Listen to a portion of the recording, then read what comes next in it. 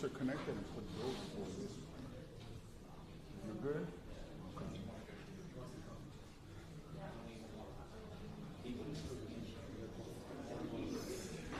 I'm starting to feel it running around. And I have it set at 50. So the AC must not be working at its best. It is. The other courtroom is a nice courtroom.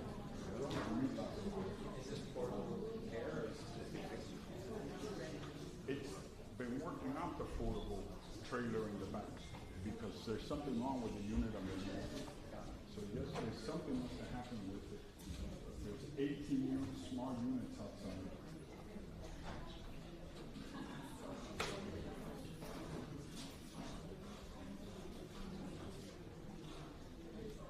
Does she want this one uncovered? Does she want this? No? Because I can't. I mean, other than getting the witnesses back, I can't put it here to get the phone. I don't know how to do it. Because the last time that we The did only it, thing I can do is move the camera to catch the back side.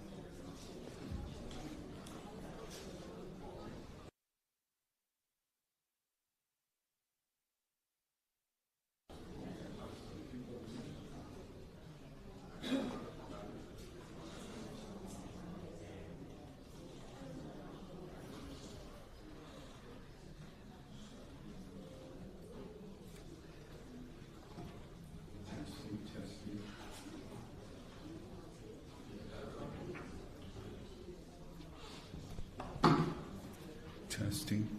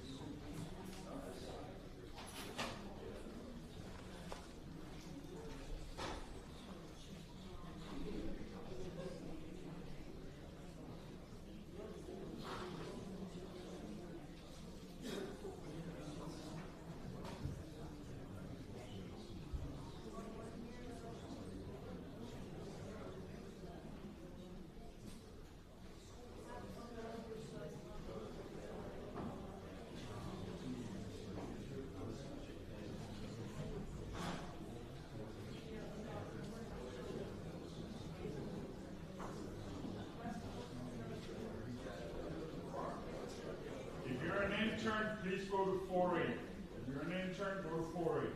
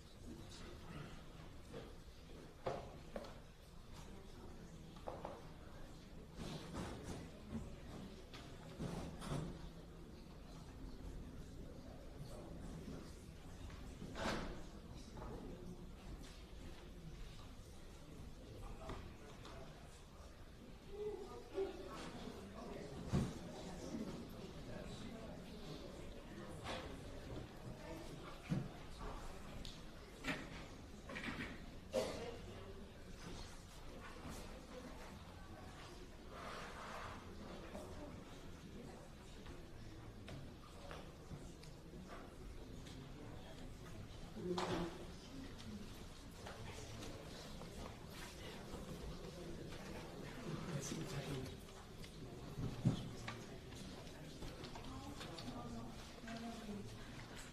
morning, all right.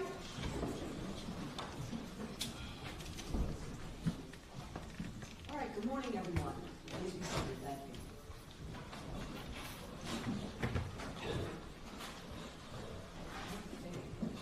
The good news is the last juror just arrived, so we are soon on time.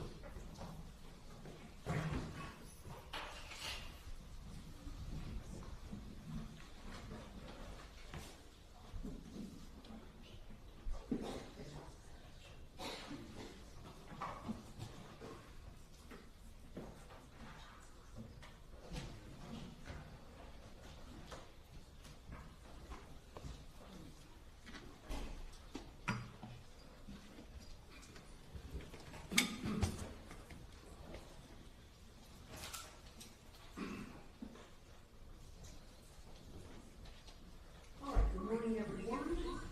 State of Florida versus George Pino. Arms, please announce.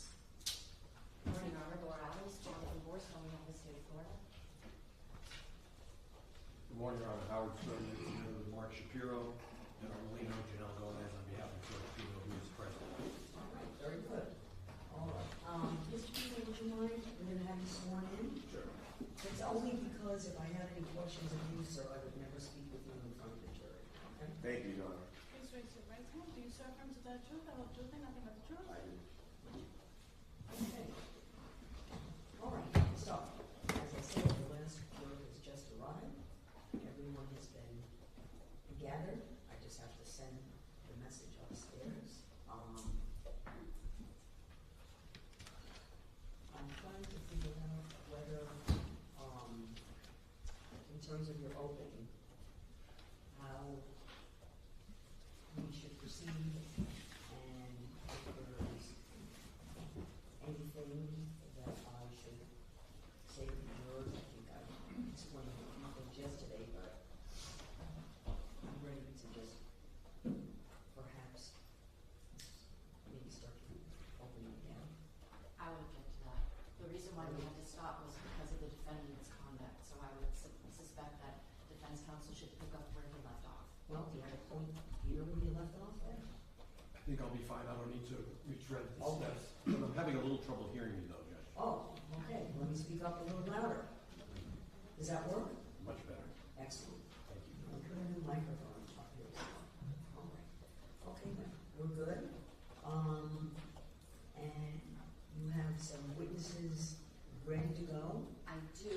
I'm just pulling out the evidence that I'm gonna need for the first few. It's wonderful about getting everything pre-marked for us, so that should help us, move more. That's fine. So, I'm not stalling, but I'll send the message up to Renee and he'll bring the jury down. And if you need a break, once you've completed your opening, a couple of minutes, it'll take a few minutes just so we can get the exhibits marked. The one thing I did notice, the last time I was in the jury room, I don't think there were enough chairs for our jurors, so I don't know if Renee might wanna take a peek in that. And the last time I looked, there was no water in the water cooler either. So I don't know if Your Honor's going to have them ever retire in there when they're taking breaks, but I just wanted to give the I court. likely won't, Okay. because it's a small space, and I likely won't, but thank you for letting me know that, because of course it's gonna have to be well equipped when it is needed. So, all right. Just send a message of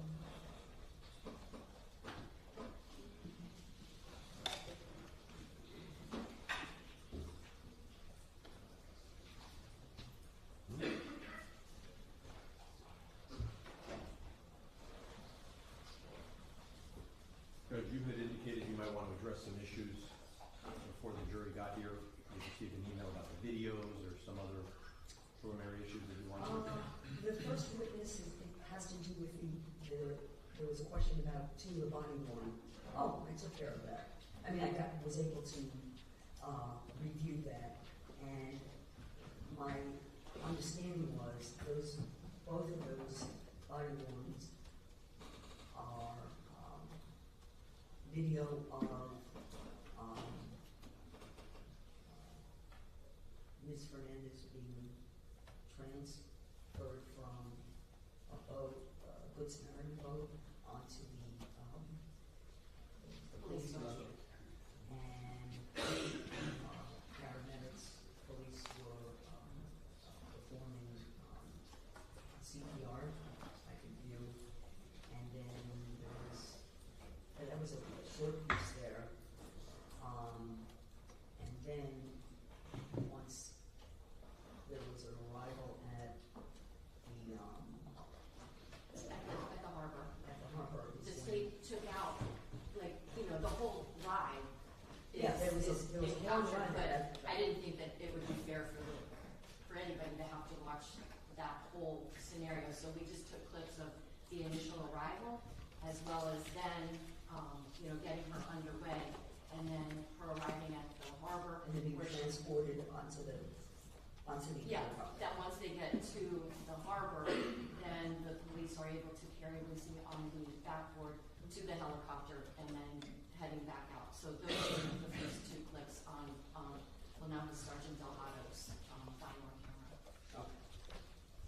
And then there was one clip also of him returning back to the original scene, although a little bit further south where the larger vessel was, that had the majority of the girls, including Kathy and Mia, and just, the arrival onto that vessel. And then there's like 3 clips where you can see the defendant on that vessel being transferred to another police vessel, just so that the jury can kind of get a sense of what Mr. Pino's, state was at that point, that he was upright, able to, walk around, things of that nature. Right, my understanding was, I think that, I don't want to speak for the Sure. defense, but why don't you tell me what the concern was? Certainly.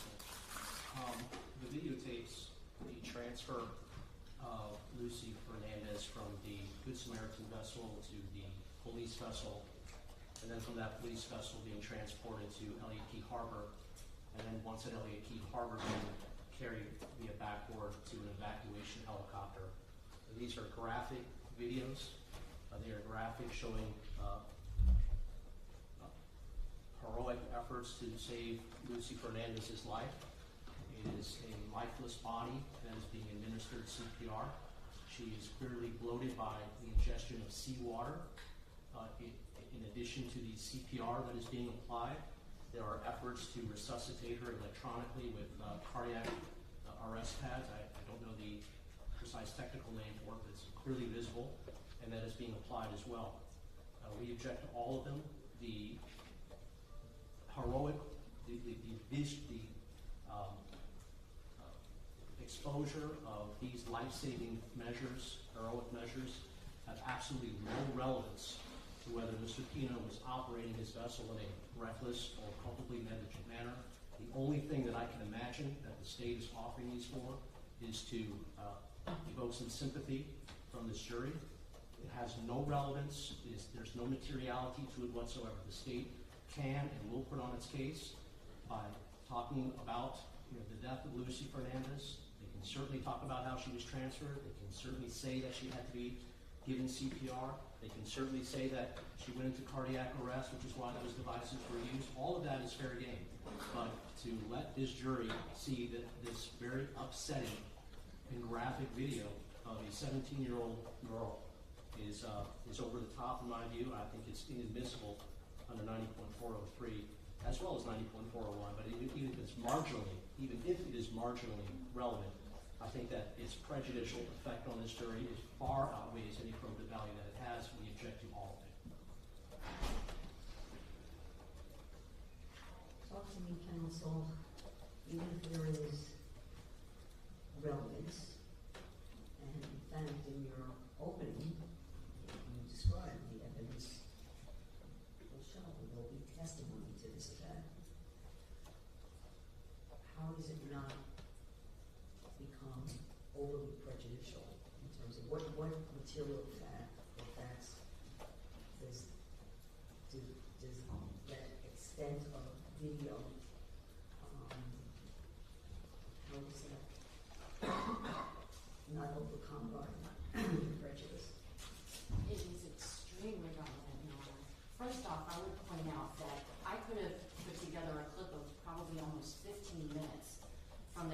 that she was at the scene where she had been rescued till the time she gets to Elliott Keene Harbor. So Excuse me a minute. yes. I saw all that, because that was the original, I have all of my one that I reviewed.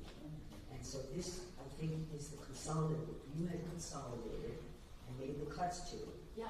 And now provided to the defense, and the portion, I think, that remains, that is objectionable. I just want to focus, because I am gonna want to, I do want to hear from you. Trying to, yeah. I know, I'm gonna do that. Yeah. And it's an important point. Renee's gonna hold the jury for 2 minutes, so I can just hear what I'm you gonna say. go move down that way, Judge, because they have the witnesses sitting right here, I think. It's our family This sitting here. testimony, or this is not gonna be something the city is immediately going to be showing. Okay. So maybe we could table this. Okay, I understand. That's what I was going to say, is that I didn't want to, I know I cut you off. You're the judge. Still shouldn't cut you off, okay? I understand what the point is. And this aspect, I mean, if it was something, for example, relevant to the admissible and But Judge, relevant to the. it's not just showing Lucy. That video shows a lot more, but when we get to that point, I'll be happy to make my arguments why this very short clip Okay. is extremely important. I know it's short, you did shorten it. Yeah, it's like 5 minutes, and all 5 are not, Ms. Fernandez being attended to. I understand. It's a very short amount of time that you see her.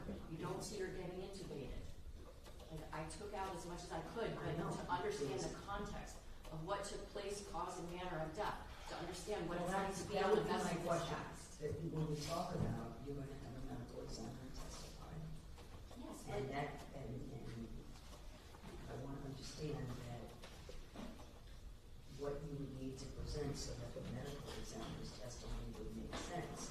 If you tell me that there's portions there that are relevant and material to that, then it is relevant and material to that. It's also relevant and material because understanding the context of what it is to be on a police boat is way different than what it is to be on land and dealing with a mass casualty situation, which law enforcement was dealing with.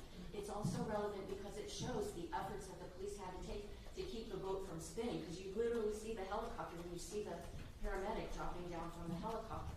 So in just that 5-minute clip, you get an actual view of what it was to initially approach that scene. That's a huge part of this case.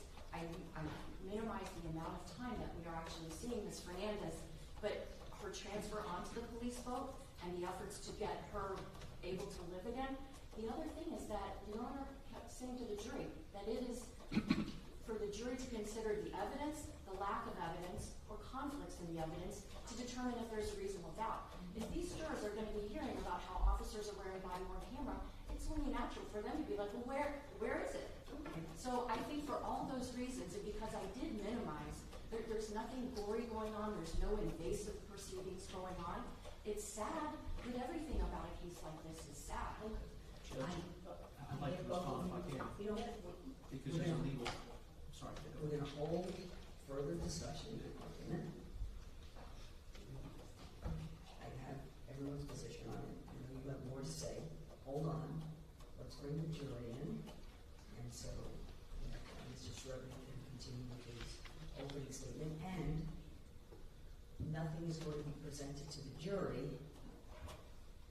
until, of course, I review it and see what portions, if any, of the redacted videos are going to be presented to the witness. Judge, respectfully, Ms. Alexander, a long response and Counsel, I have a good memory and I have good notes, and I will not prevent you from saying anything further in terms of response. the court has been very generous. The discussion is certainly not over. Okay? Not over. Thanks.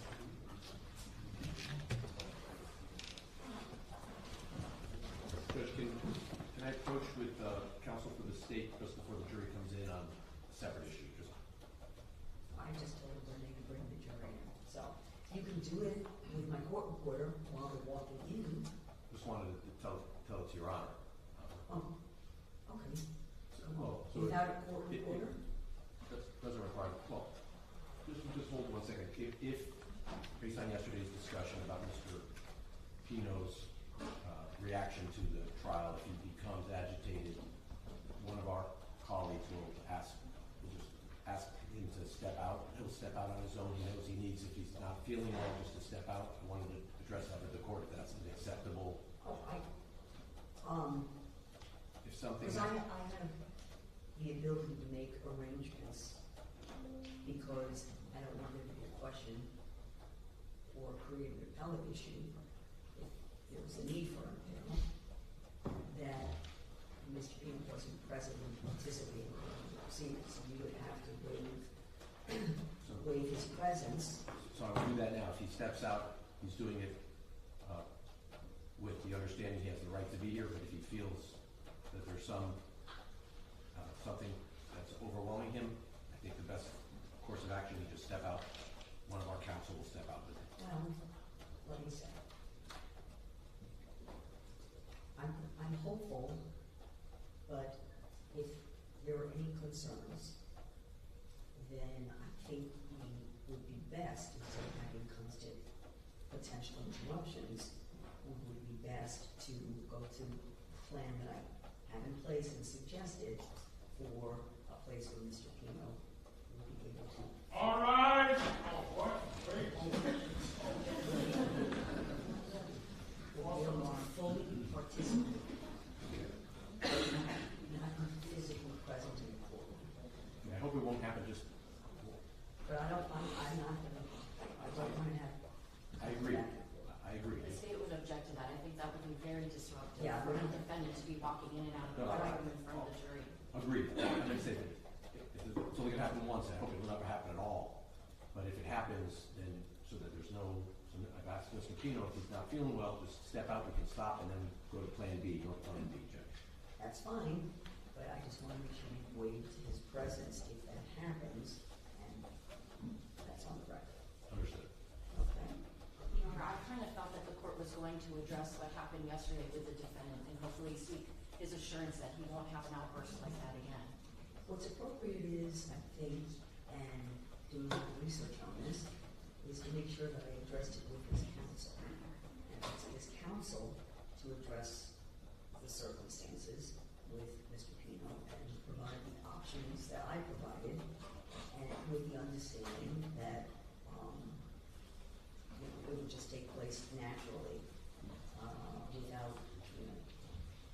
Thank you, Judge. Thank you, Judge. Ready?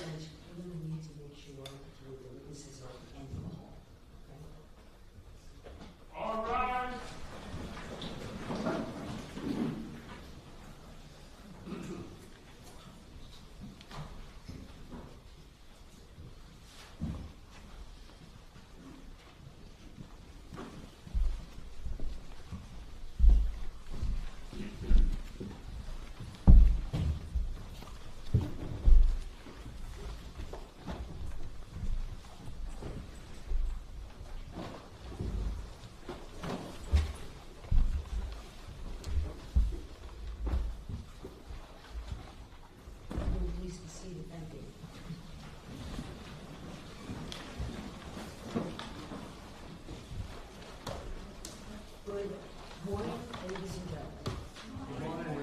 How are you all doing today? Excellent. Some questions for you. Have you seen or heard anything in the news about this case?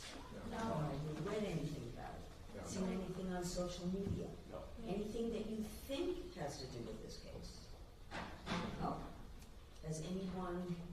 Have you been speaking with anyone or each other about the case? No.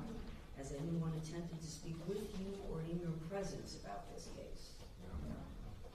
Have any of you conducted any Googling or any kind of research to gather information?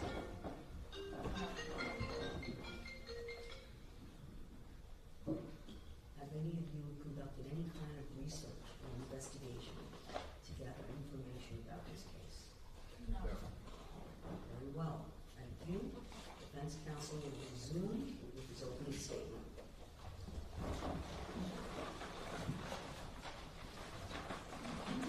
Thank you, Your Honor. Good morning. Can everyone hear me okay? Hear me? It's too low? Good morning again. I want to begin the morning with the morning of September 4th, 2022, when all of the families were at Ocean Reef, gathered to celebrate the birthday of Mr. Pino's daughter. There were several families there, and they'd been there, some of them had been there that weekend. And it was going to be a glorious day.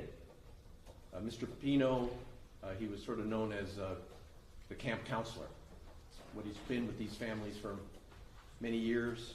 He was organizing events, and that day he had organized a gathering. The day would start off with a virtual mass for the kids that woke up. Then Mr. Pino had organized a little pickleball gathering, a tournament. After the pickleball tournament, they were going to all convoy by boat to Elliott Key, call it Billy's Point or Coons Point, and they were going to spend several hours enjoying the beautiful weather.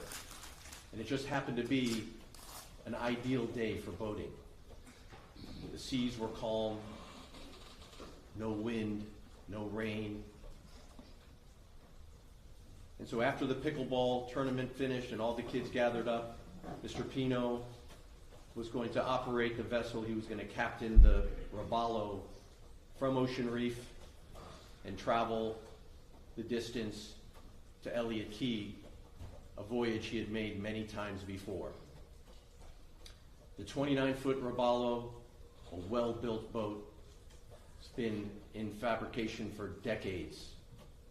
It was equipped with twin 300 horsepower engines. The boat actually is rated to handle even larger engines. Mr. Pino had navigated that course many times. The GPS data that you heard the prosecutor tell you about will show that he had navigated that area many times. There were 14 people on board: Mr. Pino, his wife, his daughter, and the daughter's girlfriends. And they navigated from Ocean Reef the distance to Elliott Key and then anchored in that area. Other boats joined the festivities. And you heard that as part of that afternoon, the adults and some of the children were consuming alcohol. And as I alluded to yesterday, there were adults there who had observed Mr. Pino that day, as they had many other times. And the testimony, the evidence in the case will be that Mr. Pino was observed with a beer. He admitted later on he'd had 2 beers. And it's not 2 beers in quotes, as the prosecutor did in her opening statement. That is the evidence. The evidence will show there's not one more beer than 2. Not one more. It was 2 beers over the course of several hours, 2 or 2.5 hours.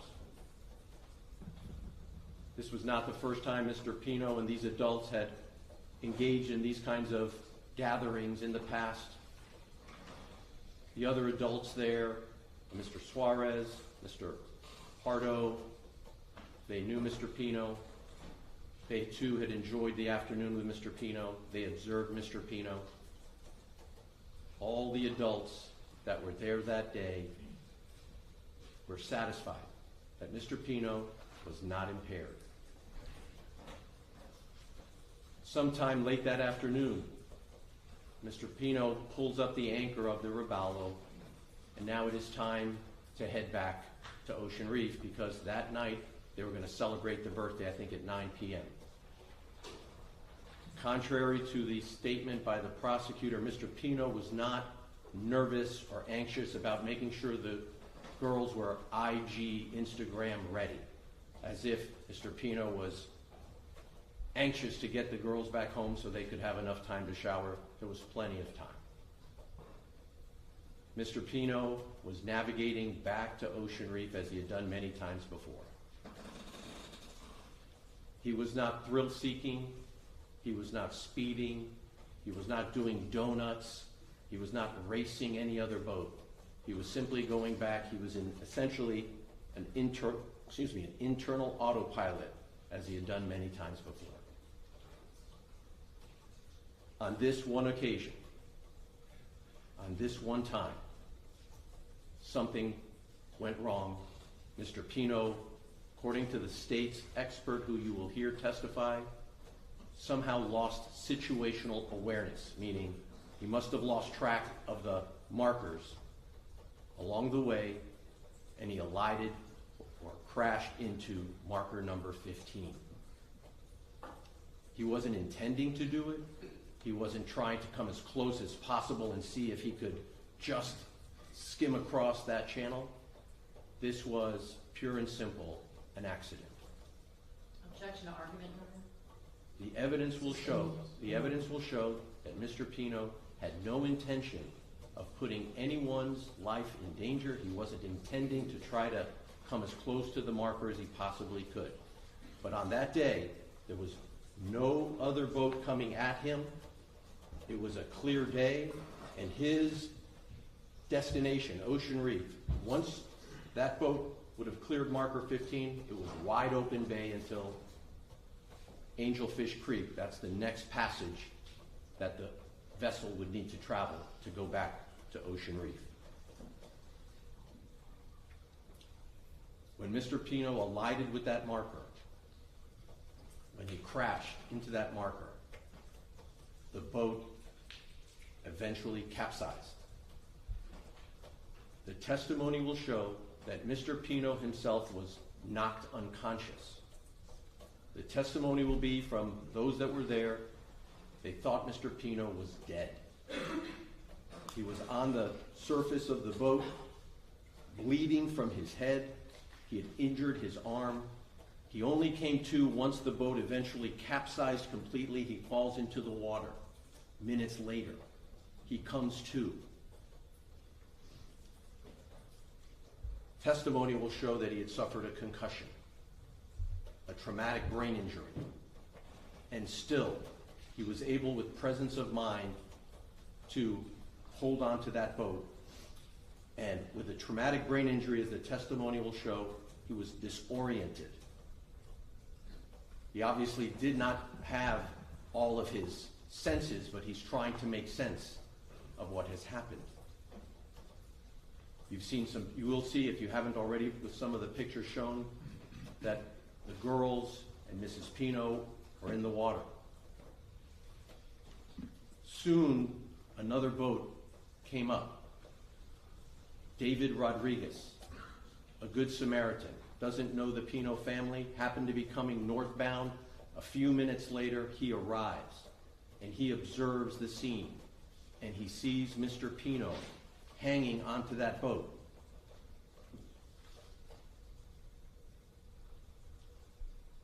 As you heard and will hear, Lucy was unaccounted for. And Mr. Pino makes an effort to go under the boat and retrieve and locate and find Lucy Fernandez, as she had been trapped under that boat. And it was Mr. Pino who reached under and brought Lucy Fernandez to the surface so that efforts could be made to save her life. Even in the condition he was in, with a brain injury, he made every effort he could, once he was directed, once he was able to get his senses back, to try to save Lucy's life. And so you can imagine the emotional toll that that takes on a human being, because we all know that eventually Lucy died. And it was George Pino who tried to save her life by retrieving her from under the boat. His efforts failed. David Rodriguez, the Good Samaritan I was telling you about, called for Mr. Pino to get onto Mr. Rodriguez's boat. And David Rodriguez will testify that he was observing Mr. Pino closely, purposely, as David Rodriguez was wondering, how could this happen? Perhaps David Rodriguez thought this was someone who was impaired. And so David Rodriguez, a man who has nothing to do with the Pino family, a man whose only interest was to help and save lives, looked at Mr. Pino purposely, with intent, and was convinced, after dealing with Mr. Pino was not impaired. And you will hear his testimony. And this was minutes after the elision. But Mr. Pino, in David Rodriguez's view, and what you'll hear him say, was disoriented. He was in shock, a natural reaction to a crash and a brain injury.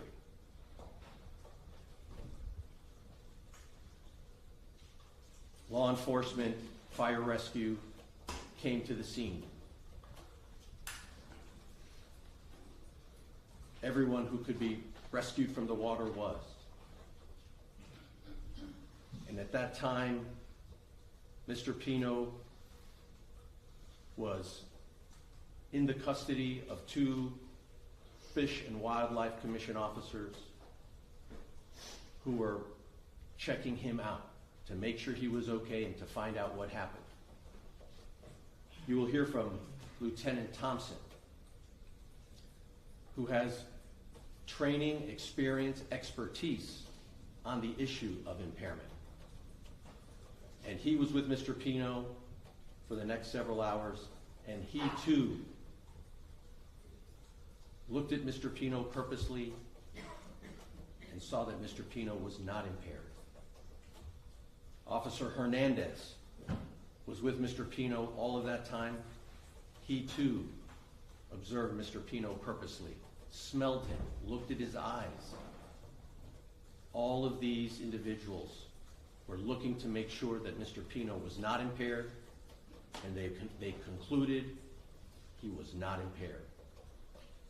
I recognize I'm spending an awful amount of time talking about this issue of impairment. Mr. Pino is not charged with boating under the influence, but when I saw the prosecutor put the 2 beers in quotes, I thought it was important that I spent. Argument, Your Honor. I think it's the evidence will show conclusively.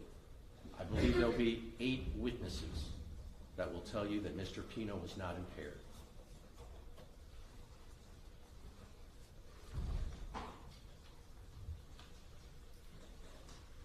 And so Mr. Pino is questioned about what happened. Lieutenant Thompson, who's wearing one of those body cams, is trying to figure out what happened. Of course, make sure that everybody receives medical attention right away. And you will see Mr. Pino on video. So you'll be able to look at Mr. Pino in real time with your own eyes. You will be able to look at Mr. Pino purposely with the scrutiny that you should give it to see that Mr. Pino was not impaired.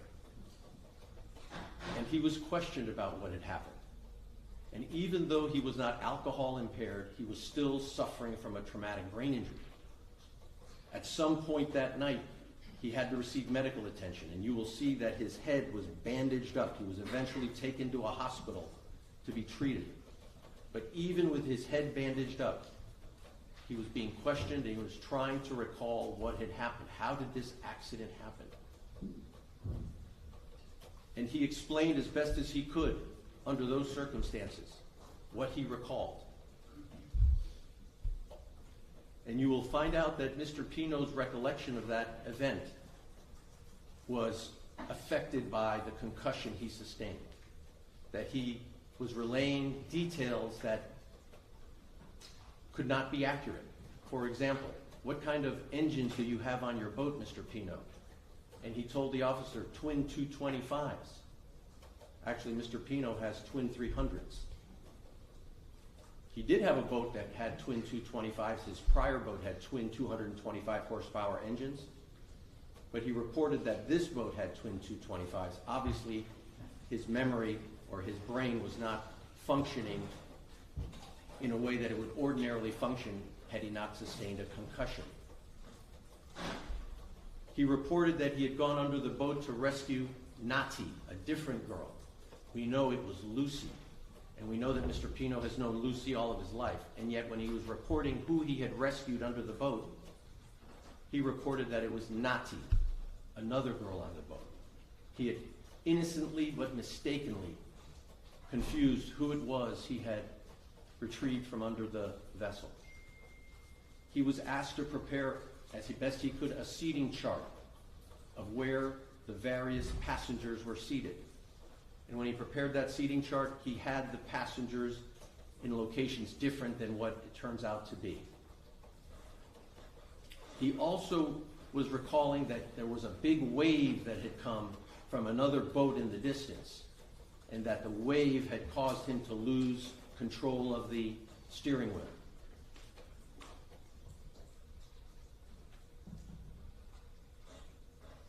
Photographs and other testimony suggest that there was no other boat that day, and that Mr. Pino's memory may not have been accurate. We cannot prove, we don't know if there in fact was another boat out there that may have thrown a wake from a distance, a wave, but we can't establish it for certain.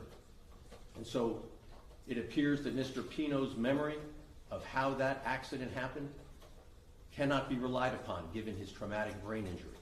And we will present testimony from a doctor who has examined the records, who will confirm that in fact Mr. Pino, given the circumstances, did suffer from a traumatic brain injury that would result in what the professionals call false memories, memories that the person believed to be true but are not accurate. When you get clocked, when you get hit over the head and you lose your memory, the memories that come back of the event, sort of like an amnesia, and your brain trying to make sense of things, puts together old memories with new memories, and that memory they call confabulation. You'll hear testimony about that.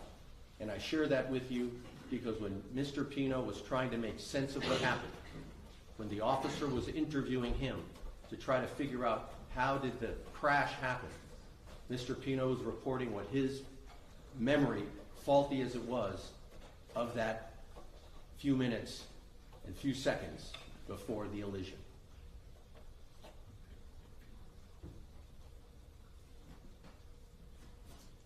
We do have the benefit of the global position satellite machine that was on Mr. Pino's boat. There were actually two of them. And what they show Mr. Pino driving very much on a steady course that day and during that return trip from Billy's Point back to Ocean Reef. There's no evidence he was zigzagging or hot dogging or thrill seeking.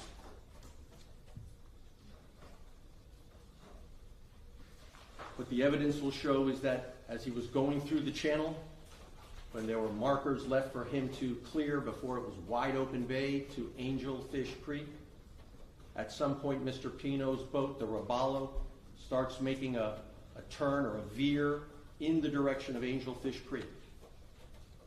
And you'll see there was a red marker on his right, and then there's the green marker 15 in the distance. And 9 seconds later, Mr. Pino's Robalo crashes into that boat, into that post, or into that pilot. The state's theory that I believe the expert will advance is that Mr. Pino lost situational awareness. He should have seen it. It was right there in front of him, and he didn't see it because we know he wasn't trying to hit it. So I think what the evidence will show, even by the state's own theory, is that Mr. Pino did not intend to hit the marker. He lost situational awareness. That's their theory. That for those 9 seconds, he didn't look ahead to see that there was a marker in front of him. Now, the GPS, interestingly, you heard the prosecutor say the GPS is not biased. It is not subject to money, privilege, or power, I think was the words that the prosecutor used. Judge, objection to argument. No argument, counsel, what the evidence is. Interestingly enough, though, the GPS is not perfect either. You'll see that the GPS records data. What it does is it simply records points in time as the boat is moving, and then it does computations. This GPS, as their own expert will show, sometimes makes what I'll just describe as errors, computational errors. In one instance, it registers at some point in time the boat is traveling at 77 miles an hour, but the expert knows that that's not possible. The boat can't achieve that. The GPS is making an error. The GPS will show a boat traveling over land when we know the boat is not traveling over land. It's fallible. And to the point of this case, the GPS on Mr. Pino's boat, which tracks where the boat went according to the global position satellite, the track on the GPS data that you will see actually shows that the marker 15, the one where the accident happened, is not exactly where it is in the real world. On the GPS device in Mr. Pino's boat, the marker is many feet away, up to 15 feet away from where it really is on the planet Earth. And so the track that you will see, if you look at the track, it would appear that Mr. Pino's boat, the Robalo, never actually alighted with the marker. But we know it did. And that's not the product of some intentional mistake by anybody, but the marker on the GPS, Mr. Pino's Robalo, is not exactly where it is on the planet Earth. Now, the GPS is not a witness to anything. You will hear from the people that were actually on the scene. And so I've described for you what you will hear from the people at the sandbar, the people who came to the aid of the passengers, Mr. Rodriguez, law enforcement who came to aid, and you'll hear from them. The GPS will tell us some very important things, but it won't answer the question that you will have to answer. Was Mr. Pino reckless? And I submit to you what the evidence will show is that Mr. Pino was human. He was human. And that something happened that we may never know. No one will be able to say why he was distracted in those last few seconds, where 9 seconds or however many seconds it was, and did not appreciate that the boat was going to collide with the marker. Had he seen it, we know he would have turned. Nobody's suggesting he wanted to hit it. The state's suggestion that it was speed, that's not a factor. You'll hear that there was 9 full seconds, 2 football fields between the time the boat started veering towards Ocean Reef, towards Angelfish Creek with that marker in the middle, 9 full seconds. At any point in time, if Mr. Pino realized, oops, we're headed towards the marker, all it would have taken was a slight turn of the wheel, and none of us would be here. And the state's theory is his failure to turn the wheel should bring him into a criminal courtroom. Now, you heard the prosecutor talk about interrogatories and a civil lawsuit that was filed against Mr. Pino. That is not what we are here for. You've heard the prosecutor talk about accountability. This is not a case of... Judge, objection to argument. This is in closing. I'm not overruling that about what the evidence was. Okay. So you've heard, in terms of accountability, that compensation is dealt with separate from here. That was what the prosecutor brought to your attention. That's not what we're here for. That's resolved totally separately. What we're here to resolve is whether the state proves that Mr. Pino, that day, that time, in those 9 seconds, as they would say, was acting recklessly because he was traveling on his boat, surrounded by his loved ones, wanting to go back to where they started the day to celebrate his daughter's birthday. The state will feature photographs of visuals of that day. For example, I expect they're going to show you that Mr. Pino's boat was carrying all the empty glassware and cans from the beverages, including the alcohol beverages that were consumed that day. Mr. Pino's boat, his wife will tell you, she took the responsibility of gathering all the empty bottles, all the empty cans, all the trash, to make sure it was disposed of properly and not left out at Elliott Key. And so when you see those bottles and you see those cans, you'll understand that Mrs. Pino and Mr. Pino were acting in a way that you would expect people to act when they've gathered together for a day of recreating at Elliott Key. Don't leave your trash behind. You may see very difficult pictures of the events, and of course they're going to be difficult to watch. It's going to spark emotion among all of us. But that evidence will not answer the question of whether the state is proving that Mr. Pino acted recklessly, whether he acted with culpable negligence, intentionally, knowingly, purposely, consciously, indifferent to the consequences, that when he was traveling at 47 miles per hour in the wide open bay with one marker to go and plenty of space, whether if he looked at his speedometer and saw it was going 47 miles an hour, he should have said to himself, wow, this is really a dangerous speed. When the Robalo boat is built to handle even much more speed than that, all of the passengers were seated. There were the right number of life preservers on the boat. He didn't have a kill switch on. It's not required by law. And so to the extent that you'll hear evidence of other features of a boat or other safety features that can be employed, we're not here to decide policy of whether we should require safety switches, kill switches. And given that you know that in that channel there is no posted speed restrictions at all, not then, not now, the evidence will show that the speed at which Mr. Pino was traveling was perfectly appropriate given the conditions of that day.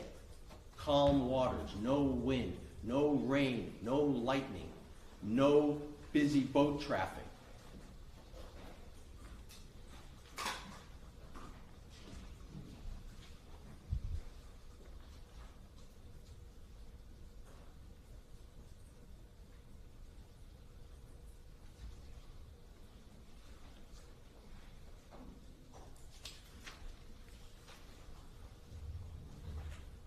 But even so, somebody died.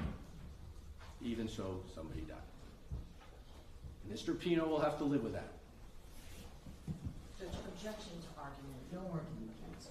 Ladies and gentlemen, this is opening statement. Lawyers advise what they believe the evidence will show. Thank you. Let me say he wasn't texting, he wasn't on the cell phone, but he was the operator of that boat. At the end of the day, it was on him. It was on him to get those girls back to Ocean Reef safely. That was on him. He accepted that responsibility and it was on him. But the law, as it will be instructed, I submit to you, tells you that even when we fail as humans, Objection to He- argument, Your Honor. Counsel? even though Mr. Pino may have failed as a human to avoid this Your tragedy, Honor, can we go sidebar? Counsel? Please no argument. the evidence will show that this tragedy was not caused by reckless and culpably negligent behavior. At worst, he was human and he committed human error.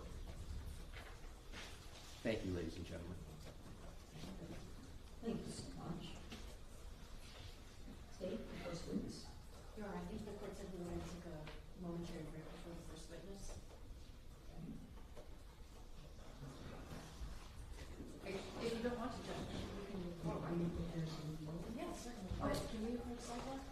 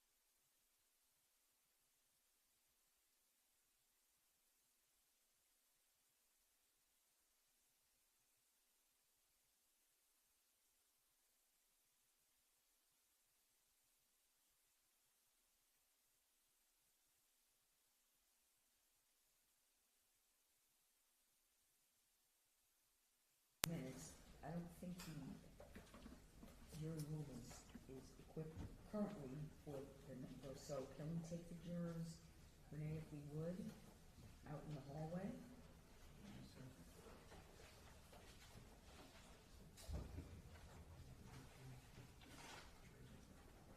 All rise, follow me. Leave your envelopes behind your notes and your chairs. Just follow me.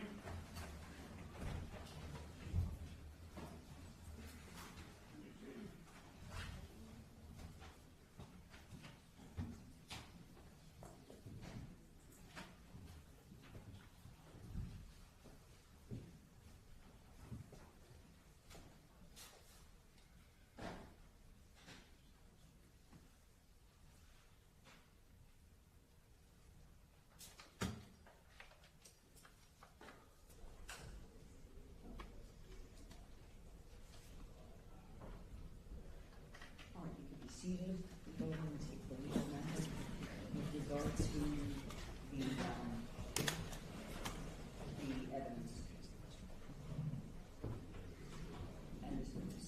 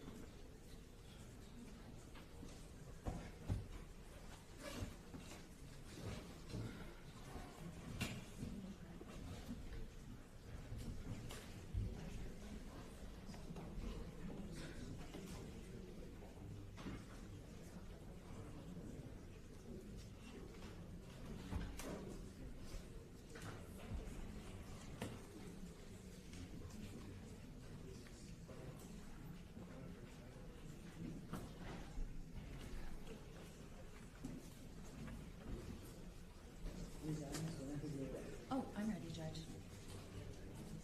Your Honor, I know that the defense has sought to exclude basically any photographs of Ms. Fernandez after the crash. I would like to show the court photographs that were already shown to counsel previously, but there states 1S, 1N as in Nancy, and 1M as in Mary for identification. These are the three photographs that the state would be seeking to introduce, and I'll pass them up to Your Honor in just a moment. Please, next. Previous witness? Yes, Your Honor. Yes.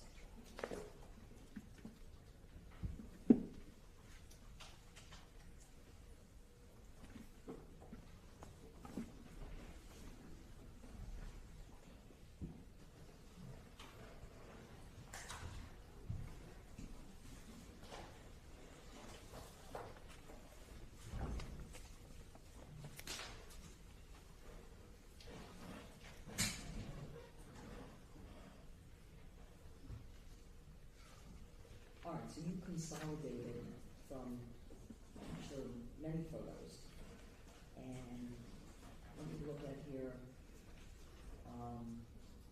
What is this? Exhibit 1-5? That is from the medical examiner's office. That's the legal identification photograph. It's nothing gory about it. No, legal identification. Do you have any comment on this? Yes, Your Honor, we're objecting to the introduction of any of those photos. I think during the pretrial hearings, we discussed these issues at length. I pointed, Your Honor, to multiple cases that are directly on point and are relevant. Aside from that, I think Your Honor ruled that 1 to 2 autopsy photos would be appropriate, 2 being the max. Okay. During the testimony of the medical examiner, Your Honor, aside from those 3 photos, I believe the state characterizes them as the hospital photos. Okay, well, Well- this first that and again, this is marked for identification. I'm not sure how this is. Is this 1-5? One S. That's an S. That's not my S. It's not my S. Okay, 1S for identification. It's a single photograph. Over defense objection, I am going to allow for purposes of legal identification. Okay? Now, there's two photographs here in terms of hospital photographs. If I may also just interject, Your Honor, that in order to not, have some kind of dramatic moment when Mr. Fernandez sees these photographs of his daughter, he's seen these photographs before. So it's not like this is going to come as a surprise to him. He'll be able to handle looking at these photographs. As difficult as it is, he'll be able to control his emotions and be composed. Let me ask you, so Mr. Fernandez is going to be making a legal identification. I understood that this is going to be through the medical examiner. Well, Your Honor, what the medical examiner, of course, would not know who Lucy Fernandez was.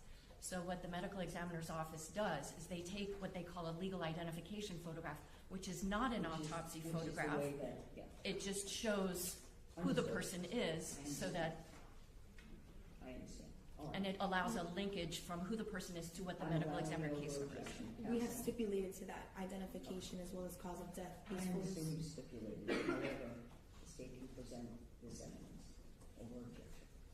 All right. Now, 1N and 1M, N and N, what is the purpose of these photographs? Your Honor, I want to make sure I'm speaking with precision. Which one is 1M, please? 1M, with more devices, bigger picture. Can you see? Okay. Your Honor, that photograph the state is seeking to introduce, we're not seeking to introduce a full body photograph of her, which we have with all the medical regalia around her, but it just goes to show it's part of the process where over the time that she was at the hospital, they tried all life-saving measures for her. Also, Judge, it has to go with when her body is ultimately transferred to the office of the medical examiner. One of the notations that the medical examiner will include is evidence of medical intervention. So this is just kind of a close-up. There's nothing gory, there's nothing bloody about it, but it just shows some of the medical implements that were used to try to keep her alive. States 1N, which is the other photograph, which is closer of her head. The purpose for that photograph, Judge, is you'll see on the side of her head, there's some what looks like fuzzy things. That's fiberglass that got embedded into her head from the vessel crash. And because of the force of the impact, it's basically penetrating her skull. And I think that's very relevant to showing the recklessness that the way that this defendant operated his vessel at that rate of speed right into that channel is why Lucy, especially given where she was seated, which was right in front of the operator of the vessel on the starboard side, goes to the cause and manner of how she died and why this crash was so deadly. Your Honor, all the facts that the state just described just now is simply not relevant. We have stipulated to identity. We have stipulated to cause of death. It's not at issue in this case. Those photos are very emotional to look at. There is no relevance to them. We are not disputing anything. As you have mentioned many times, this is a difficult case. This is an emotional case. Those photos are only add to that element, and it's just not necessary. And even if this court perhaps agrees with marginal relevance, just of minimal relevance, it is unduly prejudicial and it is barred under 403. Your Honor, during the pretrial hearings, you noted 1 to 2 autopsy photos, purposes of identification, and cause of death may be relevant and admissible. Anything beyond that, Judge, we cited to numerous cases in our motion. It is dispositive, it is controlling, and I think those photos are inappropriate and should be not admitted. I would imagine, well, I don't guess, but there are autopsy photos that show the condition of Ms. Fernandez with the fiberglass during points of the autopsy, right? So this is, from what I'm reviewing here, 1N seems to be much less graphic. Exactly, Your Honor. I do have 2 autopsy photographs that I do intend to introduce through Dr. Garavan, but we're not at that point yet. If the court wants to litigate, but it's literally only 2. There's nothing gory about them. They're very sad, of course, but it's a homicide, and, you know, that's to be expected. So, I understand your point, counsel. Whether they're relevant, I think the photos have relevance. The question is, are they unduly prejudicial? You're permitted to present your case and evidence in your case. A death occurred. Okay. I'm curious though as to why, through Mr. Fernandez, these photographs would come in. I understand. That's This is the reason why, Your Honor, because when he and his wife were in the process of trying to locate their daughter, they first go to one hospital, she's not there. Then they go to Kendall Hospital, which is where their daughter is. One of the issues was that when they wanted to, touch their child's head, they couldn't because of all the fiberglass that was there. And so he literally sees her in that condition. Now, he saw a lot more, and I have the photographs of a lot more that I can give to the court, so Your Honor can compare and contrast the way that these photographs that I have selected, I think, are the least emotional, are the most simply a chronicling of what the evidence is. And again, to the extent that, conflicts in the evidence, lack of evidence is a part of what reasonable doubt is, I think that these 2 photographs, which simply show some of the medical implements around her head and face and the fiberglass on the side of her head, those are not included in the autopsy photographs that I have selected to hopefully introduce later in this trial. And in terms of the autopsy photographs, what do you mean? Because we're not going to have duplicity. No, not at all, of course, hold on. And let me say to the defense, I certainly understand stipulation. However, a stipulation does not mean that I would not allow the state to present certain evidence. Now, they've minimized, and they've asked me to review these 2 items to come in through Mr. Fernandez. Do you have the autopsy photograph? I do have them, but those I'm not seeking to introduce through Mr. Fernandez, of course. Of course not, but Judge, I'll show counsel what has been marked as states 1T and 1U for identification. and that's just those. Yes. Your Honor, I'm passing them up for the court. And Judge, just for the record, the frontal photograph of Ms. Fernandez, I asked our litigation support team just to pixelate where her breasts were, but you can still see the injury she suffered to her chest because of the CPR that was done on her trying to keep her alive.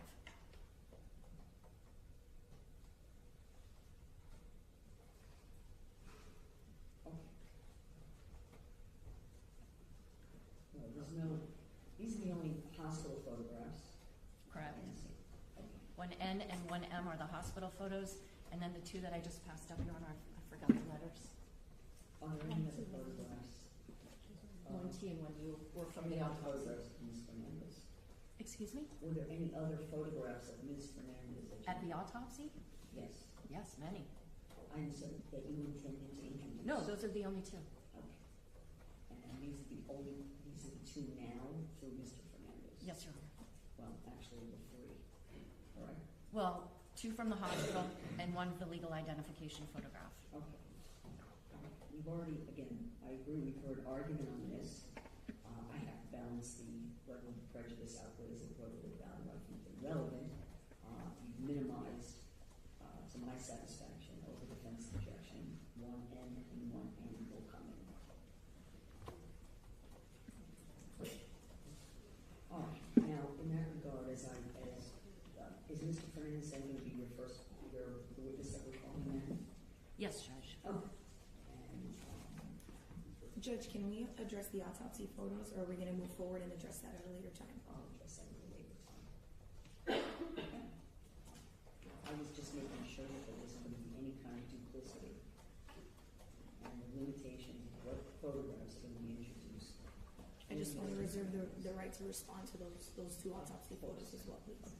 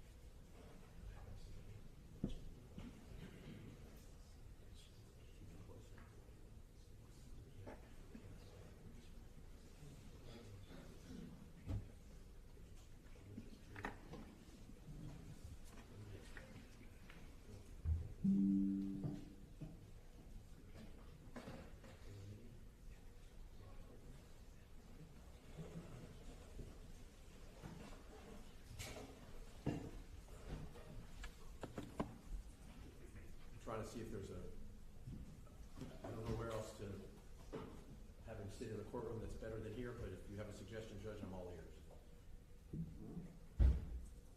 Perhaps the gentleman can sit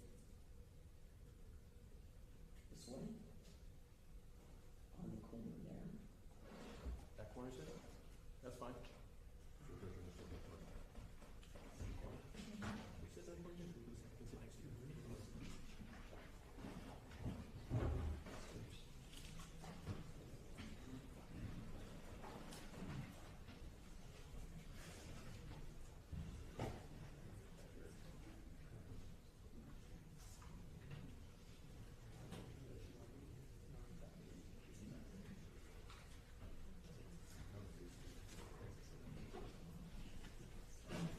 You're giving, Mr. Pino, again, because his notepad and whatever he needs, right?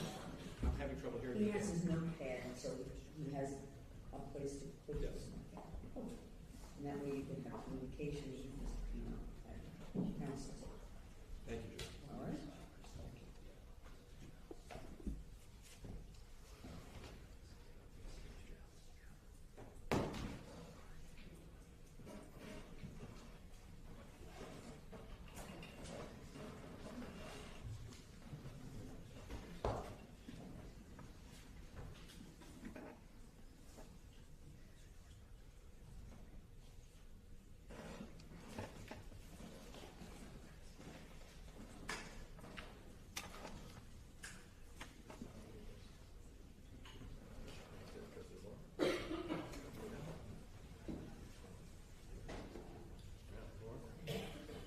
We have one.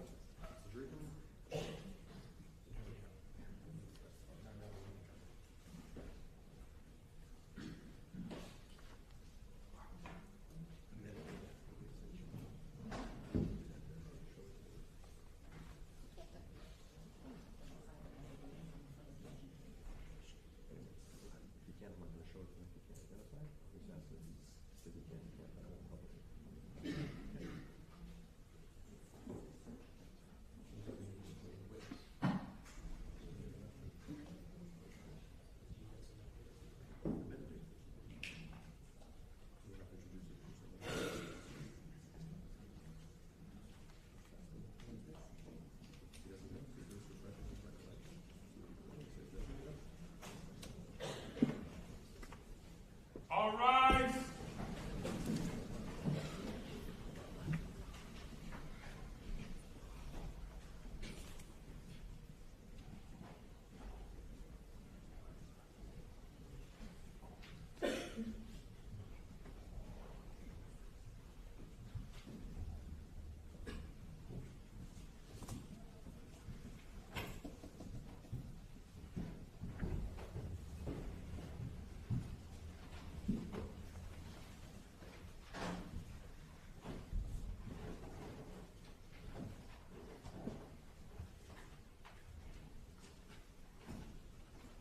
Thank you, everyone, be seated.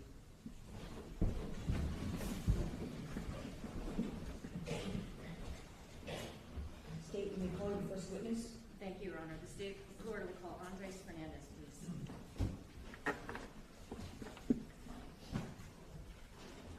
So would you step forward, raise your right hand, and be sworn? Do you swear affirm testimony about to give will be the truth, the whole truth, and nothing but the truth? Yes, I do.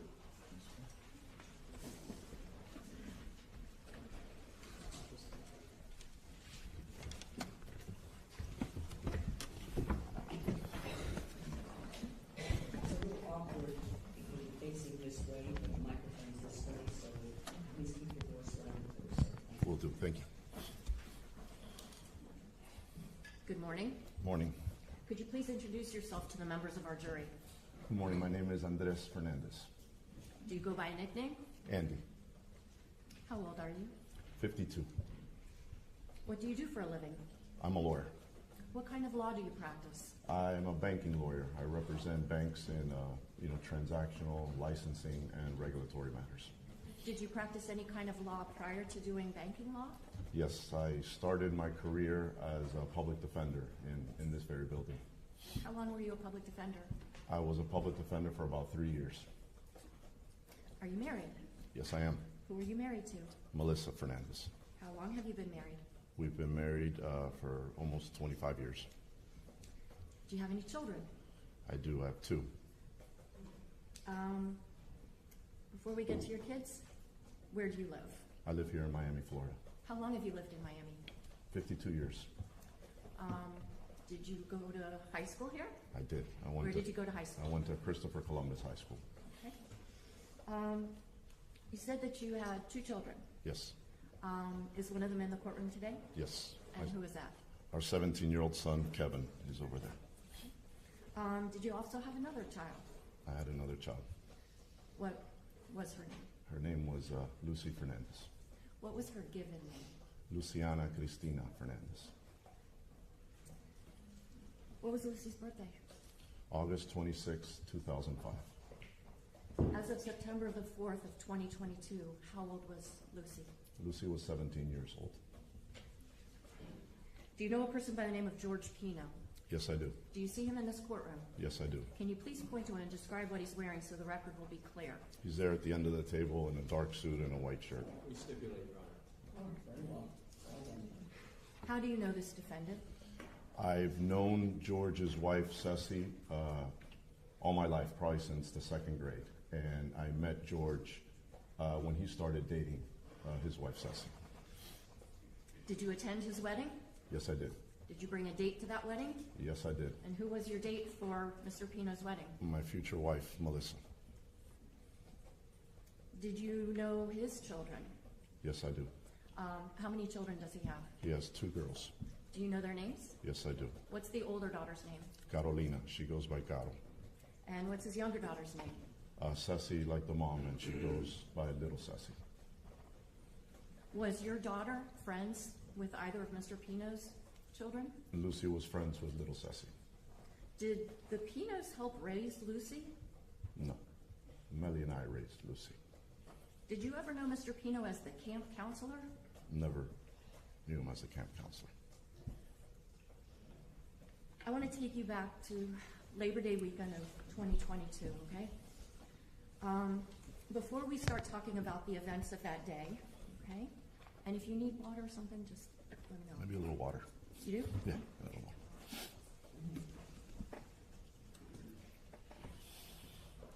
Yeah. Thank you, Judge. I got it. Okay. Thank you, Judge.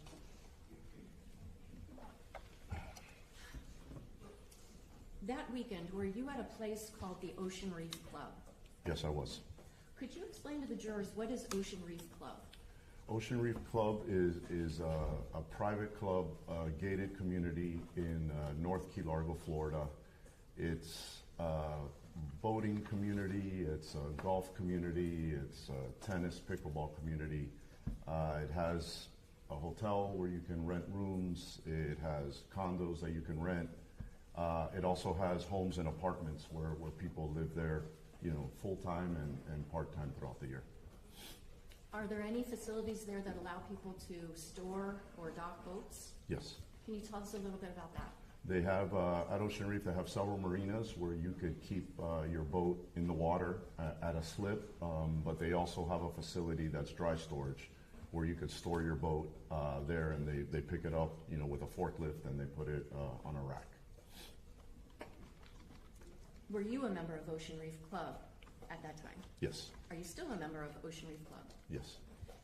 About how much of your life has been spent going to or visiting Ocean Reef Club? A lot. I would say over 50% of my life has probably been down in Ocean Reef. Why would that be? My parents became members there in the early 80s. So my brother and I were raised going there. Probably our best memories as children were at that club. And then in turn, my wife and I, we raised our kids going there often. Can you describe whether there's a sense of community amongst the people that are members of this club? It is. The community is a family, and it's an extended family for all of us. As of Labor Day weekend of 2022, was the defendant also a member of the Ocean Reef Club? Yes, he was. Now, you mentioned something about being at Ocean Reef that Labor Day, is that right? Yes. Could you tell the jurors a little bit about what What was your plan for that weekend? It was Labor Day weekend, and we had made plans to be down there that weekend. My parents were going to be down there. My brother and his family were going to be down there. So our plan was to head down there on Saturday and spend the long weekend, playing golf, relaxing by the pool, watching football. It was the opening weekend of college football, so we just had plans to be with family and friends down there. And what were the plans for Lucy that weekend?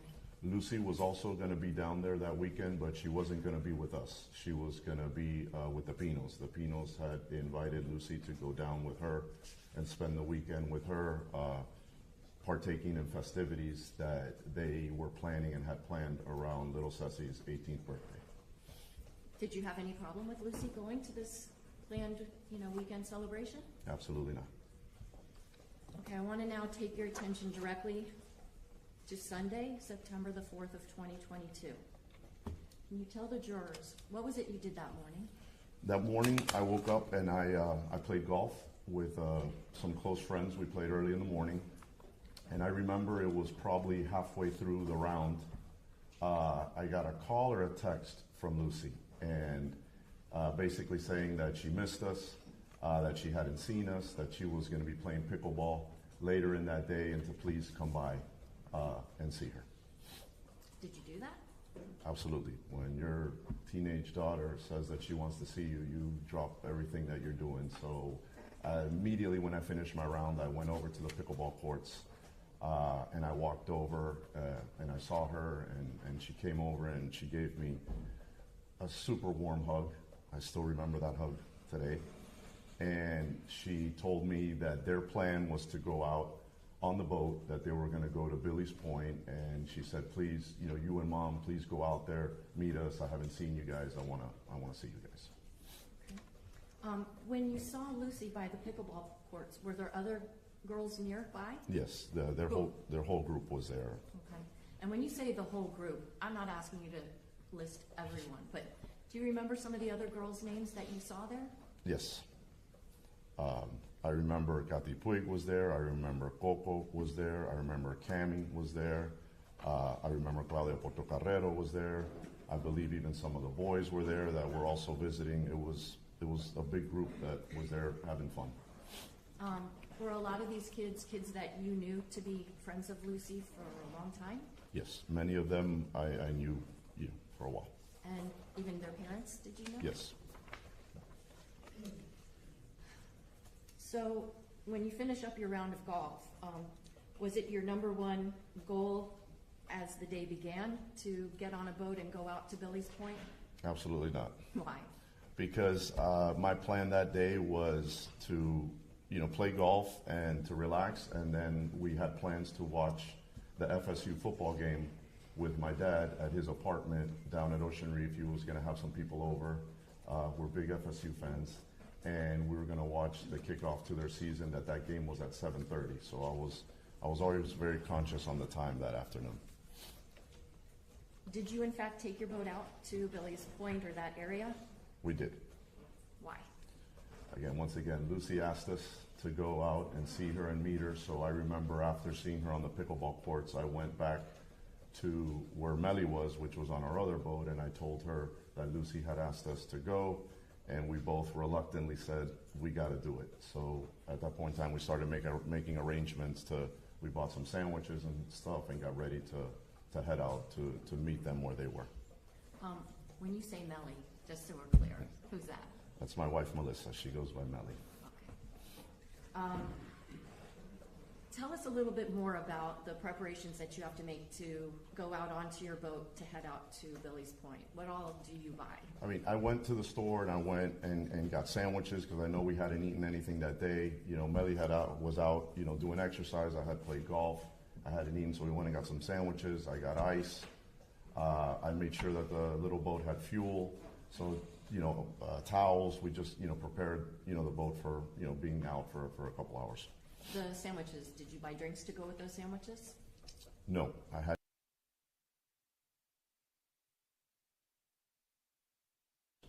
had a couple seltzers, and I had a little bit of rum and club soda for me.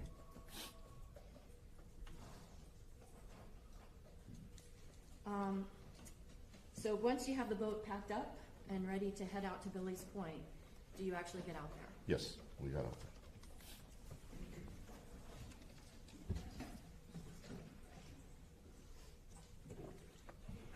First, for the record, joint counsel states 1A for identification. First question for you, Mr. Fernandez. Do you recognize who is depicted in States 1A? That's Lucy. Judge, I move States 1A for identification and evidence. No objection. Without objection. 1A, March ID, States Exhibit 1.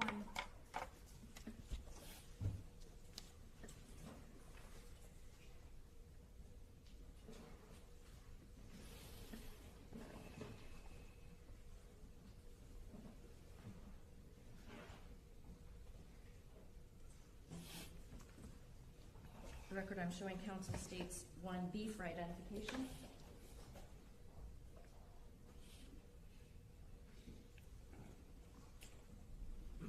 Mr. Fernandez, I'm now showing you states 1B for identification. Do you recognize what is depicted in this exhibit? Yes. Can you tell the jurors, does this fairly and accurately depict the area of Billy's Point and also Ocean Reef and the Cutter Bank Channel? Yes. Your Honor, I move states 1B for identification and evidence. No objection. Without objection. 1B, March ID, States Exhibit 2 in evidence.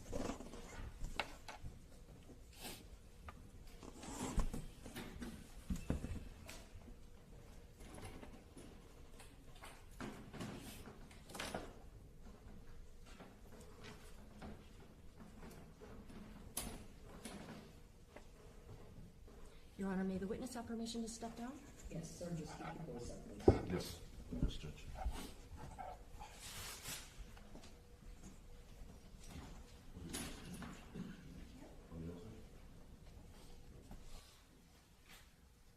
Okay, Mr. Fernandez, I have a little pointer here. First off, can you point out for the members of the jury, where on this map would we find Ocean Reef Club? Right where this little blue dot is, right down here. That's the area where the main marina is of Ocean Reef. Now, if a person wants to go from that location up to Billy's Point, and just by way of example, can you tell us if Billy's Point is visible on this map? Billy's Point is visible with this orange sticker right there. Okay. So what would be the route that you and your wife took to go from Ocean Reef up to where Billy's Point is? Okay, we came out of the Ocean Reef main marina, which is right here. You can see it by this red marker right there. And we came out through here. We came through Angelfish Creek, which is all this, and then you end up in this Card Sound Bay, and then you come north through this channel, past this red marker, and up to Billy's Point. Okay. Now, there's a series of green dots that are on this map. Can you explain to the members of the jury, what are those green dots? That is a series of markers. They're red and green that traverse this whole area. It's actually a pretty long channel, and it's referred to, I believe, as Cutter Bank. And it takes you from this bay here, Card Sound, into this other bay, and it's protected by shallow water on both sides. Over the course of your life, about how many times do you think you've gone from Ocean Reef up toward the Billy's Point area? Many, many times. How long have you operated boats in your over the course of your life? Since I was 15 years old. Okay. Is this like your backyard? That's basically my backyard. We spend a lot of time boating in this area, between this area and Ocean Reef and on the ocean side, so we spend a lot of time up there. When you are traveling through the Cutter Bank Channel, is there one particular side that you would be on that channel as you go northbound? Yes, I'd be hugging the right side of the channel, similar to the rules of the road. And if you're coming back down, let's say from the Billy's Point area toward Ocean Reef, as you're going through that channel, what side of the channel are you on? Same thing, you're hugging the right side, rules of the road. Okay. Now, that particular Sunday, when you were going up to the Billy's Point area, did you leave in tandem with the defendant? No, we had left. We left at some time, but we left on our own. We didn't leave at the same time as them. Okay. Did you have any problems getting from Ocean Reef up toward the Billy's Point area? No. Once you get up there, do you encounter boats with other people that you knew? Yes. Can you tell the jurors who is it that you see there? There was another boat, the Suarez's were out there, on their boat. The Pinos were out there on their boat, and then I recall another boat being out there, but I didn't really know who that family was. Okay. Now, you mentioned the Suarez's. Is this another family that you knew from Yes. the Ocean Reef area? Yes, they were there that weekend as well. Were you all able to stop there at the Billy's Point location to hang out together? No, we did not stop at Billy's Point. Can you explain to the jurors why? At some point, I learned that we were not going to Billy's Point. We were actually going a little bit further north because the Suarez boat needed more water. It had a deeper draft, so the water needed to be a little bit deeper, and the water at Billy's Point is more shallow. So the decision was made before we got there that the anchorage spot was going to be more north. So when we arrived, the Suarez's boat, which they had a bigger boat, was already anchored. So we were somewhere north of Billy's Point. The red dot that's on this exhibit, does that depict the approximate location that you were at? The general location was up there north. Okay. Yeah. Oh, you know, one other thing. Are you familiar with Elliott Key? Yes. Have you ever been to the Elliott Key Harbor? Yes. Can you describe for the jurors what's Elliott Key Harbor? It's a harbor here somewhere in the middle, and it's referred to often as a ranger station. There's a dock, there's some facilities there, there's a little bit of greenery there. People go camping there, people do barbecues there. It's like a little marina harbor in the middle. The yellow dot that I have here on this exhibit, is that the approximate location of where the marina is? Yes. Or the harbor? Yes. And in fact, put your glasses on. Does it Yeah. actually say? It says Elliott Key Harbor there. So, Okay. yeah. Thank you, Mr. Fernandez. You can take your seat.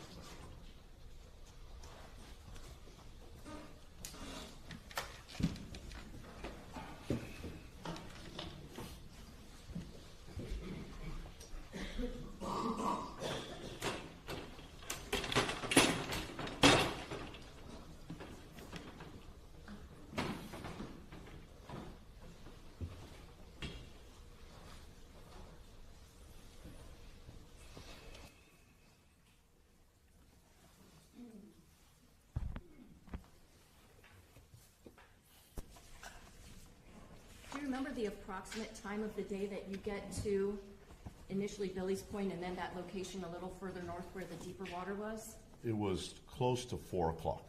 It was somewhere around that time. And did you feel like you had some kind of time limit on how long you could be there? Yes. Why? Because as I mentioned, we had plans to watch the FSU game with my dad, and that game was starting at 7:30. So I wanted to make sure that I made it back to the marina with enough time that I could wash the boat, organize stuff. My wife and I could get showered and ready and be at my dad's apartment by kickoff. I didn't want to miss the kickoff. And I had realized that, we were a little bit further away than we normally are, and I knew it was going to take, me at least 45 minutes to an hour to get back.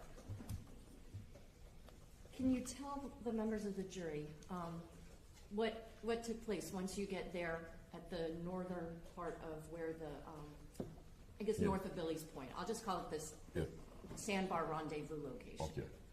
When we got there, I remember, I remember the Suarez's boat was there already, and they were anchored, and we were pulling up, and the decision was made instead of us, because we were on the boat Melly and I won was on an 18-foot boat.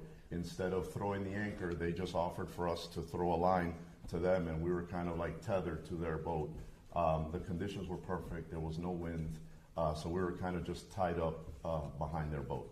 Okay. And in relation to the Suarez boat, are you like in front of it, or are you behind it? Behind it. We're behind it. We're tethered, and we're up back behind it. Okay. And were you also tethered to the Pino's boat? No, it was not. Where was their boat in relation to where you and the Suarez boat were? The Pino's boat was off to my right, to the east and back a little bit, but I would say, a good 30, 40 yards away.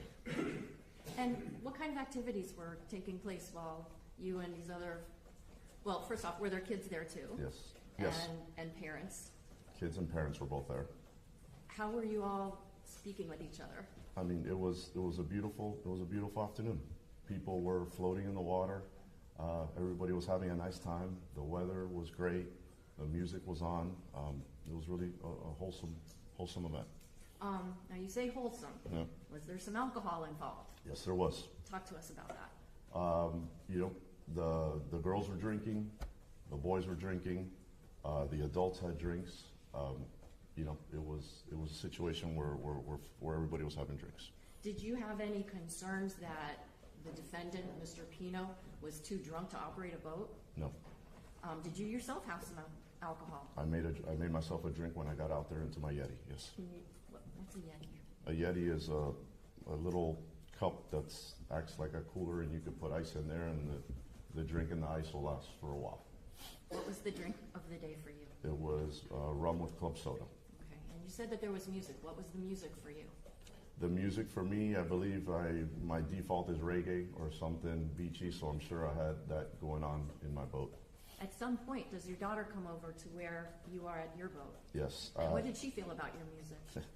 As typical, Lucy told me to turn down my radio, that there was too much music playing, and she probably thought that the music I was playing was nerdy. Okay. Did you turn the music down? Whatever Lucy said, I did. So Lucy said turn it down, I turned down the music. Did Lucy ask for anything while she was there on the boat? She did. I think I was on the boat on the time by myself, and I think I was putting on some sunscreen, and she got up on the boat and she said, "Papi, can I have some sunscreen?" I said, "Of course," and she put on sunscreen, and she was also asking for a rubber band, as they say, una liga, to be able to put her hair in Spanish. It's liga. L-I-G-A? L-I-G-A. Okay. A rubber band for her hair, and Melly had one on there, so she took it and put her hair up in a bun. Does there come a time when you leave that area north of Billy's Point to head back so you'll be able to watch the football game? Yes. Do you remember the exact time that it was that you left?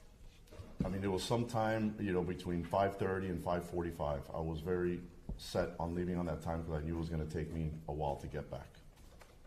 Now, as you're getting ready to leave, does the Pino's boat with the people that were on that boat, do they leave at the same time? No, I left first. Okay.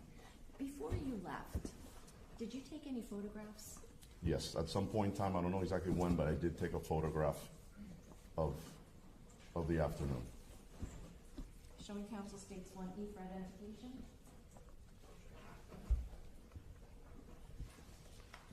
Mr. Fernandez, do you recognize this photograph that's listed as states 1E? Yes. Is this a photograph that you took of the Pino's boat and the people that were on it that afternoon? Yes. I move states 1E for identification and evidence. Okay.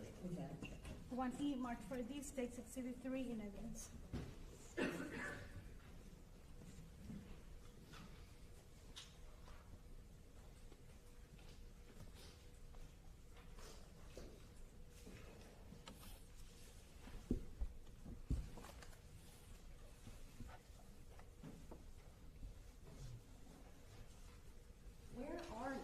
When you take this photograph? I am standing somewhere on the boat that I was on. So I took it from my boat towards their boat. Are you able to tell in this photograph if your daughter is in the picture? Yes. Where is she? She's down here floating in the water. This here. Right here where my finger is? Yep, right there where your finger is.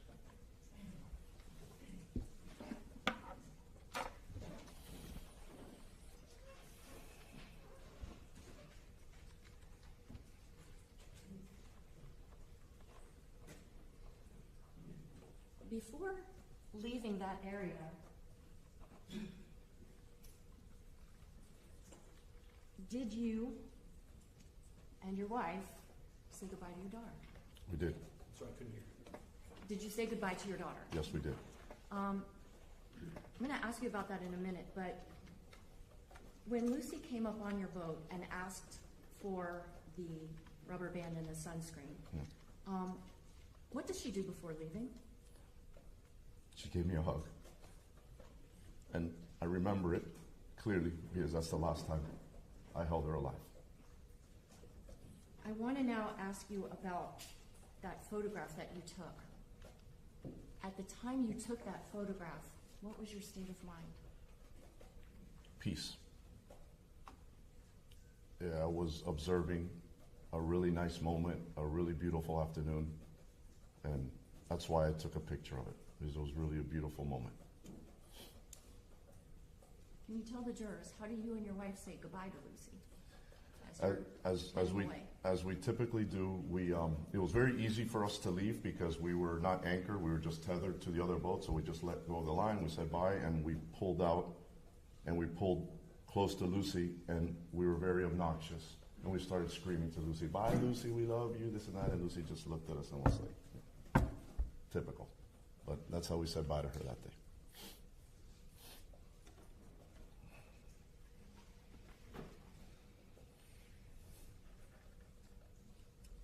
Do you make it back to the Ocean Reef Marina? Yes, we do.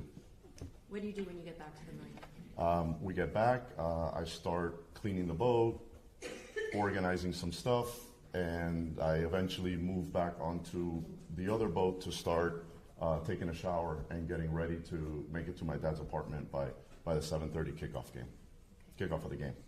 Did you ever make it to your dad's? No, we did not. Why not? At some point, right before we started to take a shower, we hadn't taken a shower, but we were about to take a shower. We learned that the Pinos got into an accident, and the boat was capsized. What do you do when you get that information? My wife and I immediately, we jump back onto the little boat, and we go to retrace our steps to try and find what's going on and try and find Lucy.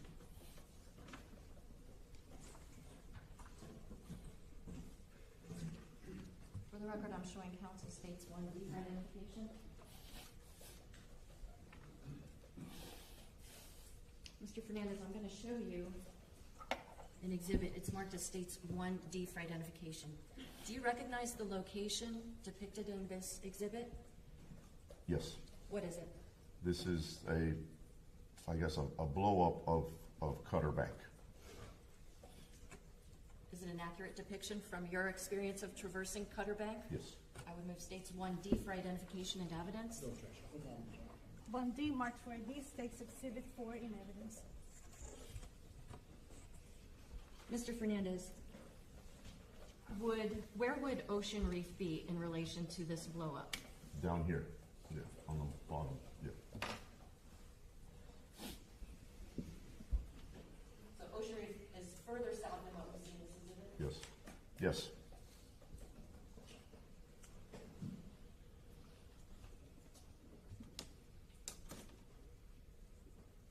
Do you retrace the steps that you explained to the jurors earlier in terms of how you went back out to try to figure out what had happened? Absolutely. Since we didn't know what happened and we didn't know where they were, we basically, we're just tracing our steps the same way we came back. We were going to go back out to see if we could find them. Now, do you find any boats before even getting to the Cutter Bank channel? Yes. Can you point approximately where you would have been when you first encountered all these boats? I mean, we came out, I would say Angelfish Creek is down here, which is how I came out the first way. We came out through Angelfish Creek, and the moment we got into this bay, we saw the chaos. And that would be Card Sound Bay? Yes.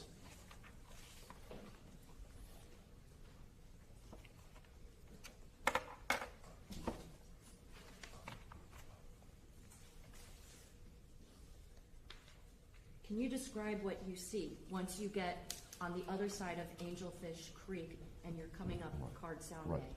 As I said, the minute we go through Angelfish Creek and we get into the open bay, right away you could see what appears to be chaos. You see police boats, you see police lights, you just see basically the scene of something serious and bad that had happened.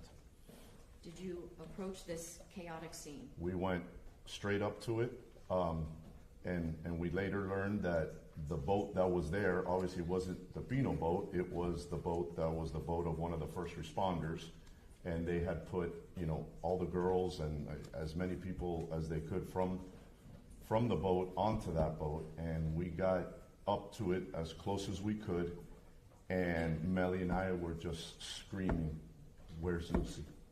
Where's Lucy?" And we were just looking all over the place, and we couldn't see her, and we were just screaming, "Where's Lucy?" Nobody was responding to us. As we got closer, We saw Kathy Puig on the back of the swim platform, and she was in really bad shape. And at that point in time, Melly and I knew that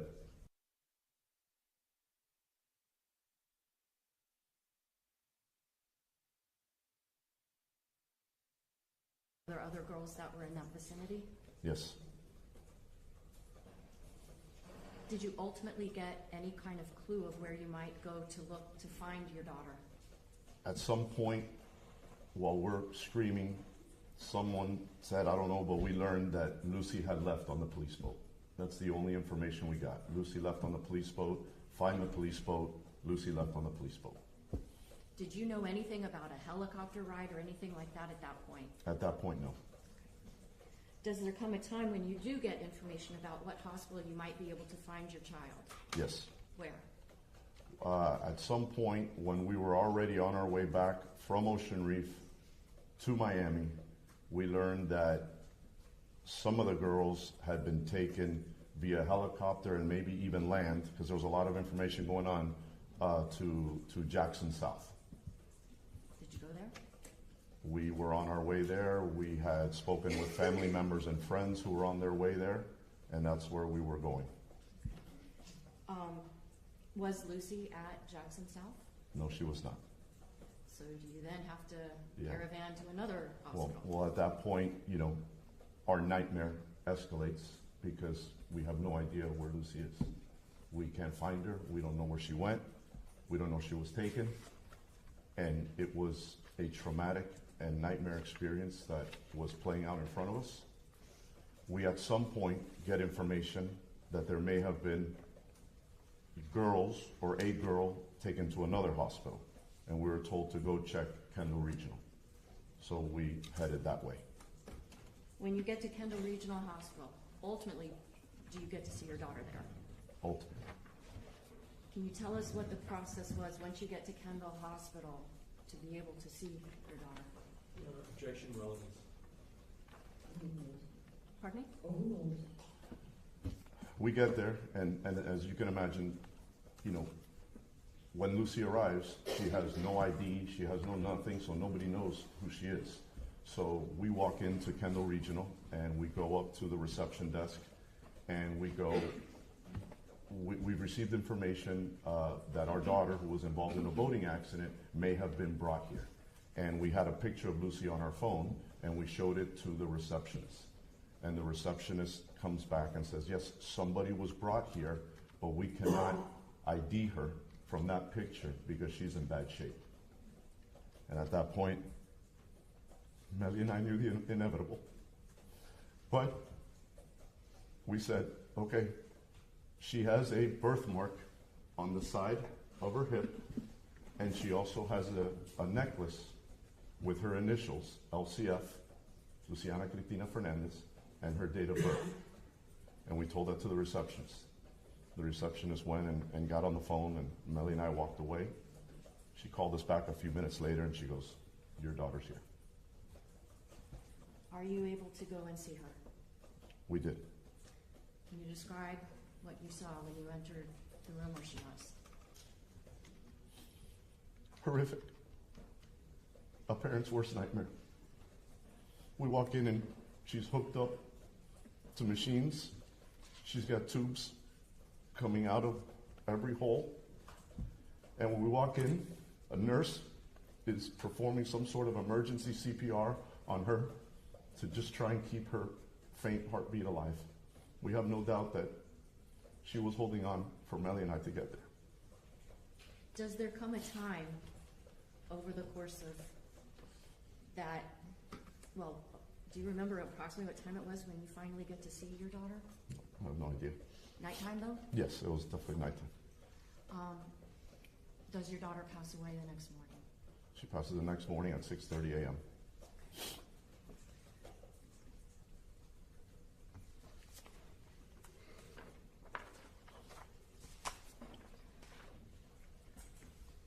Show counsel was 3 days in North States and for identification. Standing objection. Mr. Fernandez, I'm going to ask if you recognize the exhibits 1M and 1N for identification and tell me if these are pictures of your daughter at Kendall Regional Hospital. That is what we saw when we arrived.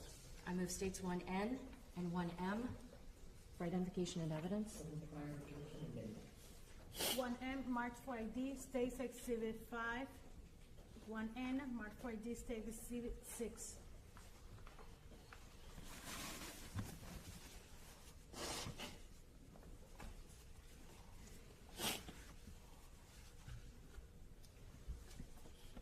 Mr. Fernandez, calling our attention specifically to states number 6, which is now in evidence.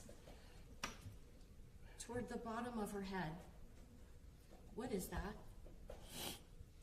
It's a piece of fiberglass. Were you able to touch your daughter's head? We went and we were there, and the first thing we tried to do was take that off, and they immediately said, "Don't touch her. It's evidence." And at that point in time, Melly and I looked at each other and we're like, our daughter's a piece of evidence.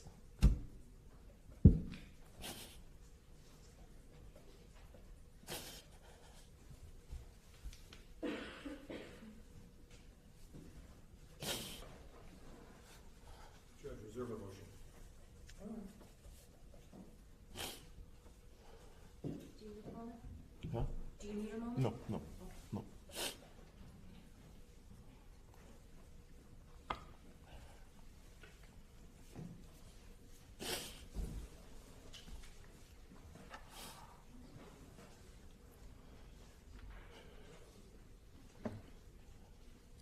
Lastly, Mr. Fernandez, I'm going to show you an exhibit. Counsel sees 1S for identification. Same objection, Your Honor. Is this a picture of Lucy after she had died? Yes. At this time, I move states 1S for identification and evidence. Over objection. 1S, marked for ID, states Exhibit 7 in evidence.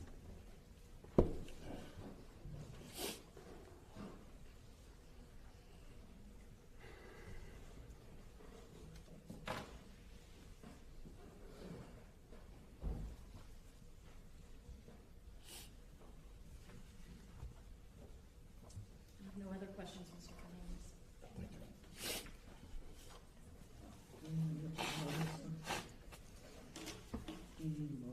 No, I'm okay. Thank you, Judge. Yeah.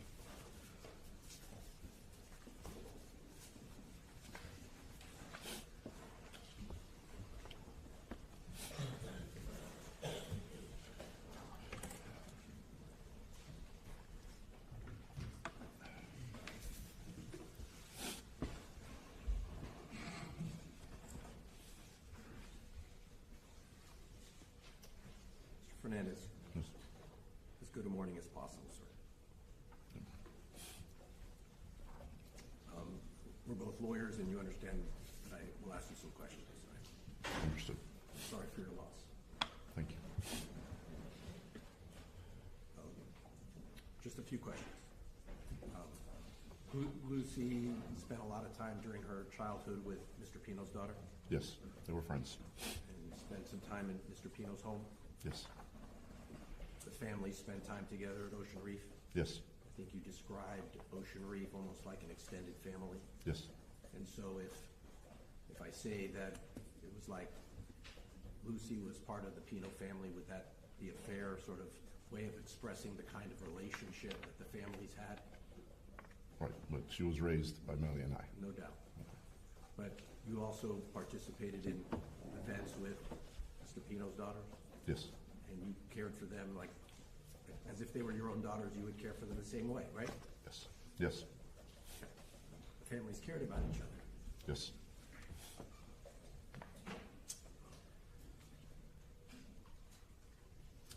And on, excuse me, on that weekend, the Pinos had organized a get-together for all the girls, and some boys too, right? Yes. And I think you described that day you started out playing golf, and then you went to the pickleball event. Yes. right? And was it Mr. Pino who had organized that pickleball event for the? I'm assuming he organized everything. Okay. So he was Had he organized other things for the kids over the years? Events, things for people to go to? I'm sure, yes, And you attended many of them? yes, Okay, so then that day you travel over to Billy's Point and then go further north. Let's call it Elliott Key. Is that a simple way? Fair yes, enough? Okay. And was it typical? Was this the kind of gathering that you all had done in the past? yes, With the Pinos even?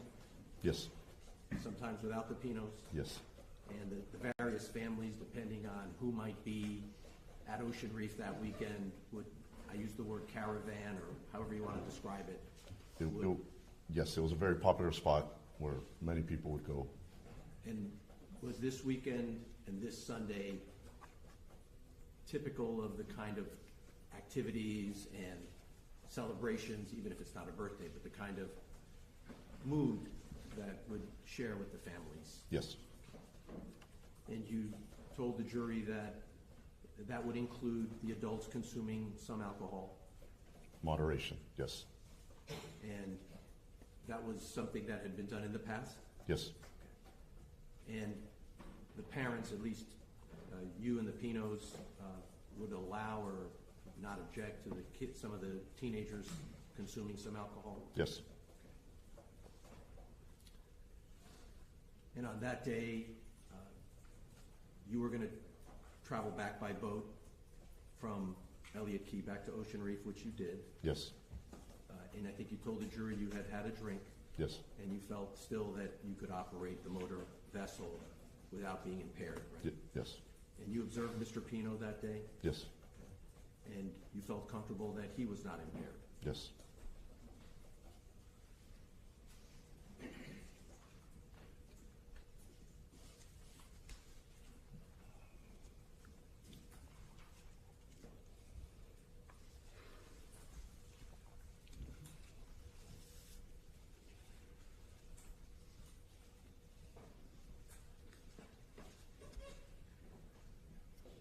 And I just have one other question area. Mr. Pino had seen Lucy for much of her life, knew her quite well, her face, right? Yes, He would, under most circumstances, he would recognize Lucy right away when he sees her, right? yes. Did you sense there was love between Mr. Pino and your daughter? I don't know. I don't know how to answer that. I mean, I know that he's known Lucy forever. How he felt about Lucy, I mean, I can't speak. But the families had. There was a friend. There was a friendship. There was a friendship. I'm sorry that we had to have this experience together. I'm sure you'll. One moment.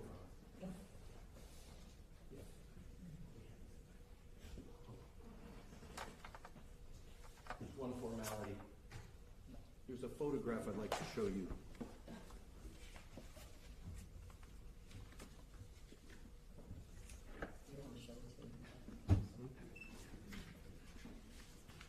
Let me do it this way. There are two. The first one would be the bigger one. That one, please. And forgive me, Mr. Fernandez, I have one more thing.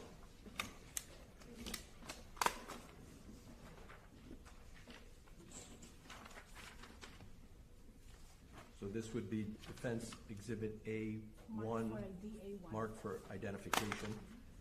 And if I may approach the witness.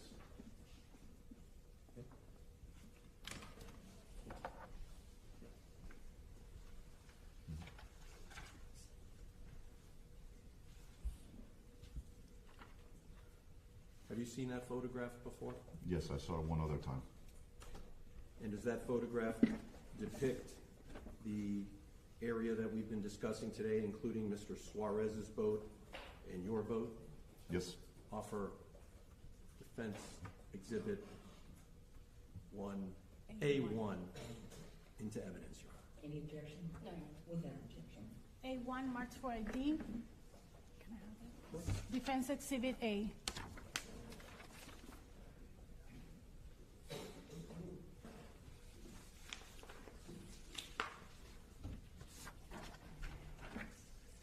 And I have one copy that I can show the jury while you're holding that one. excuse me, can I see?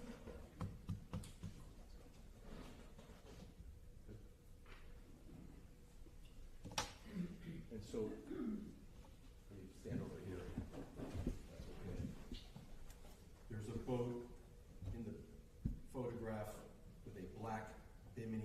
Yes, That would be your boat? that's the boat we were on, correct. Is that called the Tidewater? Tidewater, yes. And if you look, there appear to be two people in the boat. Would that be yourself and your wife? Yes, And then there were some folks swimming in the water in the foreground here. yes, And is that Suarez's boat to the right side of the photograph with some people swimming in the back? correct. You can't see, but there's a line that goes from his boat to my boat, and I'm tied up like that. And the word line in boating is a rope. Right. Okay. So your boat is effectively tied to the Suarez boat so that the Suarez's boat anchor is serving effectively as an anchor for your boat. Correct. Do you know at what time this photograph was taken? No, I do not. Have you ever seen, has anyone ever shown you any metadata regarding that photograph? No. Okay,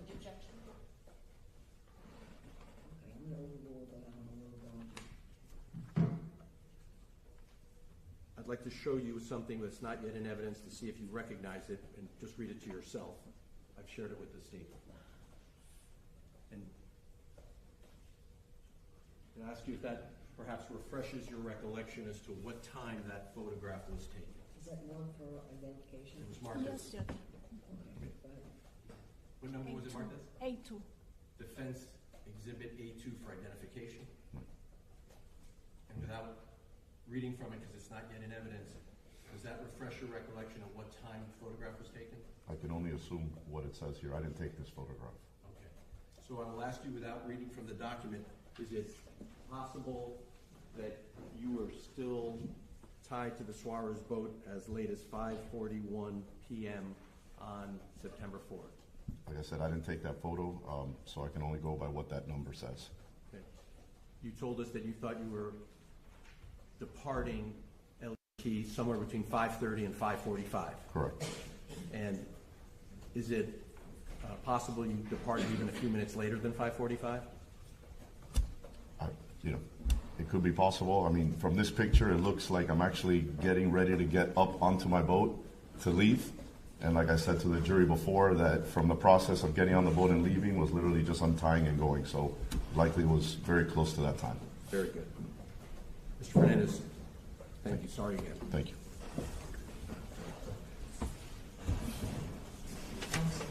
Was the rest admitted into evidence or not? We would offer it if the state has no objection, otherwise we can tie it up later. There's no foundation, Judge. Okay, I'm gonna hold on to it. And admit it at this time. There should be two exhibits.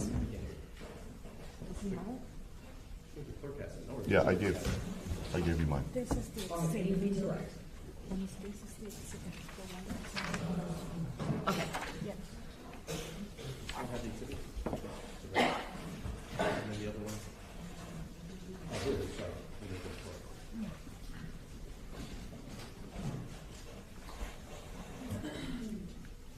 is. Mr. Fernandez, I have here for you Defense Exhibit A, which is in evidence. I'm going to give you this bright pink pen and ask if you can circle on it where you are on this. Right on the picture? On the picture, yeah. That's me down there.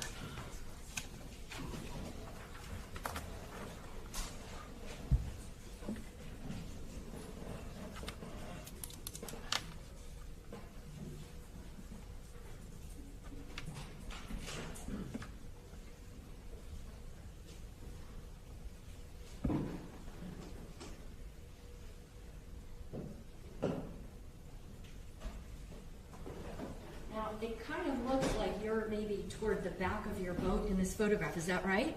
Yes, that is. What's at the back of your boat there? My ladder to get onto the boat. And how are you so sure that it's you? Because I remember the hat I was wearing that day, and I remember, or I can see Melly was leaning over to me and we're having a conversation. How did your daughter like that hat? Nerdy? She probably made fun of me about it, for sure.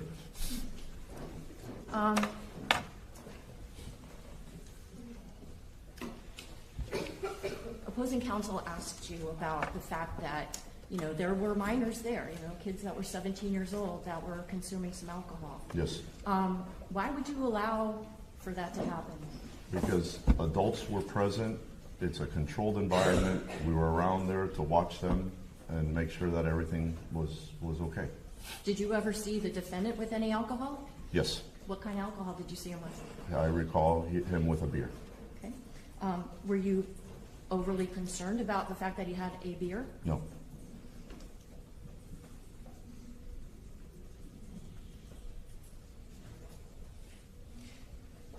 The defense attorney also asked you if, when you saw Mr. Pino, was he impaired?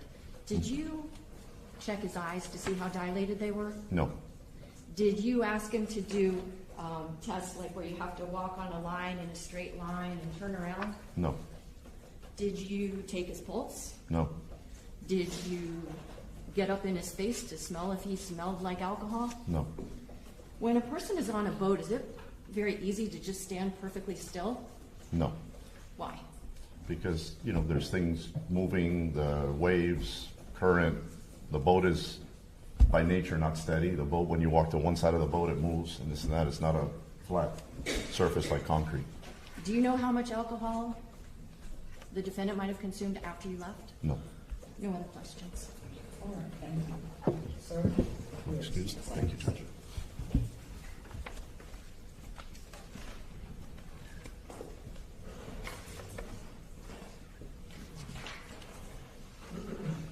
Okay, ladies and gentlemen, we've been sitting for a bit of time. I need to speak with the lawyers. I just want to find out about the next witness. Just give us a moment. I don't have to order sidebar.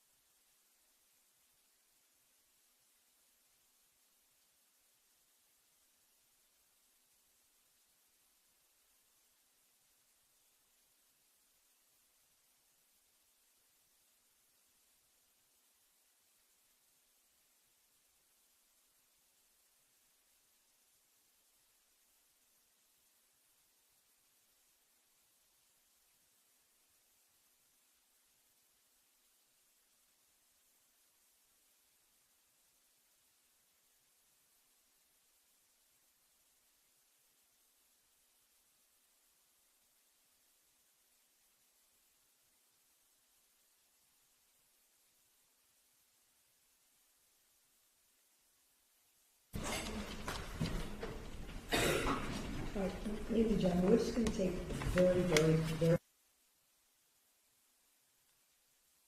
we take our lunch. We have one more witness before lunch. So we're just going to take, again, a quick comfort break. We need to notepads here for seats. Please do not discuss the case. And Renee, again, just restroom, Let me know when everyone's ready to call it back. All rise, follow me, take your envelopes.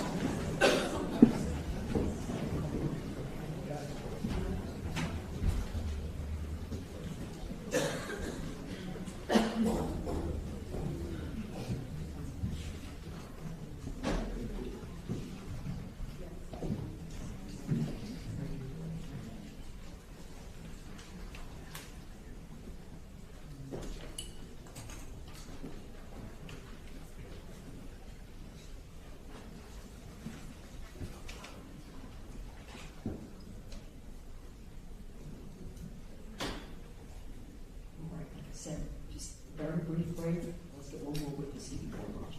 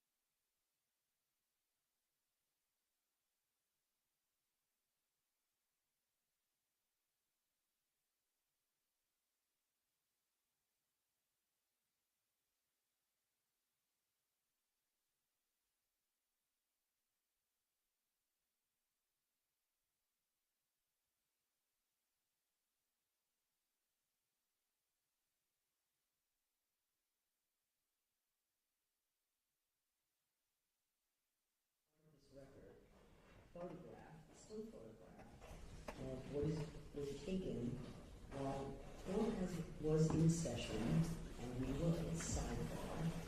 And it's a photograph depicting Mr. Pino and I guess members of the family or friends while in front of the jury, stepping up while we're at sidebar and actually having physical contact and hugging Mr. Pino.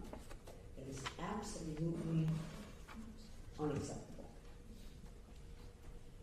This is a court of law. We're not at a sporting event. We're not at a social event. Mr. Pino is the accused in this case. I'm going to treat everyone professionally, respectfully, and properly. But this court will be treated the same way. When this jury is in this courtroom and when this court is in session, when we're at sidebar, we're in session. My attention is focused on the attorneys at the sidebar, addressing whatever the issue might be. My bailiff's responsibility is to focus on and manage the jury, keep them occupied. That means everyone else in this courtroom, if you're going to be in this courtroom, has a duty and responsibility to follow the rules of this court and to treat it respectfully. And maybe it was misunderstood, but in particular, when this jury's in this courtroom, this is not a sporting event, as I said. This is a very, very serious proceeding. There's no contact at all or communication between any of the parties and anyone in this courtroom as a spectator. It is permissible for Mr. Pino to consult with his attorneys only. And frankly, it wouldn't be even appropriate for his attorneys to put their arm around Mr. Pino. It's not appropriate in front of the jury. Same as it wouldn't be appropriate for the state to turn around and put their arm around Mr. Fernandez, for example, in front of the jury.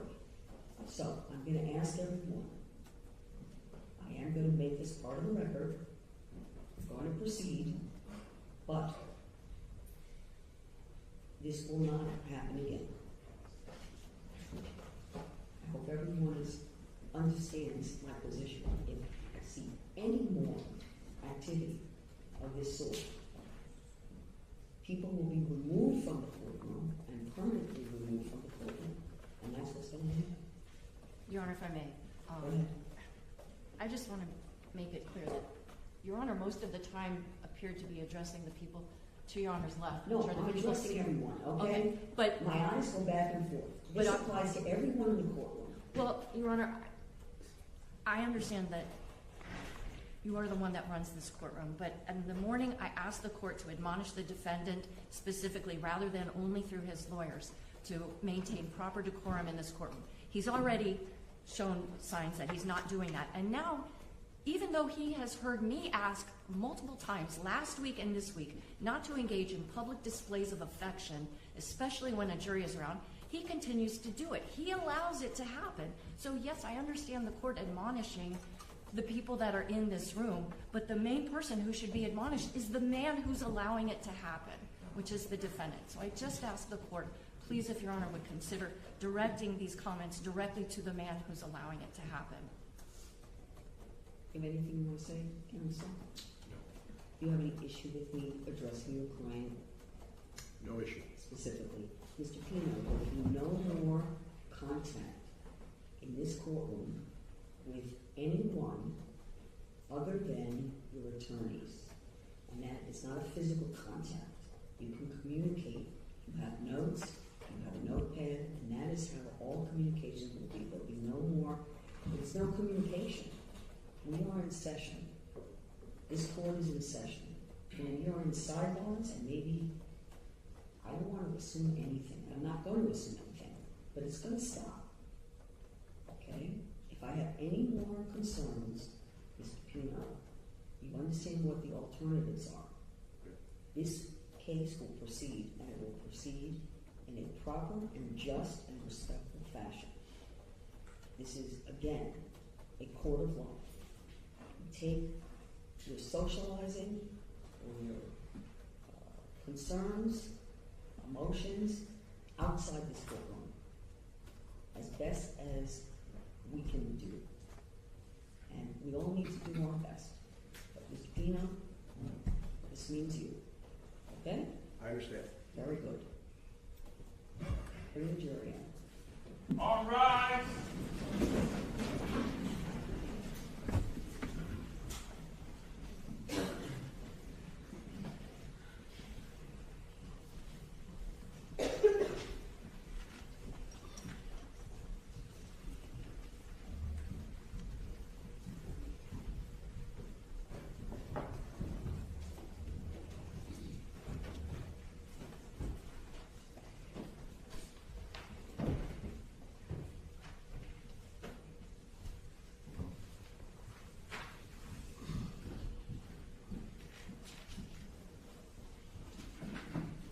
Everyone receive a thank you.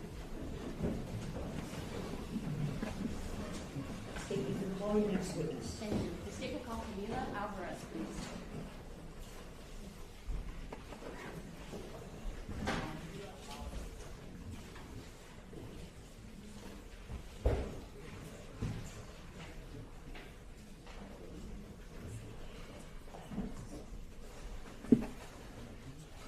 Raise your right hand. Do you swear affirm testimony about to give you the truth, the whole truth, and nothing but the truth? I do.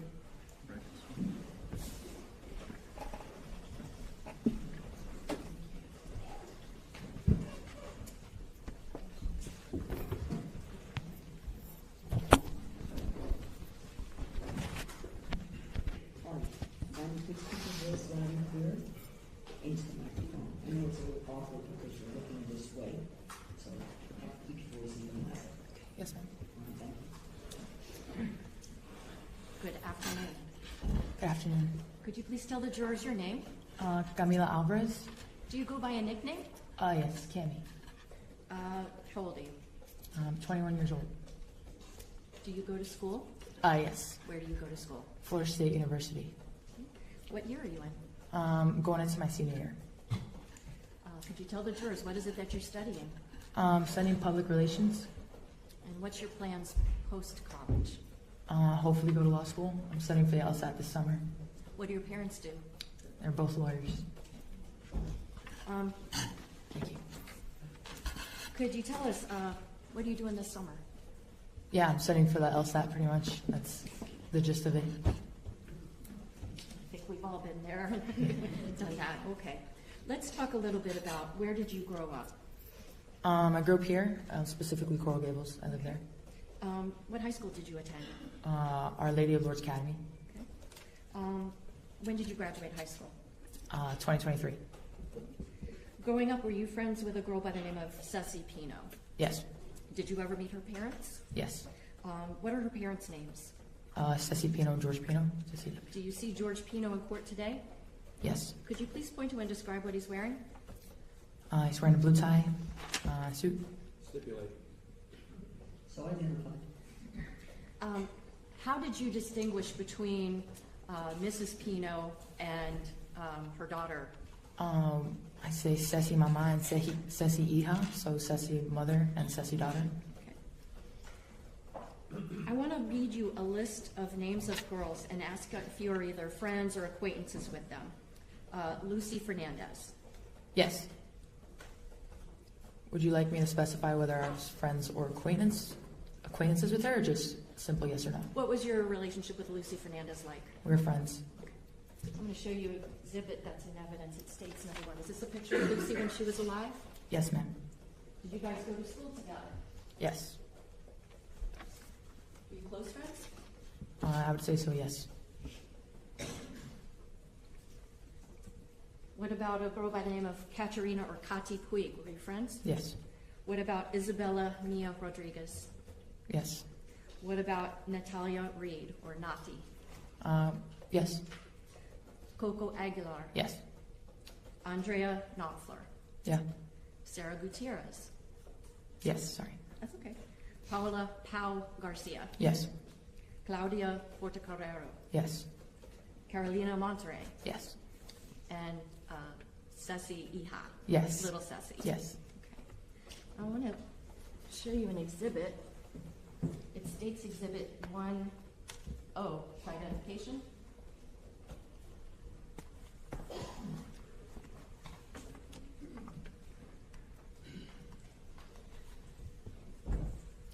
Are these the names of the girls that I just read out in addition to a couple of other people? Yes. Who are the other people that we didn't just name that were your friends from school or what have you? Cecilia Pino, adult, and George Pino. Okay. On September 4th of 2022, did you go on a boat owned by George Pino with the people listed on this exhibit? Yes, ma'am. Judge, I move states 1O for identification and evidence. Without objection. 1O marked for ID, State's Exhibit 8, in evidence.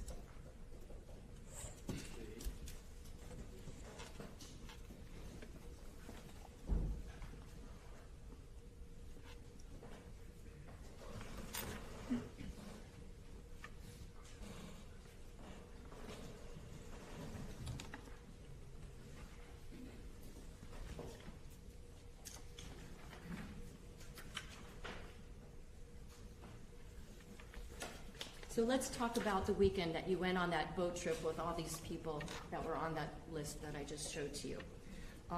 Do you remember what grade you were in school? Yes, I was a senior in high school. Okay.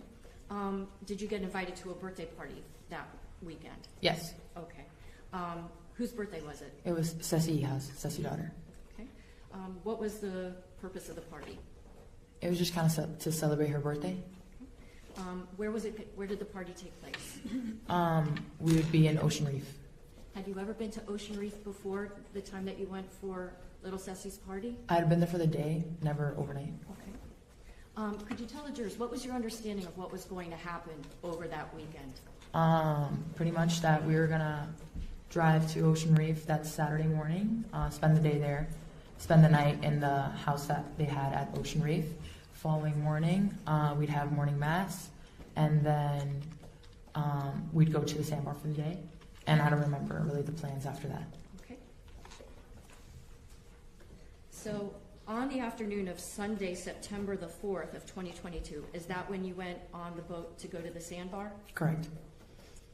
Who operated that boat? George Pino. Did anybody else at any time steer or operate that boat? No. Was Mrs. Pino also there? Yes. Were any food or drinks provided on their boat? Yes. What do you remember? I just vaguely remember Ceci mother offering food, and that's pretty much it. And yeah, that's pretty much it. Were there also drinks that were brought by the Pinos? Yes. Can you tell the jury what kind of drinks were provided? All I remember is water and kind of mixed drinks, like maybe seltzers, that sort of thing. Yeah. When you say seltzers, what do you mean? Do like Truly, or also they had hard lemonade.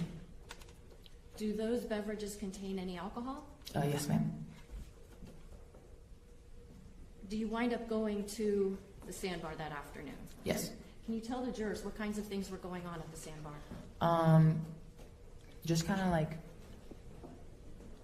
nothing out of the ordinary, like people breaking off into groups, kind of conversation, like people just switching over, most of that conversation hanging out, I would say. Okay.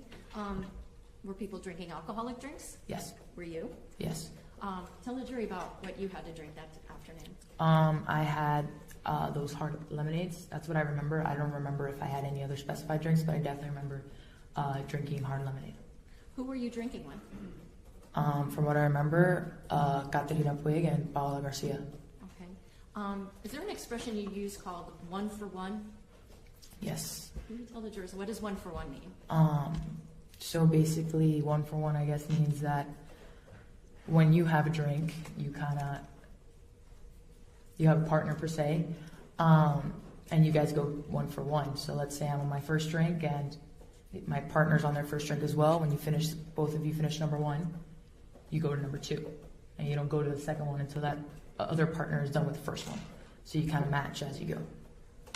Was that clear enough? I think so. How many of these one for one drinks do you think you had that afternoon? I remember having 10. Okay.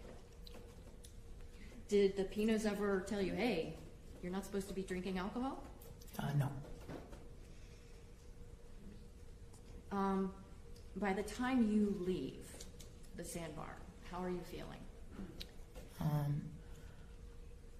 I was feeling, impaired, I would say. Okay. Had you ever consumed alcohol before? Yes. Does there come a time when everybody that went out on that boat all gathers back onto that boat? Yes. To get back to Ocean Reef? Yes. Okay. All the same people that went up with you are the same people who came back with you? Correct. Okay. Now, as you get up onto the boat, at some point, was a video taken of you and some of the other girls singing and dancing? Yes.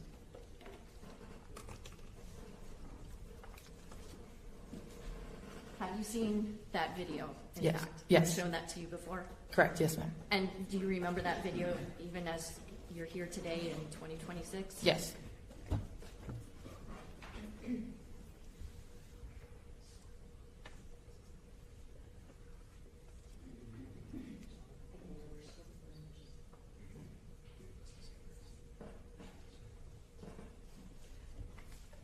I know that you don't have your initials on this, but on this CD or DVD, there is a video that I believe I showed you recently, yes? Yes. Judge, at this time, I'm going to move states 1R for identification, subject to linking it up. No objection, subject to linking it up. Just being linked, admitted. 1R marked for ID, States Exhibit 9 in evidence. Your Honor, may I have permission to publish? Thank you.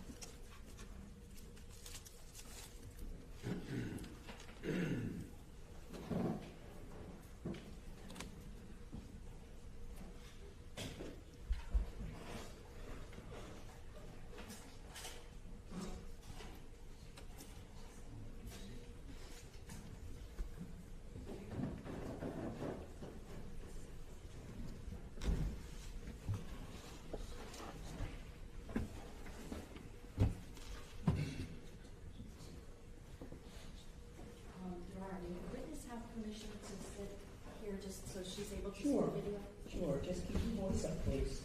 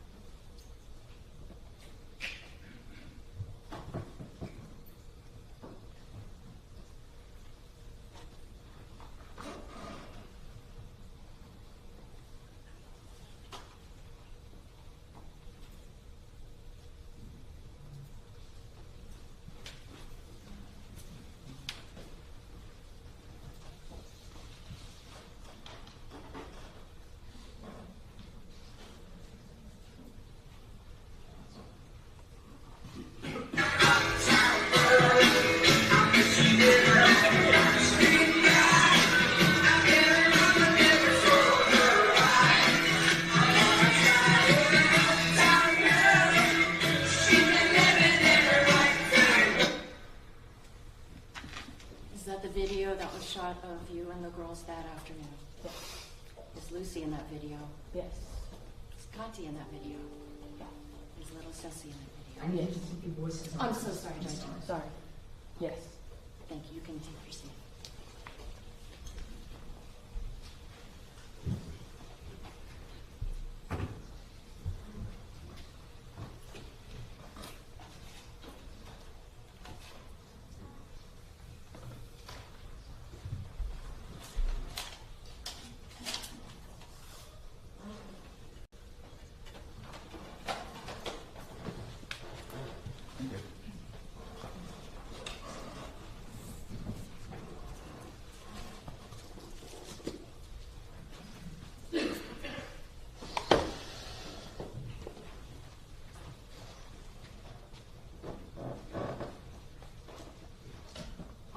that particular day, was a photograph taken of you with most of the other girls? Yes. Showing council states 1F for identification. Alvarez, do you recognize this photograph? Yes. Is that a photograph taken of almost all of the girls that were at that party that at the sandbar? Yes, ma'am. I move states 1F for identification and evidence. No objection. Without objection. 1F, marked for ID, State's Exhibit 10 and evidence.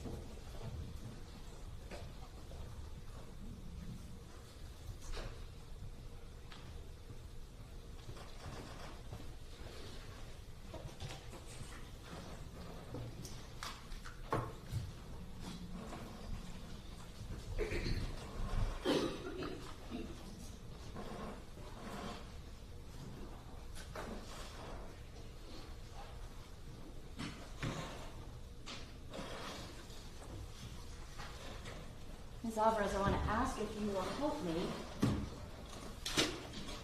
fill out on this photograph the names of the various girls who are depicted, okay? So let's start first with this young woman up at the top on the left. Who's that? That's me.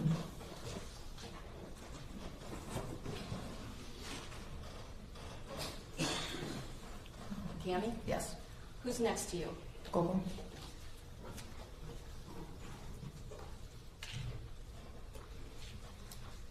Okay, the next row, who's in the pink hat?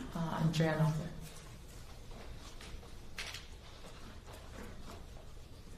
Who's got the pink glasses? That's Kathy.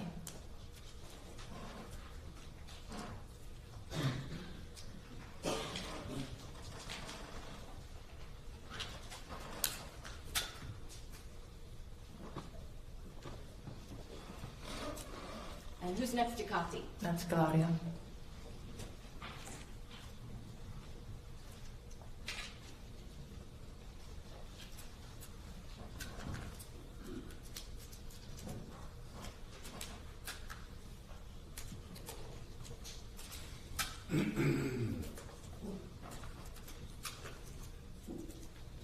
Okay, now over to the far left on the bottom. Who's that?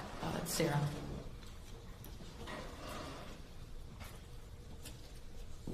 Do you know if it's S-A-R-A or S-A-R-A-H? I'm not sure. Okay.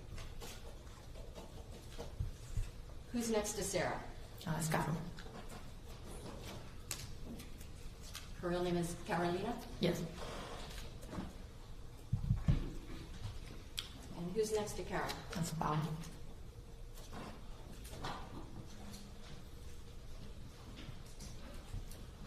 Who's on the end here in blue? That's Nati. Who's got the pink heart-shaped glasses at the bottom with a little tiara on? That's Ceci. Little Ceci. Yes. And finally, who's in the white bikini with the little flowers? That's Lucy.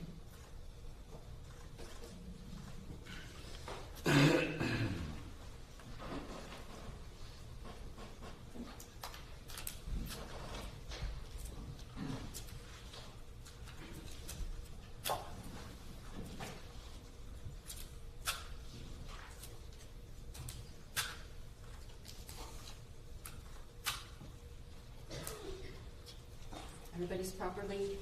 Yes. Now, there's one girl that you told us that was there that's not in this picture. Who was that? Mia Rodriguez. Was she the one who took the photograph? Yes, ma'am.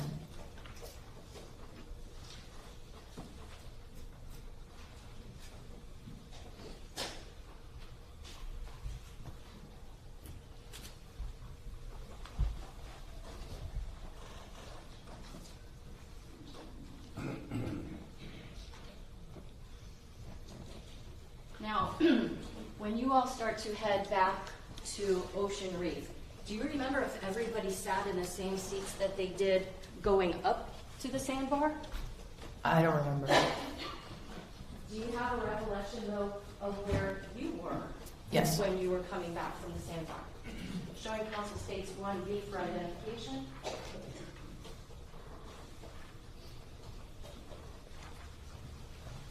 I'm showing you an exhibit, it's labeled as 1V for identification.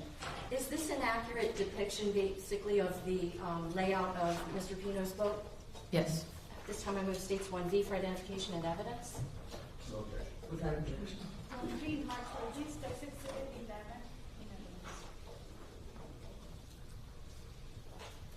I'm going to ask you a couple of questions if you remember who was sitting where. Okay. Okay, first we have a circle here that says OP. Who was there? George Pino. Who was seated in the seat that has the number 1? Ceci Mama, so mother. Mrs. Pino? Yes. Okay. Do you remember who was in seats 4, 5, or 6? No. But some of the girls were located there? Yes. Okay, let's talk about seats 13 to 12. Do you remember who was in those seats? No.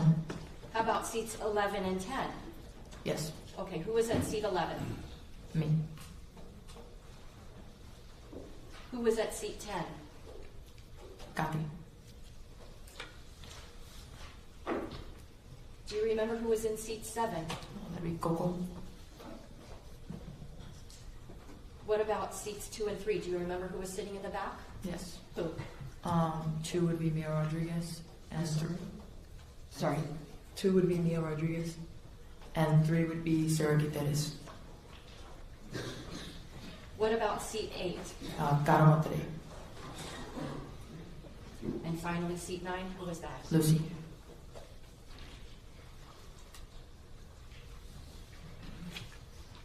This is an accurate depiction as best you remember? Yes, ma'am.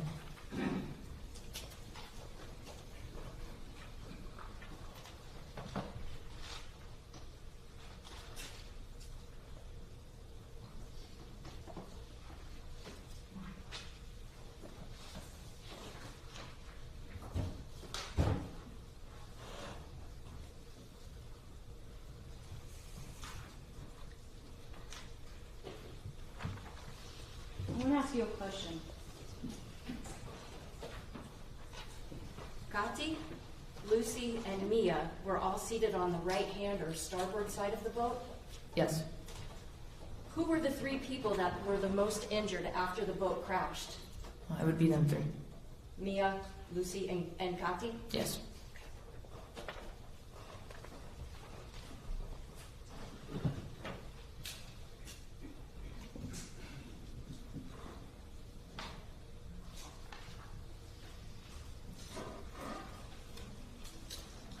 So on the way back from the sandbar, did something catastrophic happen? Yes. What happened? I just remember a jolting kind of feeling, where I pop up and the boat starts to capsize. Up until that moment, were you paying attention to where you were going? No, ma'am. Were you serving as a lookout to make sure that there was no danger ahead? No, ma'am. Would it be fair to say that you and the other girls were just exchanging, laughs and just hanging out together? Yes. After the boat struck something, did you know what it had hit? No. Did you eventually find out what it was that it hit? Yes. What was it? A channel marker. Okay. Did you notice those channel markers when you were heading up to the sandbar? Not that I remember. Were you paying attention to them on the way back? No. Were you the operator of the boat? No. After the boat struck an object that you realize now was the channel marker, can you describe as best you can, step by step, what happened?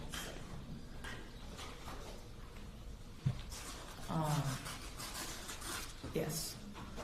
So I remember kind of popping up to my feet. I'm looking around, I see George, and the boat starts to move. And I hear Bob scream, jump. So I just jump off the boat. I'm now in the water. I'm looking around, I see a lot of cushions in the water. And immediately I see Nathi Reed. She's like treading on water, panicking. She's in a panic attack, and she's not. And she's not staying afloat. She's bobbing in and out, not swimming. So immediately, simultaneously actually, Bao is screaming, Lucy, Lucy. And I tell her, I look around, I see who's around us, I see that some girls have been ejected from the boat like farther down. I tell her, I said, go over there, just go and see if she's there. So as I send Bao off there, I turn around and I see Nati, and I grab a cushion for her, like the seat cushion for a float. I grab it for her, I give it to her, I said, you just gotta breathe, you gotta hold on to this, and you just gotta stay above water, just hold on and breathe. And she looks at me, I'm like, are you gonna be okay? She's like, okay, I'm okay, thank you, God. Like, okay. And then I hear some sort of like wailing kind of sound. I don't know how to describe it. I'm sorry, I can't go like more into detail, but it wasn't like a crying, it wasn't like a screaming, it was somewhere between. And I turn around and I see Mrs. Pino holding up Mia, or attempting to, Mia Rodriguez.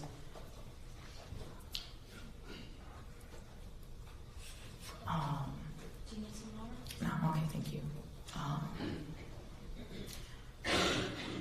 Mia Rodriguez is covered with like blood. So is Miss Pino. Miss Pino's trying to hold her, but she can't. They're both kind of taking on water. Like, any minute now they were going to be completely submerged in.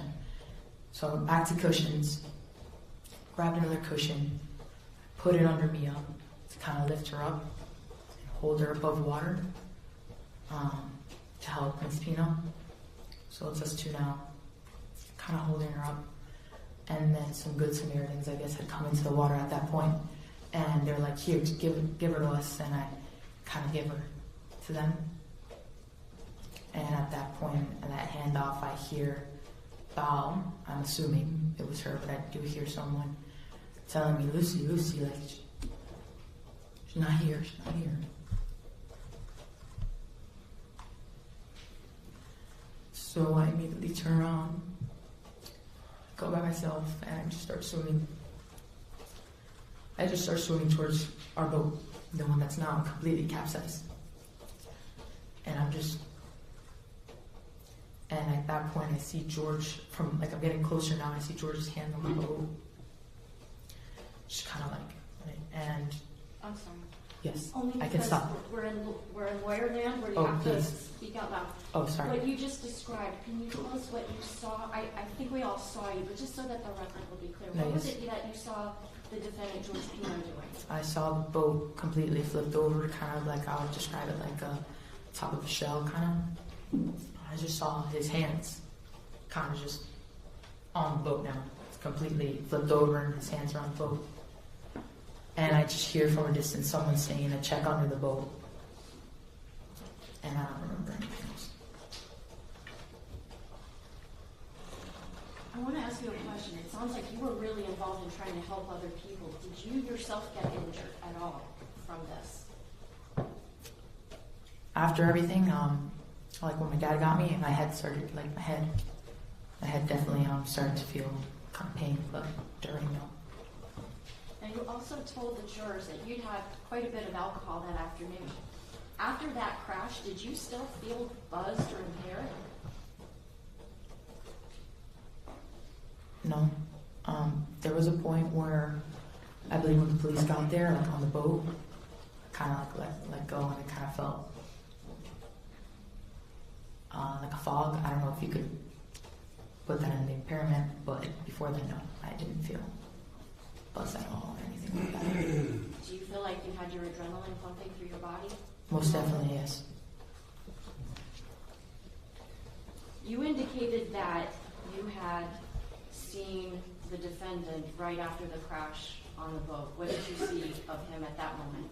I saw George passed out. He was stuck in the aisle of the boat, tangled in some wires. When I first saw him, I thought he had passed away due to impact. Were you glad when you saw that he was actually outside the boat holding onto it? 100%, yes.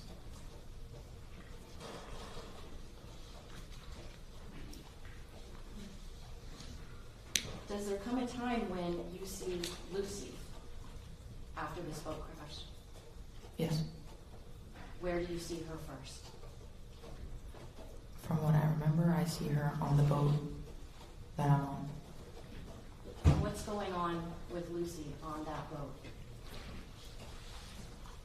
They're attempting to give her CPR. Do you remember initially if there were people that were not, like from fire rescue or police that were helping her? Yes. Okay, so it was other Good Samaritans? Yes, ma'am. Did you see how she wound up getting onto that boat? No. Aside from you and Lucy, was there anyone else from the boat crash that was on the same boat that you were on? Yes. Who? Mrs. Pino. Any other girls on that boat with you that were from the crash? No. Okay. Did the police wind up coming up to that boat? Yes, ma'am. Do you remember a helicopter hovering over that boat? Yes. What do you remember about that? I just remember looking up and seeing a helicopter right above the boat that I'm on, and a man coming down a ladder, I would say, like rope kind of.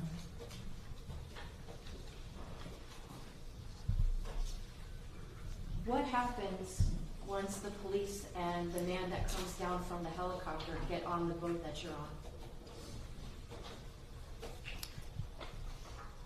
I'm sorry, can you ask the question again? Of course. What happens once the police get to the boat that you're on and the guy from the helicopter comes down and they're now on that same boat with you and Mrs. Pino and Lucy? What's the next thing that happens? They take Lucy and me and Mrs. Pino onto the police boat. Where were you on the police boat? So the center console is here, on the other side towards the front, where they usually have a bench right there. That's where I was.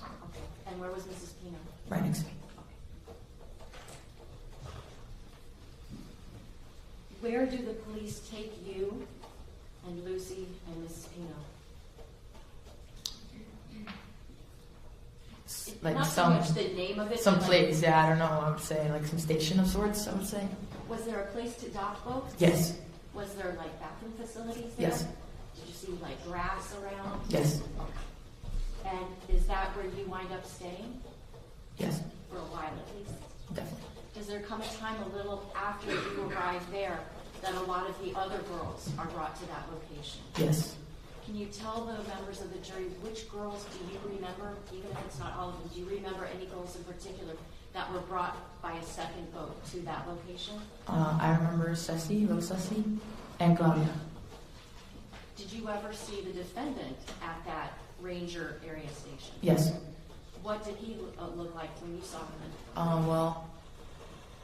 At this point, had been there alone for a little bit, and then George had come, and I kind of remember them, like, I couldn't talk to him at first, and then I ended up seeing him, and he was just kind of, this is a manner of shock, like, very slow. I remember, like, specifically it looked like his eyes were, like, kind of coming out, and he was just like, Cammy, what happened? He was like, Lucy, she okay, where is she? And that's all I remember. Eventually, do the police and fire rescue escort you and the other girls and Mr. Pino away from that ranger area? Yes.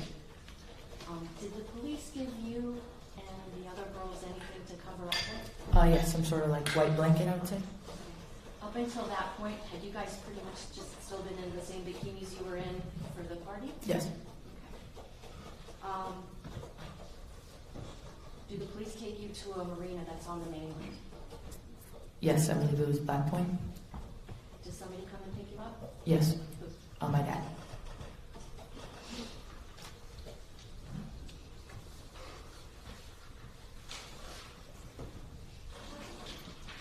All right, Cross. Yes, thank you. Good afternoon, Ms. Alvarez. My name is Chanel Gomez, and I represent Mr. George Pino. We've never met before, right? Correct. We've never spoken. Correct. You used to play soccer with Little Ceci, right? Yes. And when I say little Ceci, we all know we're talking about the daughter, and when I refer to the mom, I'll say Mrs. Pino. Okay, That's how you met little Ceci, right? Playing soccer. yeah, And you used to consider little Ceci a good friend. definitely, yes, You still consider her a friend? definitely, And you still talk to little Ceci, right? yes, You also know little Ceci's parents, yes, Mr. Pino and Mrs. Pino. yes, And you have known Mr. and Mrs. Pino for at least more than 5 years, yes, since around 2021, that sound right? yes, And you visited the home of Mr. and Mrs. Pino. yes, ma'am, Do your parents know little Ceci's parents? yes, And before September 4th, 2022, before that, had you been on a boat before? yes, You've been on a boat several times. definitely, yeah, You think around 30 to 40 times is I would say yes, okay. And so you have some familiarity with boats, correct, a little bit of experience. So I want to talk now about that weekend, Labor Day weekend, September 2022.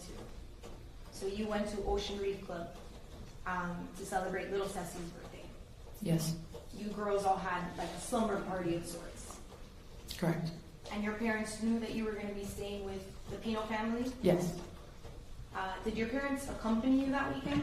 no, Did your parents know that you were going to be taking a boat ride with Mr. Pino that weekend? yes, And did they allow you to do so? yes, They allowed you to travel to Ocean Reef and do this boat ride? correct, Your parents trusted Mr. Pino with your safety. Judge, objection? Sustained. So at the sandbar that day, you all went to Billy's Point. That's the name of the sandbar. You were at the sandbar after you left Ocean Reef Club. yes, There were other boats at the sandbar, correct? yes, There was A.J. Suarez's boat. Mr. Fernandez also had a boat there as well. So there were other adults. yes, Mr. and Mrs. Pino were not the only adults that were at the sandbar and were part of that group that weekend. correct, And you were all hanging out together. yes, So you testified a little bit about how you had engaged in some drinking that day. And some of the other boys and girls, they also were engaged in some drinking. yes, When you were done drinking, whether it was a glass or a container, you had to throw away that container, right? correct, And you would toss, we're going to call it the empties, you would toss the empty, let's say on whatever boat was nearest to you when you were done consuming that beverage. yes, And so if you were closest to Mr. Pino's boat, you would toss the empty on there. correct, And you tossed a lot of empty containers on Mr. Pino's boat. yes, And you also saw other boys and girls and other people toss empties on Mr. Pino's boat. yes, You estimate that a lot of these empty alcohol containers were tossed on Mr. Pino's boat. yes, And that's because you were hanging around near his boat for a lot of the time. yes, ma'am, Did you see Mr. Pino drinking alcohol that day? not that I recall, no, Now I want to talk a little bit about the boat ride on the way to Billy's Point. You were on Mr. Pino's boat, correct? yes, And Mr. Pino was operating the vessel. yes, On the way to Billy's Point, did Mr. Pino drive his boat in any way that made you feel unsafe? no, Did you feel that Mr. Pino was driving too fast? no, So you felt safe when Mr. Pino was driving his boat on the way to Billy's Point. yes, You felt comfortable. correct, And now before leaving Billy's Point, I know you spent some time at the sandbar. You spent a few hours there, right? yes, Before leaving Billy's Point, did you have any reason to believe that Mr. Pino was impaired by alcohol? no, Okay, now you were also on Mr. Pino's boat on the way back from Billy's Point. yes, Correct. And I want to talk before the accident, before the crash. When Mr. Pino was driving his boat back from Billy's Point, did you feel that he was driving in a dangerous way? no, Did you sense that he was operating the boat in an excessive speed? No. Did you feel unsafe in any way? No. Was there anything about the way that Mr. Pino was operating his boat that it made you feel an accident could have happened? No, ma'am.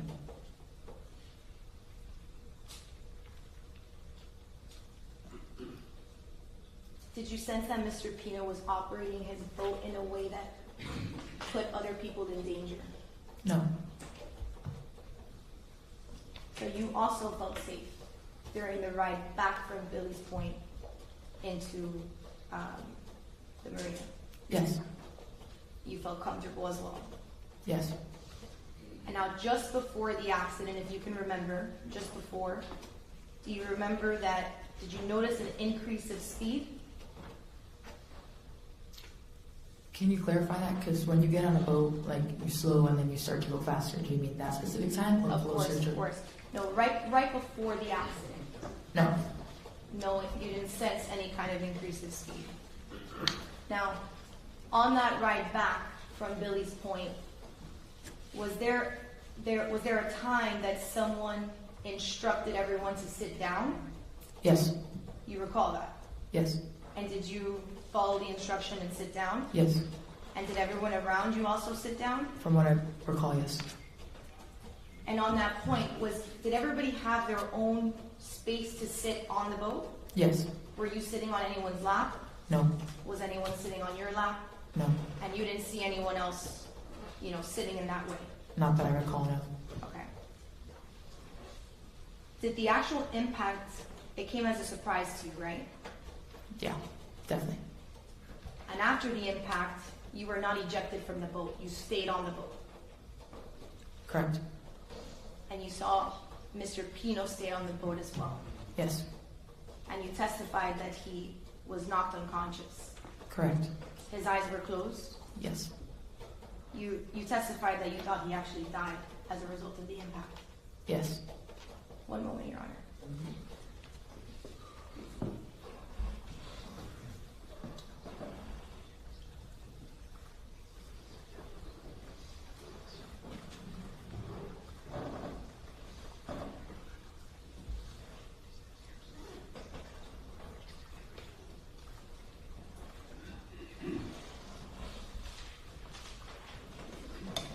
No further questions. Thank you so much for your time, Ms. Alvarez. Thank you.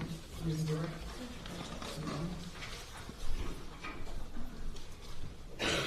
Alvarez, when you were out there on that sandbar, are you hanging out with the adults mostly, or are you hanging out with the other girls and the boys that are your age?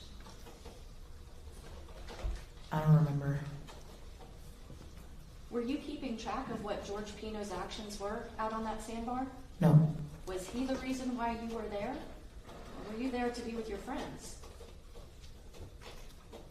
I was there for Ceci. Now, are you saying that the defendant consumed no alcohol, or just that you don't know if you ever saw him drinking alcohol? Not that I know of. I'm sorry? Not that I know of. Yeah, I don't recall seeing. Okay. Now, I think you already had explained to us that you were seated, as according to this diagram, in the seat that's number 11. Is that fair to say? Yes, ma'am. And so as you're seated in seat number 11 and you look in front of you, do you see what's ahead of the boat? No. What do you see when you're looking up in front of you? Mainly the ground. I'm looking more down. So are you paying attention to exactly how George Pino was operating that boat? No.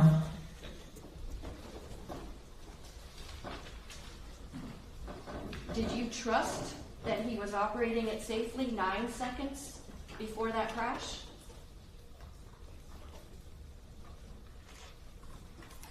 Yeah. Did you trust that he was operating it safely 8 seconds before the crash? I wasn't really telling the time. I'm sorry. I don't really understand the question. Let me take you this way, okay? There was a crash, yes? Correct. 1 second before that crash, were you worried about whether or not George Pino was operating that boat safely? No, 2 seconds before the crash, were you worried that he was operating it unsafely? no. 3, 4, 5 seconds, were you worried he wasn't operating it safely? Same answer, no. Because you thought that he was operating that vessel safely, right? Correct. Did you trust that he, with you and his wife and his daughter and all those other kids, that he would safely navigate that boat? Yes. No other questions. All right, thank you, the witness is excused. Watch it. Thank you.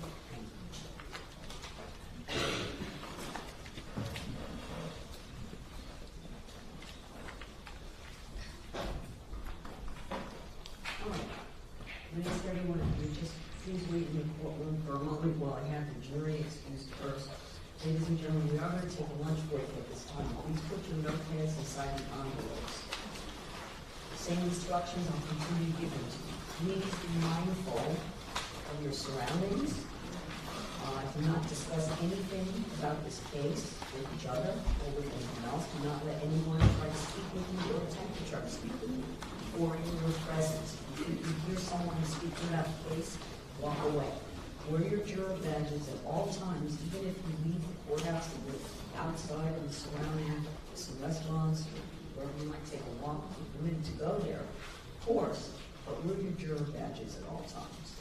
Okay, don't take those off. Please no research. Don't go into Google and try to gather any information. None of that is evidence. Evidence is what you're getting in the courtroom, and it's all you can rely on. With the law, I will instruct you to ultimately reach your decision. Okay? When you return, it will be at 10 after 2. 10 after 2. Please return to the jury pool on the 7th floor. You wait there.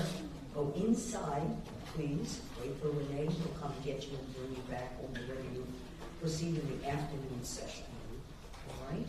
I'm going to ask everyone just to wait in the courtroom for a minute. Thank you. All rise, follow me, bring your envelopes.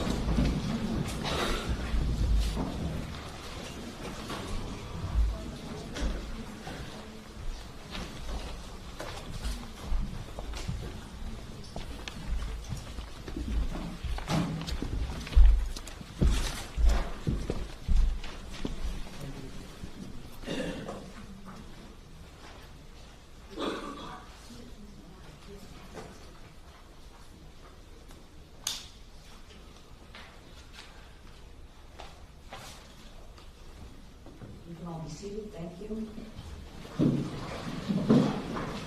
Remind everyone, please, in the courtroom, if there are people who are in the courthouse, perhaps, and viewing the proceedings, please be mindful of anyone wearing a juror badge. If you have a juror badge, don't even say hello. Avoid any appearance of any kind of contact or communication with anyone wearing a juror badge, even if you do not recognize them as one of our jurors. Please be very careful to find a private space if you're going to be discussing anything about this case. Now, there's very few areas to lunch around here, so many people will go to the Riverside Landing. Yeah. We'll go there for lunch. So please, again, be very, very careful. I ask the jurors to keep their badges on. So if you see someone with a juror badge, please you don't have to leave the place that you would like to eat, for example, but find another space to go and spend your time together. All right? And keep your voices again, be careful and mindful of prospective jurors who might be near you. All right? Thanks very much. We're recessed till 2:10. Thank you.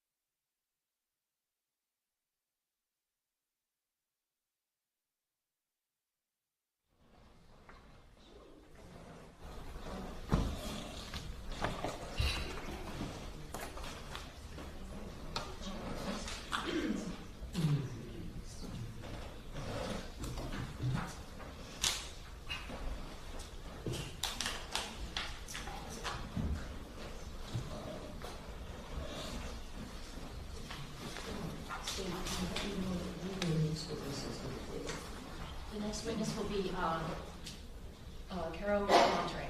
I didn't hear the last name. Carolina Monterey. Okay.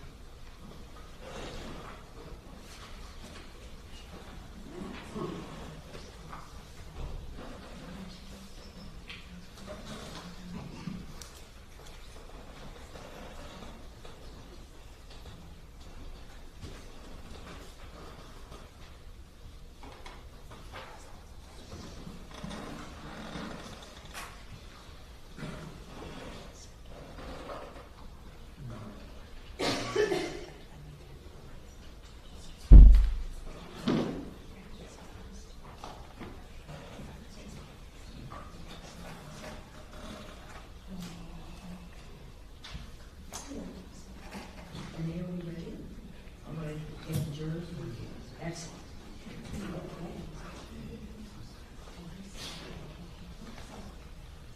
All right, let's bring the jury in.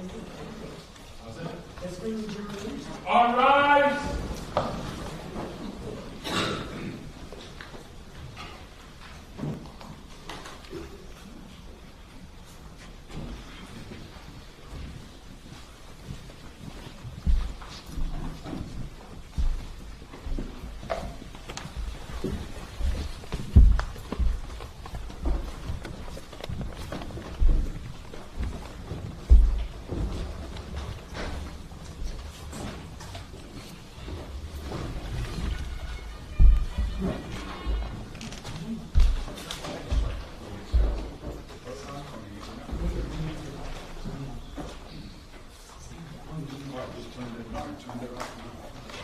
Everyone please be seated. Thank you.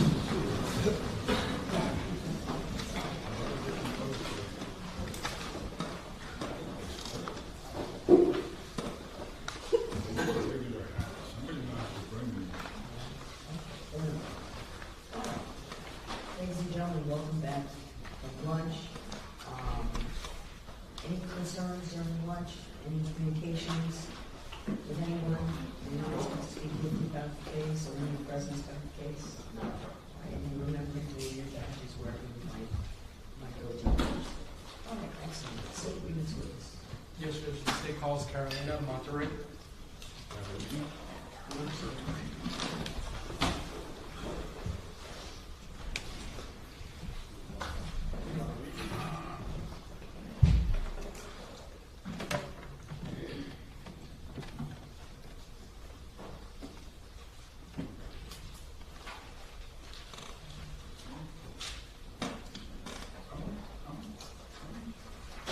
All right, please step forward if you would. Face the clerk, raise your right hand, be sworn. Do you swear affirm testimony about the people to be the truth, the whole truth, and nothing but the truth? Yes. This one.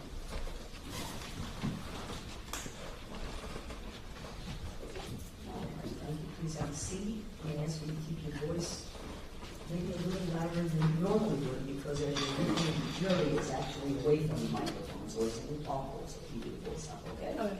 Thank you. May I proceed, Judge? Yes, sir. Good afternoon. Can you please introduce yourself to the members of our jury? Hi, I'm Catalina Monterey. And Ms. Monterey, do you have a nickname that your friends call you by? Gato. Okay. And thank you for using the microphone. Have you ever testified in court before? No. Are you a little bit nervous? Yes. Okay, so we're going to take our time, and if you need a break, just let me know, okay?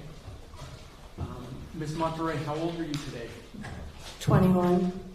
Are you attending college? Yes. Where do you go to school? Syracuse University. And what are you studying at Syracuse? Health and exercise science. What do you hope to be when you graduate? Something in pharmacy down the line. Okay. And what year are you in? Going to be a senior. Did you grow up here in Miami-Dade County? Yes. Where did you grow up? Where did I grow up? Like what area of the county? Like Kendall, South Miami in the past. And where did you go to high school? Westminster Christian School. Now, we're here to talk about a crash that occurred the Labor Day weekend of 2022. Do you remember that weekend? Yes. And do you remember the day of the crash? Yes. So let's talk a little bit about the people that were there. Were you friends with Ceci Pino? Yes. How did you meet Ceci Pino? Little Ceci. Little Ceci. We went to Epiphany together. Is Epiphany high school or elementary school? It's an elementary and middle school. So was she someone that you knew a very long time? Yes. Was she a close friend of yours? Yes. Did she go to the same high school as you? No. Where did she go? Carrollton. Because you went to different high schools, how did the two of you meet? How did we first meet? Yeah. At Epiphany. In elementary, or before elementary, like pre-K kindergarten. Did you ever meet her parents? Yes. Did you spend a lot of time with George Pino? Yes. How about Mrs. Pino? And when I say that, I'm referring to George Pino's wife. Yes. Did your parents know the Pinos, Mr. and Mrs. Pino? Yes. Would you go over to their house? Yes. I want to ask you about some other people. Did you know a young lady named Lucy Fernandez? Yes. Was she also a friend of yours? Yes. Did she go to your school? Epiphany, yes. And how about your high school? No. Was Lucy a close friend of yours as well? Yes. How about a young lady named Kati Puig? Did you know her from high school? Before elementary, I met her. So pre-K. And was she also a close friend of yours? Yes. Now, did there come a time when you were invited to spend the Labor Day weekend at Ocean Reef? Yes. And I'm referring to the birthday party for Ceci. Yes. Were you excited for that weekend? Yes. Were your friends excited for that weekend? Yes. Did you know all of the girls that were attending this birthday weekend? Yes. Would you say you were like one friend group, that you all knew each other, spent time together, called each other on the phones? Some of us were closer to certain people than others. So, who did you go with to Ocean Reef? Were you in a car? Yes. And who did you go with? Who was in the car? Yes. Gati, Little Ceci, Coco, Lucy, and I. Did you pack up the trunk with all of your stuff for the weekend? I think so. Okay. And who was the driver of the car? Gati. So when you got to Ocean Reef, did you all have like a house that you were all staying at? Yes. Did you have your own room, or were you sharing a room with other girls? I was sharing a room. How many beds were in the room? In my room, Yeah. 2 beds. So just so that I understand, was it 2 girls per bed? Yes. Was this a house with several bedrooms in it? Yes. I don't know how many. Okay. And how about bathrooms? Did you have your own private bathroom, or were you sharing bathrooms? I believe we were sharing. Did George Pino and his wife also stay in the house that the girls were staying at? Yes, I think so. All right. So when you all get there, now, and we're talking about September 3rd, 2022, the day before the crash, did you all have like a special dinner at the house? Before, So this is on September 3rd. I'm sorry. September 3rd, yes. Yes, that night we had a dinner. And this was, I guess, at the house where people were cooking for all the girls who were staying for the party weekend? Yes. Okay. You didn't go out on a boat on September 3rd, correct? Correct. Okay. Do you remember what you guys had for dinner that night? I don't remember. And that's totally fine. Do you remember around what time you went to bed that night? Around like 2 a.m., I'd say. Now, when you went to sleep that night, did you know what the plans were for the 4th, the very next day? Yes. What were the plans for the girls to do on the 4th? In the morning, I know we had pickleball, and then to go on the boat, and then dinner.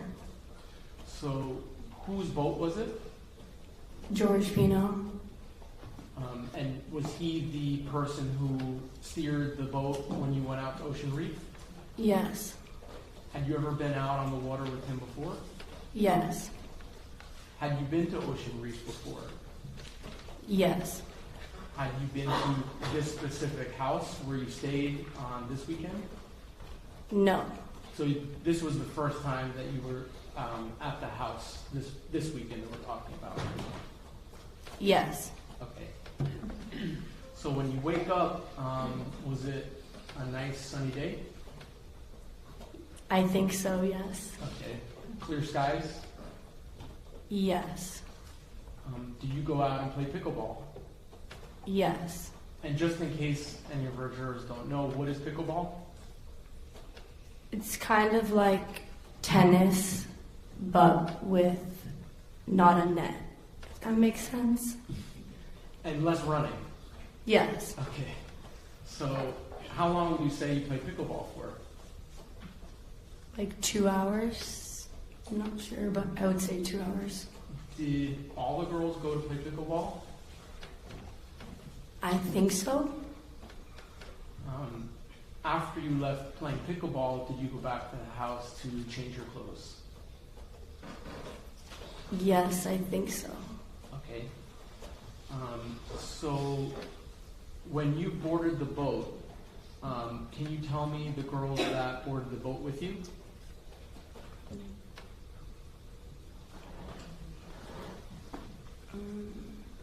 I don't remember boarding the boat.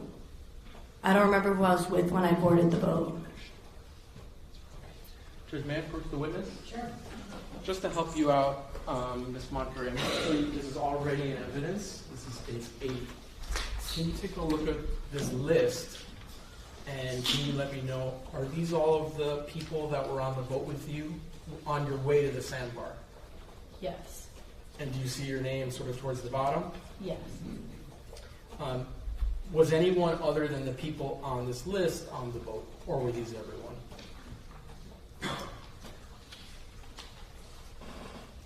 And take your time. I believe this.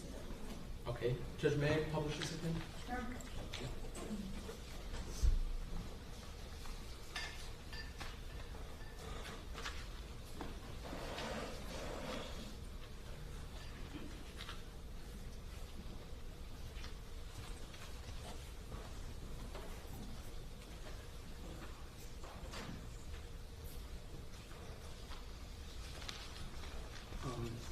What were all the girls wearing when they got on the boat? I think bathing suits. Okay, that would make sense. You're going to the sandbar. Was there a cooler on the boat? Yes. Now, in the cooler, was it stocked with drinks? Yes. Was there some alcoholic drinks? Yes. Was there like alcoholic seltzers? I guess one type would be Truly. Yes. Was there any beer? Yes. And how long would you say the trip was to the sandbar?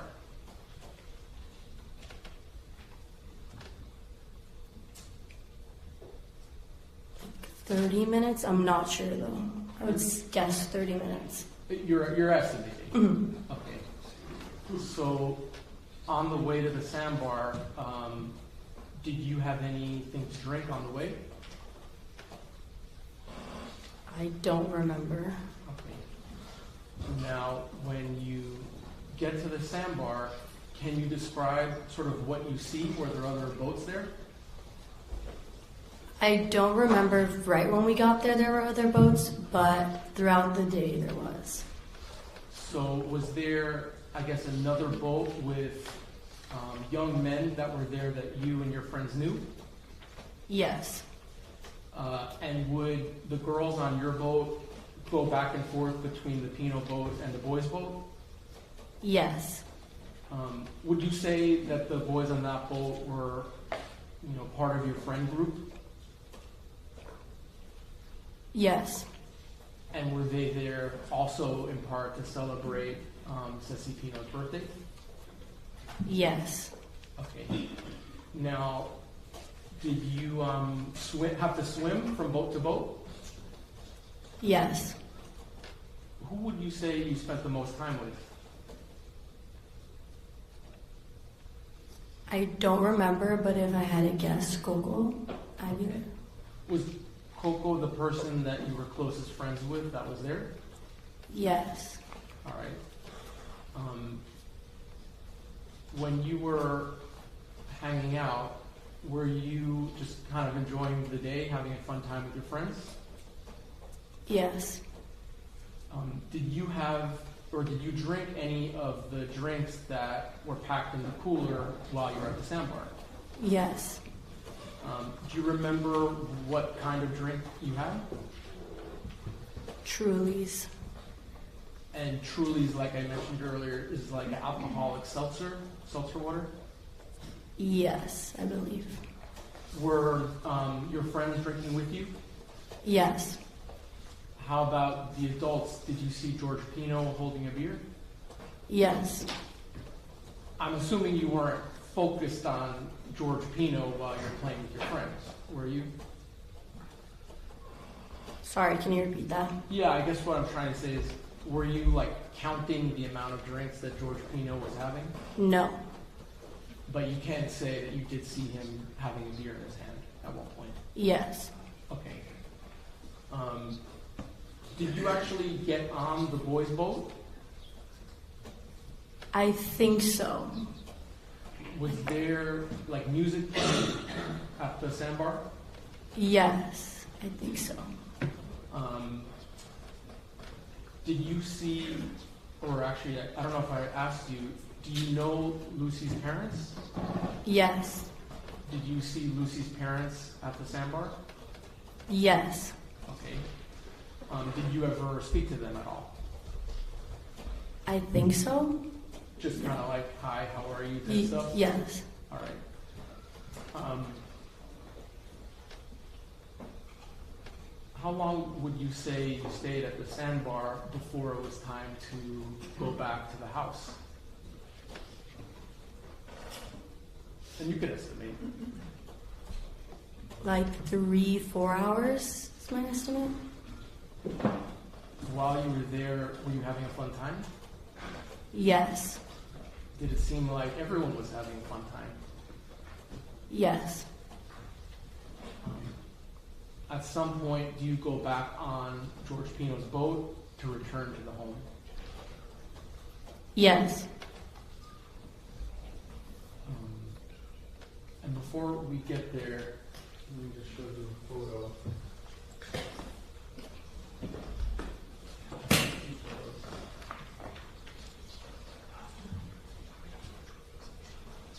May I approach, Judge?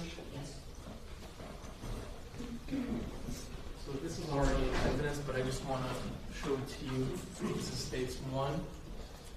Is this your friend Lucy? Yes. May I republish these, Judge, as I go? Yes. Thank you.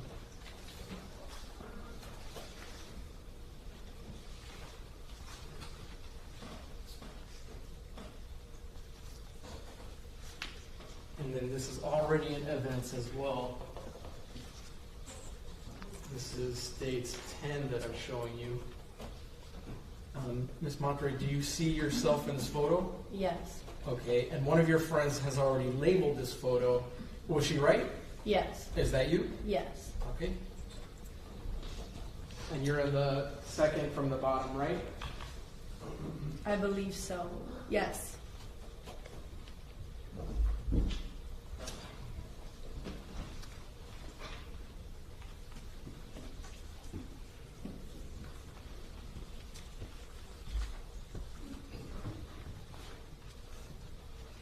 Now, earlier today, we watched a video here in court that had music Uptown Girl. Do you remember you all kind of having fun listening to Uptown Girl and being with the video recordings? Yes. And you've seen that before? Yes. All right. Judge, may I republish what's in evidence states 9?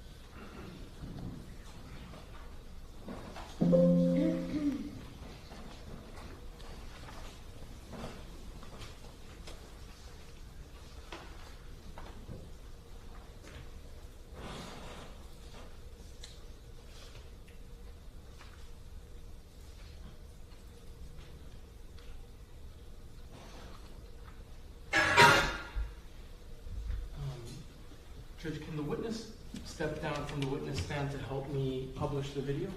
That'd be fine. Keep your voice up, please, ma'am, okay? Ms. Monterey, can you join me over here? I'm just going to sit down so I don't block you. If you could stand right here and then take a look at the video up here that I'm about to play. You able to see it? Yes. So can you tell the jurors and speak loudly who the girls are in the video? Yes. Okay. This is Coco Aguilar. This is Natalia Reed. That's Claudia Portucadero. That is Cami Alvarez. And here on the right, I think that's Kathy Quigg. And I'll play a little bit and we'll keep going, okay?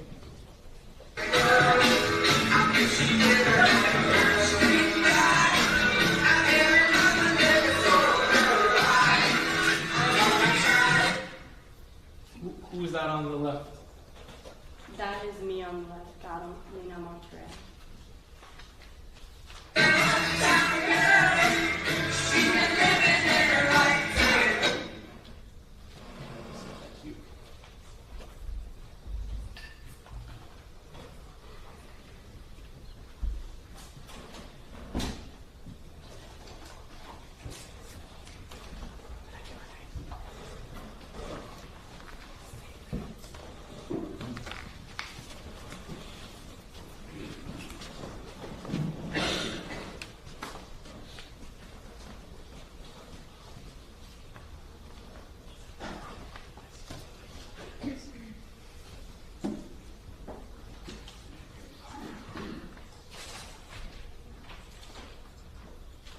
I'm showing the defense states 11. May I approach, Judge? Yes. Ms. Monterey, I'm showing you, this is already in evidence, it states 11, and one of your friends already labeled this as well, but I just want to make sure if this is correct. Were you sitting at position 8 on your return trip back to Ocean Reef? Yes. And was Lucy sitting to your immediate right? Yes. Now, why did you choose to sit in the middle? Because I've always been kind of scared of boats.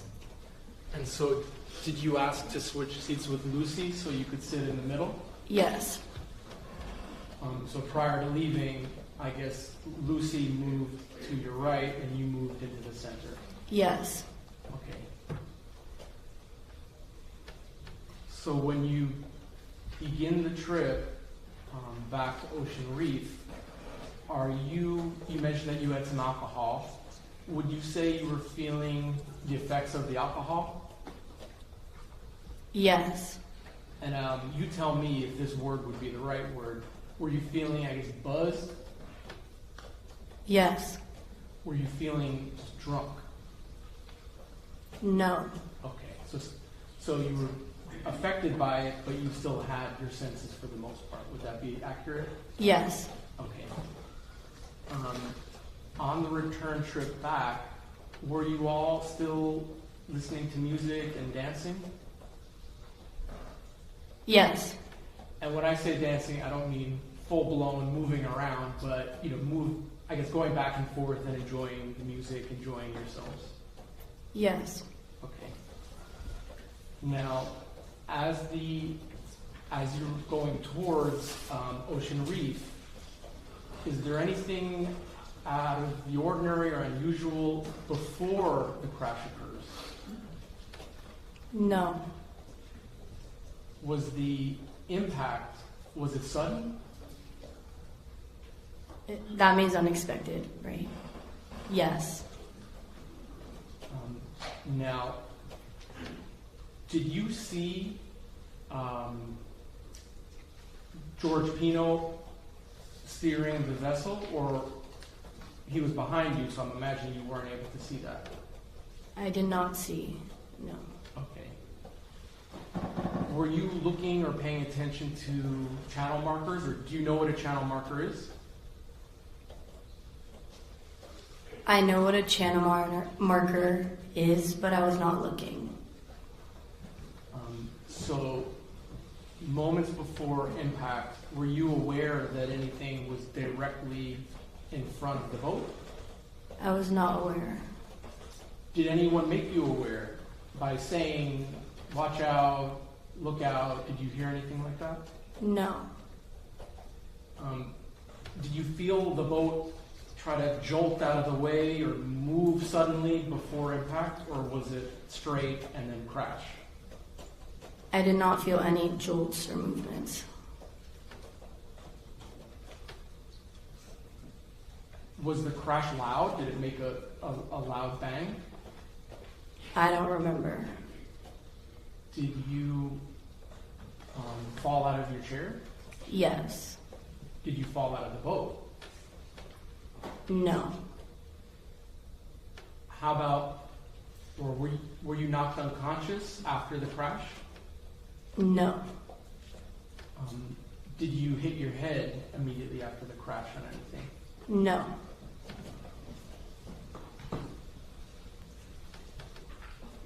Did you see Lucy right after the crash? No. Were you feeling the adrenaline of the situation in your body? Yes. Who did you see closest to you in the ship? Nati Reed and George Pino. Was Nati Reed injured? No. How about George Pino? Did you notice whether or not he was injured? I think he was bleeding, but I'm not sure. And let me ask you briefly, can you look around the courtroom and see if you see George Pino, the person that we're talking about? Yes. And can you just identify him by something he's wearing? A navy blue suit. And how about his tie? Light blue. All right. Stipulated. When George Pino was still on the boat, did he run towards you, or did he say anything towards you?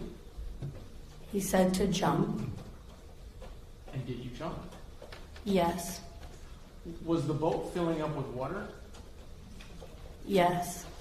Can you describe what it was like when you saw the boat filling up with water? It was filling up on the right side, so it was going down on the right side. The left side was coming up, so I jumped to the right. Did George Pino jump off the boat as well? I don't think so, I don't know. And I imagine that your focus is on your own safety, not the safety of George Pino in that moment? Correct. Were you wearing a life jacket? No. Were any of the girls wearing a life jacket? No. Was George Pino wearing a life jacket? No. Was Mrs. Ceci Pino wearing a life jacket? No. Was this a situation where you were asked to wear a life jacket and you didn't, or everyone was just happy, not wearing it? We were never asked to wear life jackets. All right.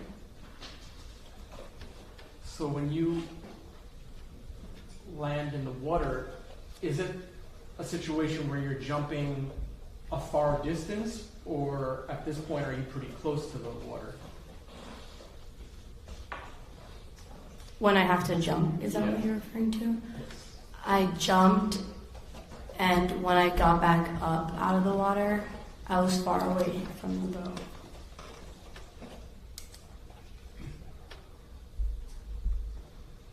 Do you know, or do you remember hearing anyone else shouting or calling out?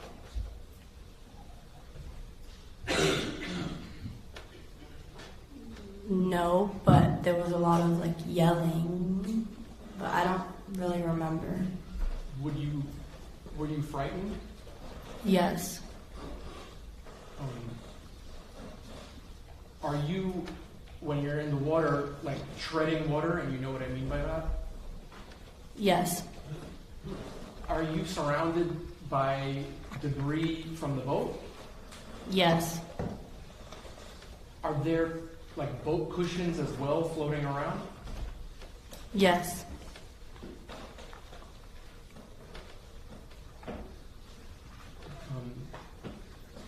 What girls are the closest to you when you're treading the water? Andrea Knopfler, Kathy Puig, and little Ceci Pino. Maybe Sarah Gutierrez as well, but I'm not sure about her. Now, when you look around, do you happen to notice that Kathy may have been seriously injured? Yes. And what led you to believe that? She wouldn't open her eyes. Was or I guess since you refer to it as that, was little Ceci and Andrea attempting to help and rescue Kathy? Yes. Was Kathy sort of propped up on some of the debris or a cushion? Yes. What did they use to prop her up? A piece of the boat. Was it a large piece of debris or something smaller? I think it was the size of that. I actually was going to ask, would it be similar to the top of the podium here in court? Yes. In size? Yes. Okay.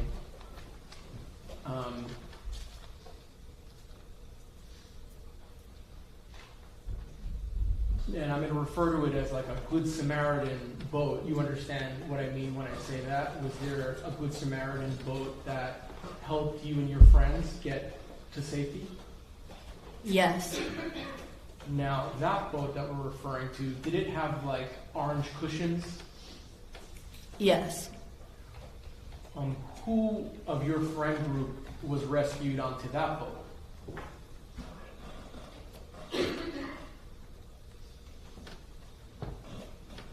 Do you want me to name? Yeah, if you could. Me, Carolina Monterrey, little Ceci Pino, Mia Rodriguez, Kathy Puig, Coco Aguilar, Claudia Portocarrero, Val Garcia, Sarah Gutierrez. I think I'm missing. Oh, I don't remember if Cammy was on it, but I think at one point she was. George Pino, I believe, was also on it at one point. Now, the Good Samaritans, were they adults? They weren't teenagers, they were adults? Yes. Had you ever met them? Did you know them prior to them helping you? No. Did one of them help you get out of the water onto their boat? I don't remember exactly. Either that or I just got on. I don't remember.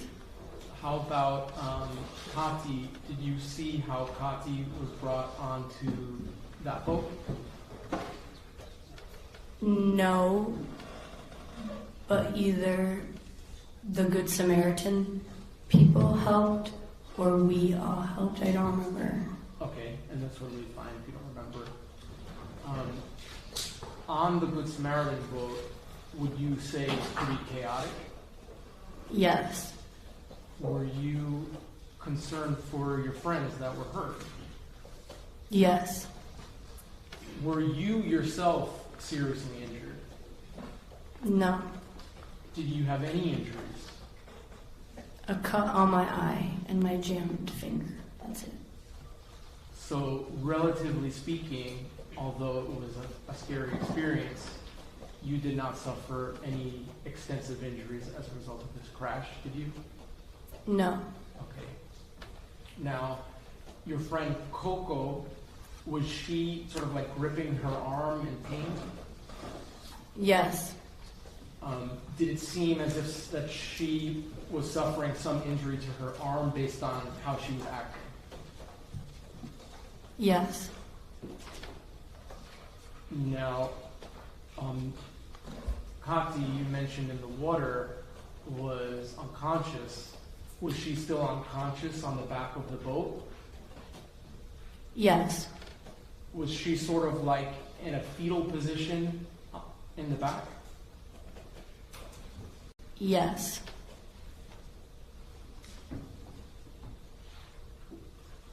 Was everyone doing their best to try to help her?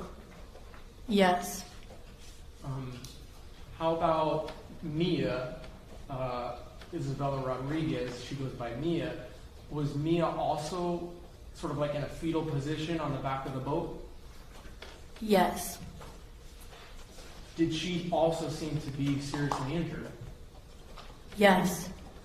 Now, unlike Kati, was she sort of making noises? Yes. Can you describe what type of noises she was making? She was like screaming, I'd say. Based on hearing her screaming, did it seem like she was in a lot of pain? Yes. Was there anything that you or your friends could do for her in that moment to help her? Try to calm her down, but she just was screaming a lot. Did you have any first aid training or anything like that? No. Now, you mentioned that at one point, George Pino joined you girls on the boat that you were on, right? I think you mentioned that earlier. Yes. Was he like standing upright the way I am now, more or less? Yes. Was he communicating? I don't remember. And by communicating, I just mean like able to speak with you girls. Yes. Did you like go over to him and have a full conversation with him? No, I don't think so. Okay. Who were you mostly staying with and talking to? Coco? And if I'm not incorrect, were you sort of like in the middle of the boat on sort of like a sunning area? Yes. And Coco was sitting next to you? Yes. Okay.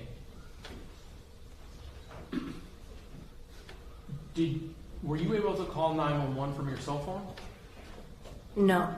Was that because it was in the bottom of the ocean? Correct. were you able to eventually borrow someone else's cell phone to call your parents? Yes.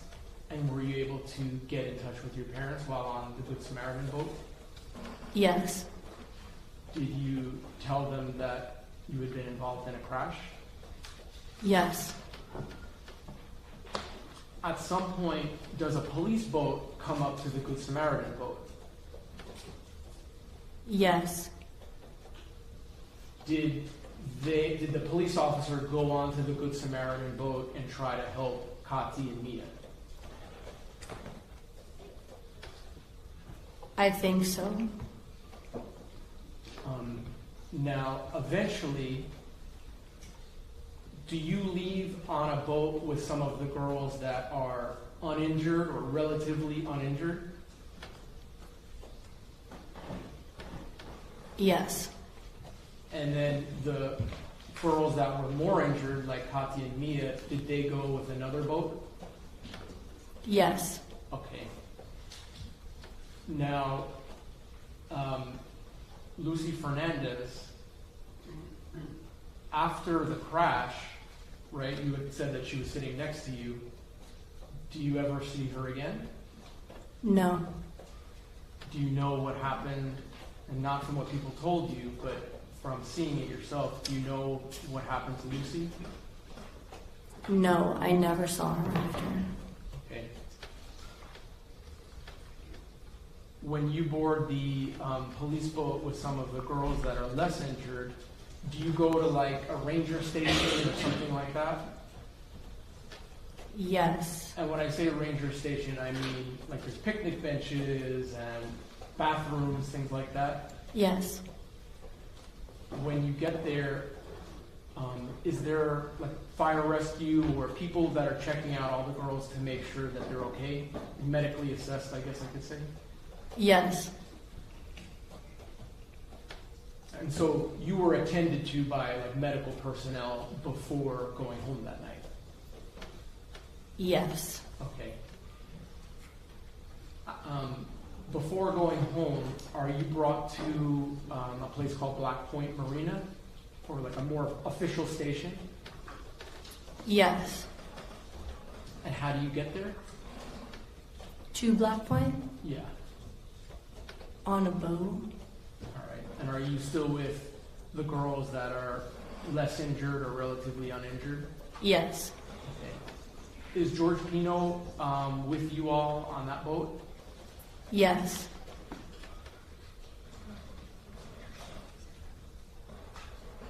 And then when you get to Black Point Marina, do your parents come and get you from there? Yes. And then you go home and do you sleep in your own bed that night?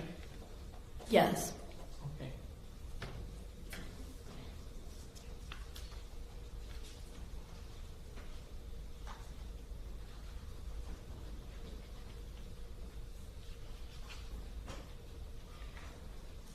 At some point, does someone official wearing a police uniform speak to you and ask you similar questions that I'm asking you here today, just to find out what you knew? Yes. And did you, answer their questions the same way that you're answering my questions? Yes. If I just have one moment, please.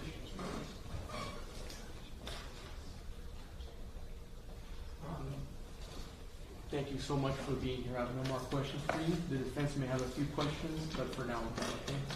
Thank you. Cross-examination.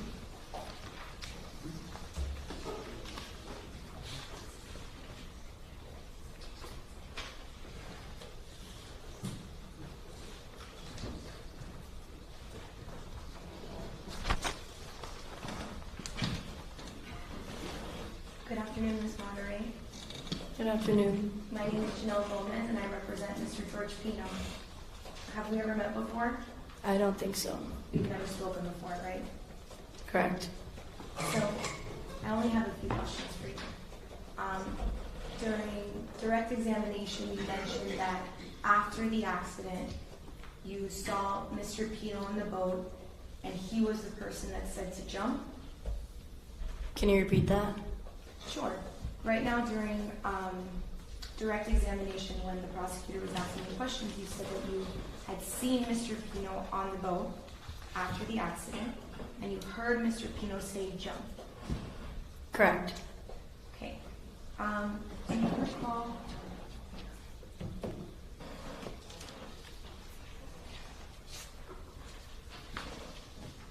Do you recall being deposed in this case around July of last year? We don't object to improper impeachment, Judge. We should have copies of the transcripts of the depositions. I have a physical copy, Your Honor.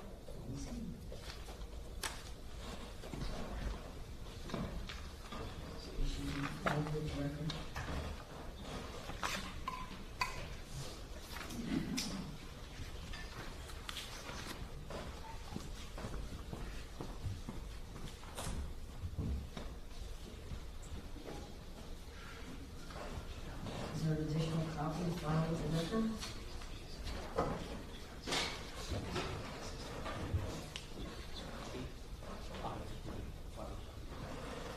Judge, we did not file any depositions in this case. I know that some were filed, so I don't know if that was included or not. Using that in this way, for the rest of the witnesses, we'll have copies filed.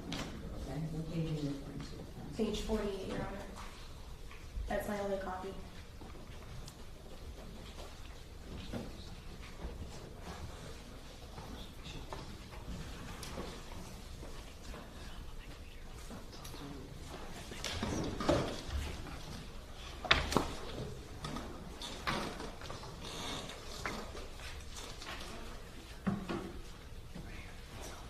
You need to just rephrase your question on that, so. Yes, Your Honor. Thank you.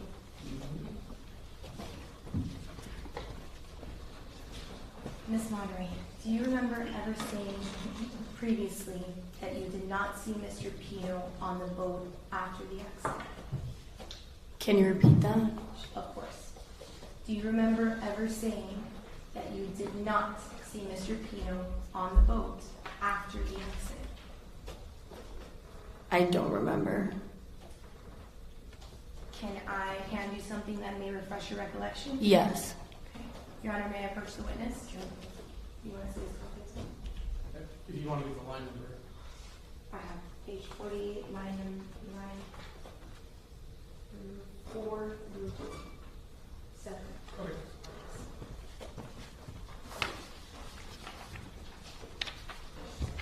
Just read it to yourself, and after you read it, let us know if that refreshes your memory. What line is it? The highlighted language.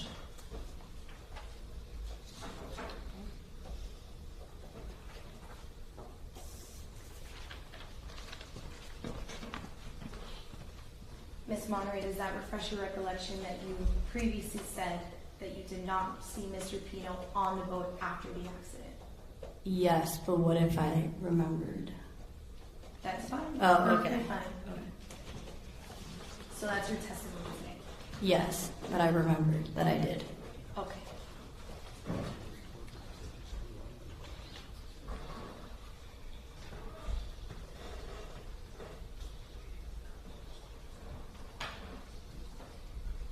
And did you ever say that you had seen Mr. Pino on the floor unconscious? I don't remember. Okay. You've known little Ceci since elementary school, right? Yes, or younger. That's when you first met little Ceci. Yes. Do you remember how old the two of you were when you first met? You can recall? Like 4 years old? And you maintained a friendship with little Ceci throughout the years, right? Yes. And to this day, do you still consider little Ceci a good friend? Yes. Is it safe to say that you and little Ceci grew up together? Yes. And you also know Mr. and Mrs. Pino, right? Yes. You've known them since you were a little girl. Yes. And have your parents met Mr. and Mrs. Pino before? Yes. You have visited their home in the past? Yes. September 4th of 2022, before that date, you had been on a boat before, right? Yes. That was not your first time on a boat. Correct. In fact, you had been on Mr. Pino's boat before. Yes. You would say you've been on his boat around 20 to 30 times in the past. Correct. And you were also on Mr. Pino's boat on September 4th of 2022, correct? Yes. And most of these times that you were on Mr. Pino's boat, were your parents present? In the previous times I've been on his boat? Yes. No. So your parents would allow you to go on Mr. Pino's boat? Yes. Okay. And you've also been an invited guest of the Pino family at Ocean Reef Club in the past. Yes. And when I say in the past, you know I mean before September 4th of 2022. Yes. Would you say you were a guest at Ocean Reef Club with the Pino family around 10 to 15 times? Yes. Okay. And so the sandbar that's located at Billy's Point, you've been there before? Yes. So now I want to talk a little bit about Labor Day weekend of 2022. You went there to celebrate little Ceci's birthday. Yes. Can you remind me what day you drove up? Saturday, September 3rd. Okay. Do you remember if at night, on Saturday night, you girls had lasagna for dinner? I don't remember. You don't remember if Miss Pino cooked lasagna that night? I don't remember. And your parents knew you were going to be staying at Ocean Reef Club with the Pinos, correct? Yes. Did your parents accompany you that weekend? Can you rephrase the question? Were your parents there with you that weekend at Ocean Reef Club? No. Did your parents know that you were going to take a boat ride with Mr. Pino at some point throughout the weekend? I think so. And your parents allowed you to go? Yes. Now let's talk about the sandbar. When you were at the sandbar at Billy's Point, would you say that most of the time you spent it was at or around Mr. Pino's boat? Yes. One moment, Your Honor.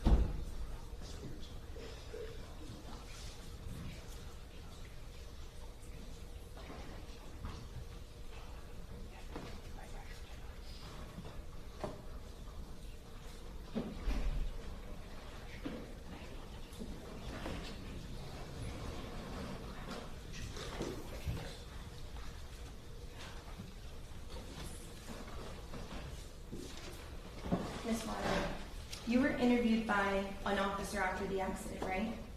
Yes. Do you remember it was around April? I don't remember the date. Okay.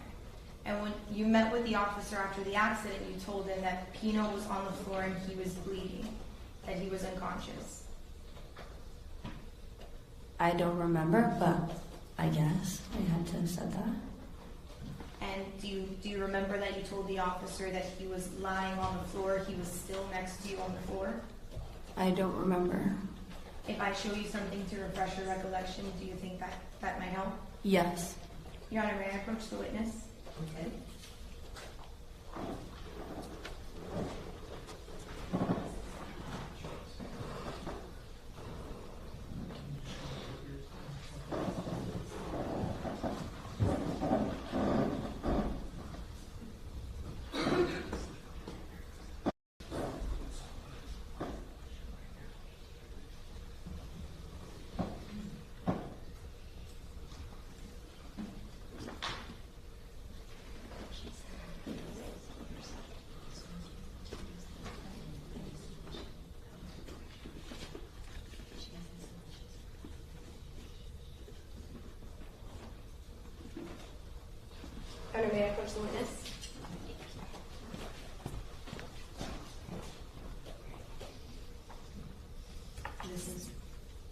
Just Okay. read it to yourself quietly. See if any of that refreshes your recollection.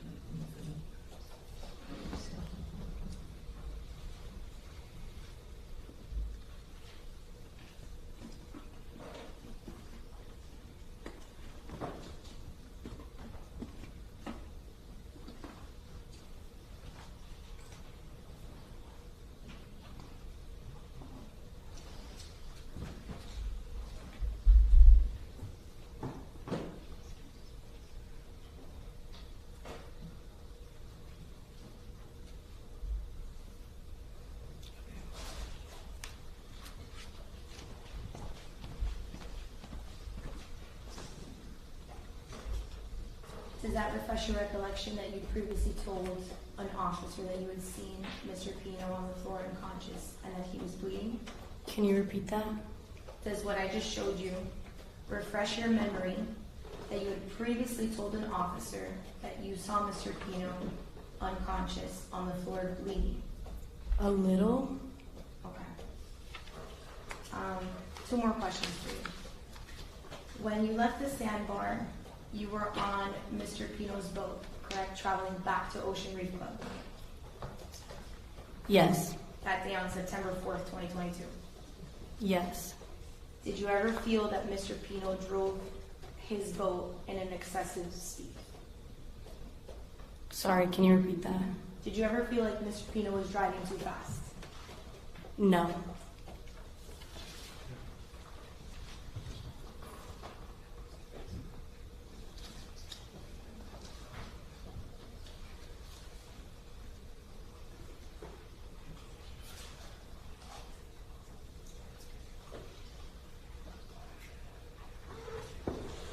No further questions. Thank you.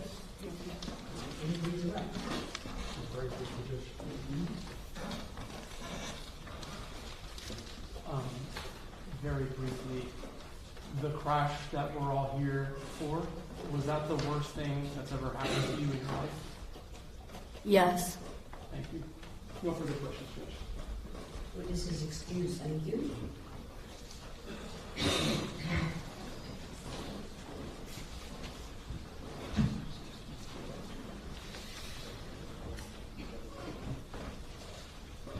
Dave?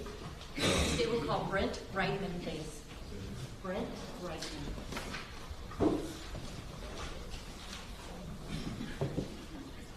Reitman, you said, Brent?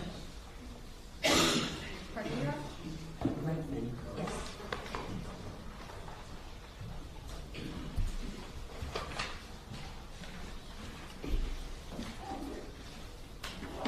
Please stand.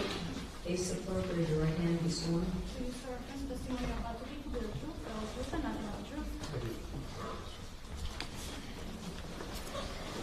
right, can you have a seat here, please, sir? Thank you. Just keep your voice up, because the microphone's in one direction and the majority in the other. Thank you. Thank you.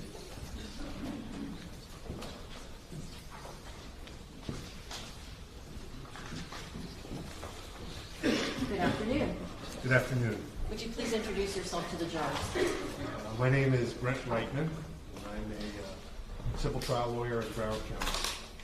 How do you like being on that side of the podium? It's an odd sensation. Okay. How long have you been an attorney?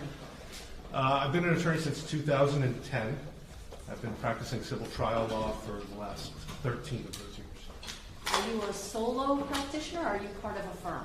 I'm part of a law firm with 3 other attorneys. Okay. Who are those other lawyers? Sure. It's myself, Scott Lieberman, Ivan Cabrera, and Sean Thompson. For those who may not know what a civil trial attorney does, can you tell the jurors a little bit about the type of law that you practice? Absolutely. So primarily, our law firm handles cases for victims or their families who have unfortunately befallen catastrophic injuries. I want to ask if your firm was retained by the family of a young lady by the name of Katerina or Kati Puig. Yes. And was that in relation to injuries that she suffered as a result of a boat crash that occurred on September 4th, 2022? Yes. were George Pino and his wife, Cecilia Pino, two of the people that the Puigs were suing as a result of what happened to Kati. That's correct. May we approach legal issue? Okay, come on here, please report. Thanks.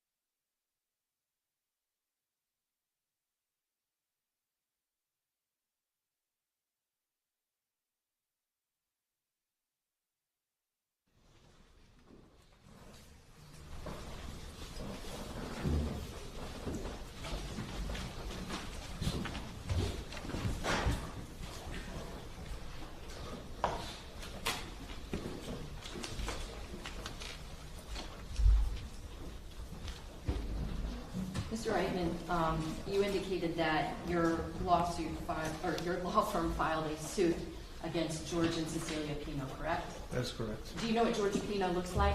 I do. Do you see him in this courtroom today?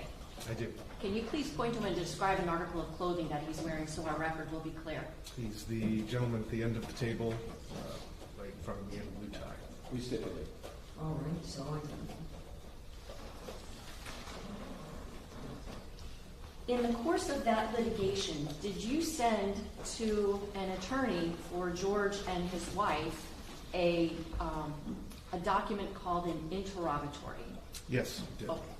First, what was the name of the attorney that was representing the defendant and his wife? It was represented by an attorney by the name of Andrew Mescaloto. Okay.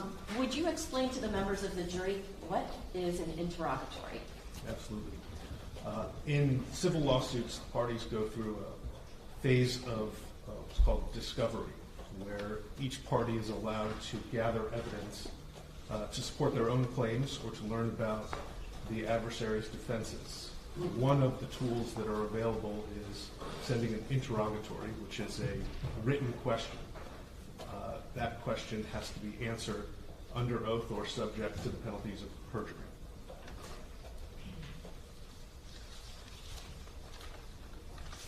For the record, I'm showing counsel states 1X and 1W. Subject to the prior objections, Your Honor. right? Mr. Reitman, I'm showing you states 1W and 1X. Can you take a moment, look at each of these exhibits and tell us if you recognize them? Absolutely.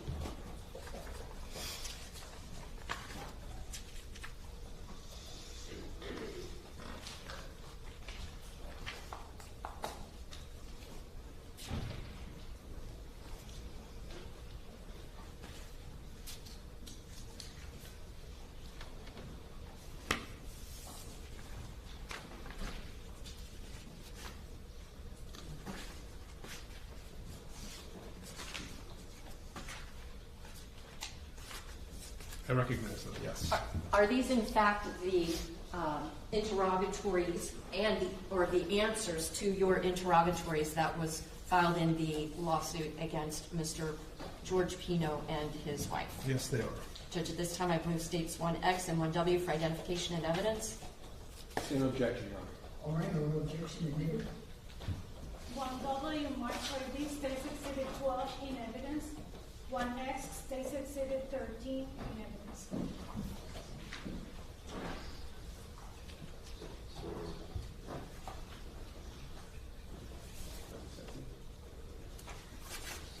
Mr. Reitman, I'm showing you State's Exhibit number 12. Whose answers are those for the interrogatories? This one is the answers of George I. Pino. All right. Now, I want to ask you, on the last page of that document, is there a place for the defendant to sign his name? Yes. Above the part where he signs his name, is there something known as a jurat? Yes. Can you explain what is a jurat? So the jurat is where the oath of the declarant comes in. Florida rules allow you to either affirm under oath or to make a declaration under the penalties of perjury, which is what this one appears to be under 28 U.S.C.A. 1746. Could you actually read to the members of the juror what it was that the defendant signed off as far as the truthfulness of his answers? Sure.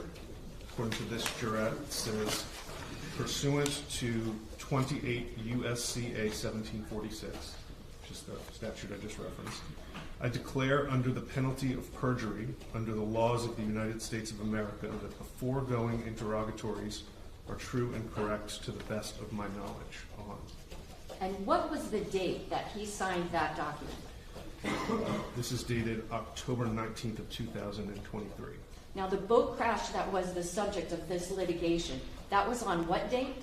September 4th, 2022. So this is more than a year after the boat crash, correct? 13 and a half months, correct. Now, let's go over a couple of the questions that were asked and the answers. I want to direct your attention to question number 5. What was the question that you were seeking an answer to in interrogatory paragraph number 5? The question on number 5 is describe in detail how the incident described in the complaint happened, including all actions taken by you to prevent the incident. What was Mr. Pino's answer under oath and penalty of perjury? It was pursuant to Florida Rule of Civil Procedure 1.340 subsection C. Mr. Pino refers to his statements on body cam to FWC Investigator Thompson. What question did you ask in paragraph number 6 of this document? Want me to explain what that 1.340C is? Sure. Oh, sure. 1.340C is a provision of the interrogatory rule that allows that instead of answering a question, if the other party has information that is equally accessible to them, you can refer them to whatever that item is as the answer to the question. I practice criminal law, so correct me if I'm wrong, but does that basically allow a person in answering an interrogatory to say, hey, what I said that time, that's my answer? Yes, that's okay. Exactly what it is. So let's talk now about question number 6. What was that question that you were seeking an answer to? Question number 6 is describe in detail each act or omission on the part of any party to this lawsuit that you contend constituted negligence that was a contributing legal cause of the incident in question. Did Mr. Pino provide, under penalties of perjury, an answer to that question? Yes. What was the answer that he provided? The answer was the wake of the unidentified vessel headed northbound was a contributing legal cause of the incident in question.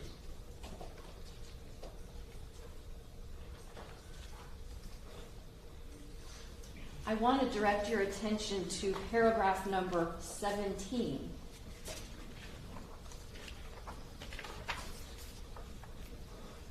What was the question you were seeking an answer to in that paragraph? Question 17 is, did you consume any alcoholic beverages or take any drugs or medications within 12 hours before the time of the incident described in the complaint? If so, state the type and amount of alcoholic beverages, drugs, or medication which were consumed. and when and where you consumed them. What was Mr. Pino's answer? As disclosed to the FWC on the date of accident, Mr. Pino consumed 2 beers in the 12 hours before the incident described in the complaint. Mr. Pino took no medications or drugs within the 12 hours before the incident described in the complaint. Did you also ask a question of Mr. Pino, the defendant, in paragraph 18? Yes. What was that question? That is, did any mechanical defect in the vessel which you were riding at the time of the incident described in the complaint contribute to the incident? If so, describe the nature of the defects and how it contributed to the incident. And what was Mr. Pino's answer under penalties of perjury? No mechanical defects were known to Mr. Pino prior to the voyage. Unknown at this time whether a mechanical issue with the vessel contributed to the accident, the defendants have been unable to inspect the vessel as it remains under seizure with the FWC.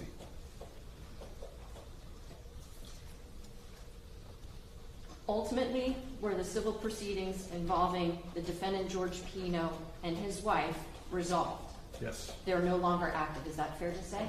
Yes. No other questions, Your Honor. Ross? No questions, Judge. Your Honor, can we reserve a further hearsay objection as well as to the interrogatory of Yes. Objection, Judge, speaking of objections. Sorry? Whatever was reserved previously, those objections have been presented. Okay, very well. May I excuse you? Thank you.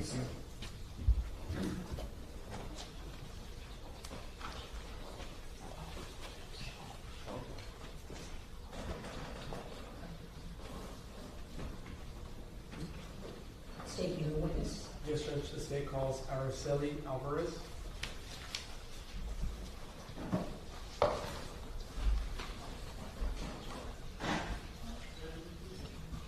Spell the first name, please. Aracel1.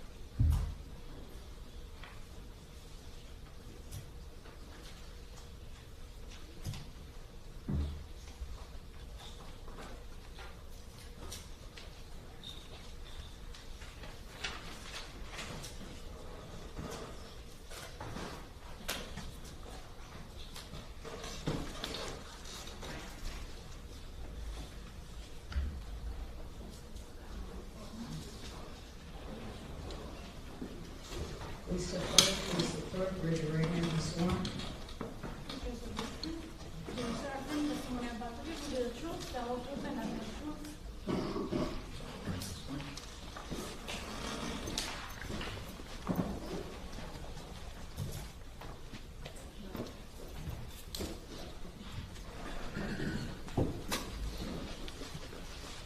Please keep your voice up.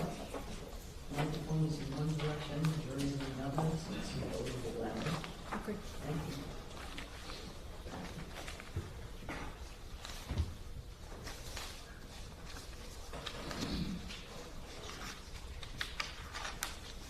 May I proceed, Judge? Yes. Good afternoon, ma'am. Good afternoon.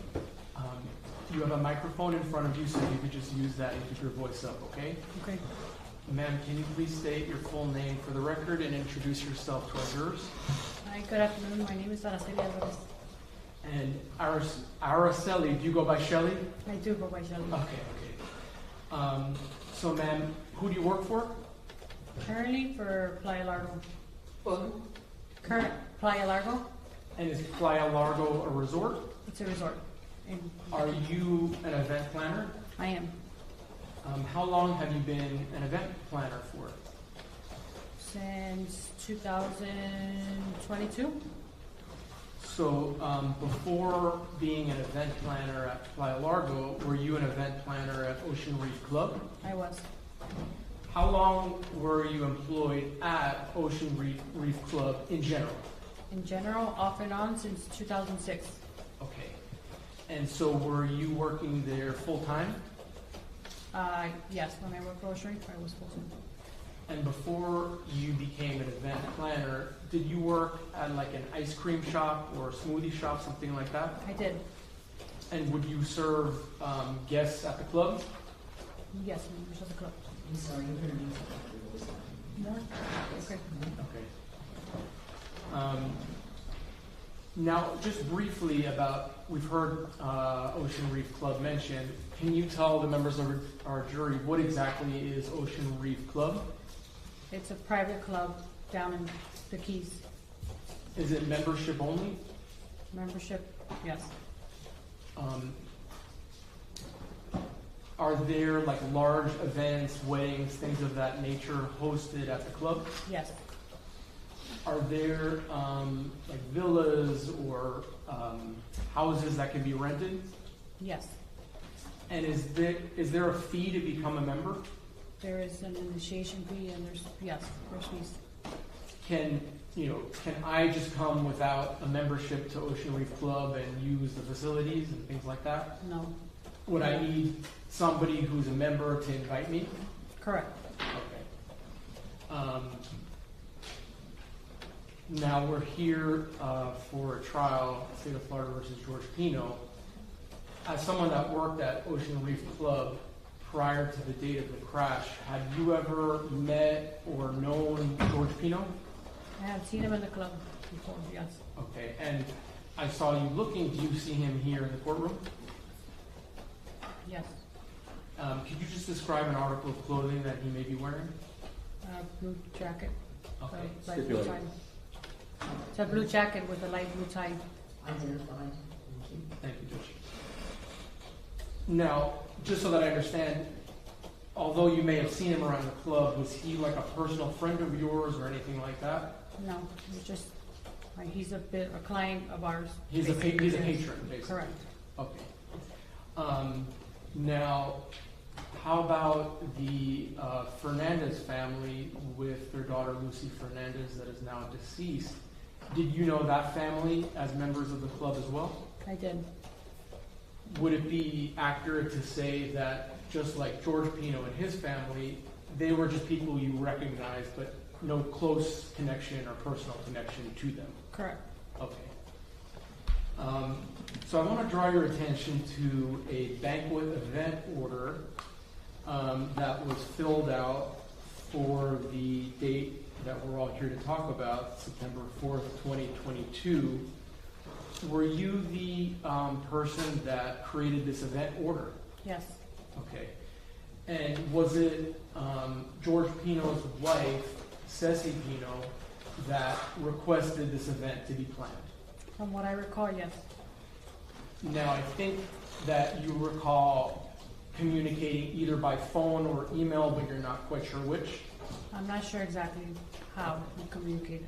But either way, are you sure that you didn't speak to her face to face?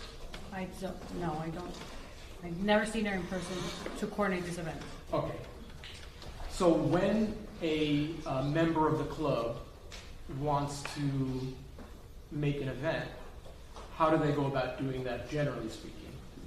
They would just reach out to our department and we would coordinate those those details together, and we would create that event order that you see in front of you, and we would just make the event happen, basically. And so once a member wants an event to be created, does that get input into your department system? Correct. And does that include all of the details of what the member wants the event to look like? Yes. So, for example, does the member tell you what type of food they want there? Yes. Does the member tell you the venue that they want? Yes. And I think, is one of the venues that Ocean Reef have called The Point? Yes. All right, and if I could just show you, I'm showing the offense was marked 2A for identification. Okay. May I approach, Judge? Yes. And then I'm showing you what's marked for identification at 2A. Do you recognize this as a photo of The Point? Yes. And is this the place where events can be hosted by Ocean Reef? Yes. All right. Judge, I asked that it be admitted? Okay. Tonight, March 20, State's Exhibit 14 in evidence. No, before I ask the court to publish, ma'am, so looking out on this photo in the direction of that boat, is that looking eastward? Yes. The borders is east. And then on the left side of the page, is that north? North. All right. May I publish that, Judge? May. And just again repeating what the witness said, in the direction of the boat at the top, that's east, and then on the right side of the page.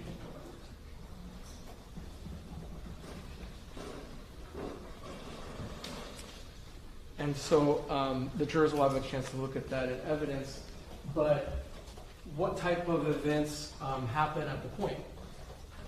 We can do anything from a simple cocktail party to a ceremony for a wedding.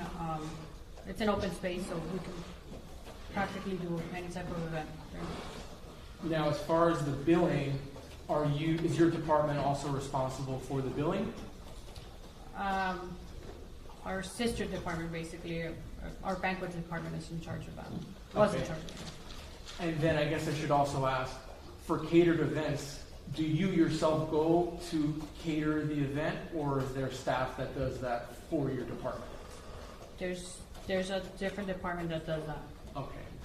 So, to be clear, you basically take the event requests, you document the order, input it in the system, and then let the banquet people know what to do. Correct. All right. So I'm going to show you some records, Matt, that I think you've seen before. This is states 1Y and 1Z for identification.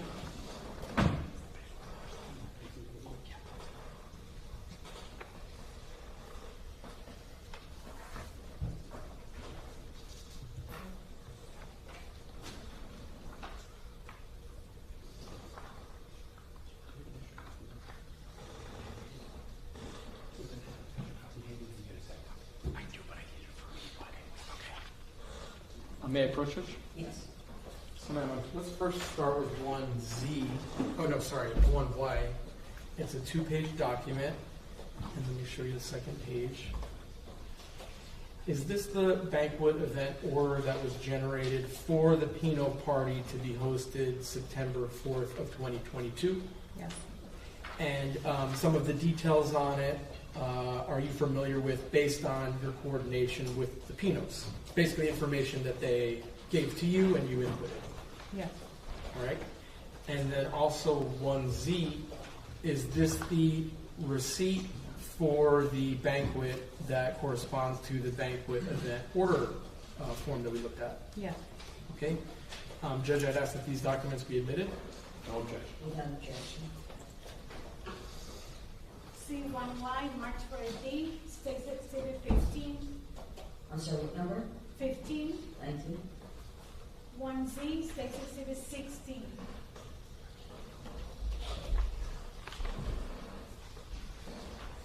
May I publish these documents, Judge? Amen. And so, ma'am, before I ask you some specific questions, let me just show the documents. So this is the state 16, as you see.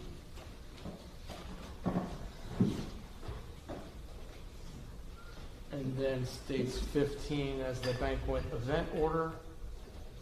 And I know it's small print, so ma'am, I'm going to ask for you to help me publish this to the jury, okay? So why don't I hand you the event order forms?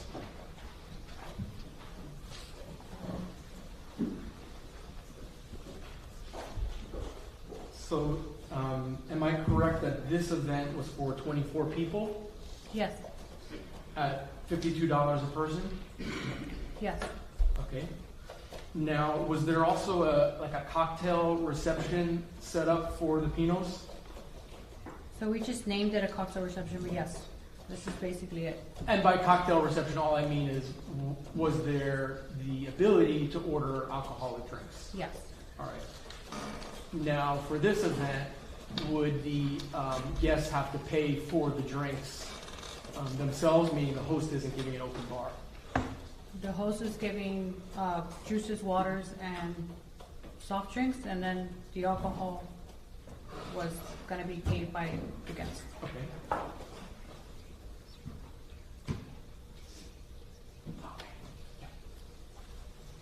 And Judge, Ms. Adams just reminded me, we do have a bigger copy, so I'm going to show the defense 1G. It's a bigger copy than what I just put in. Yeah, for the paper.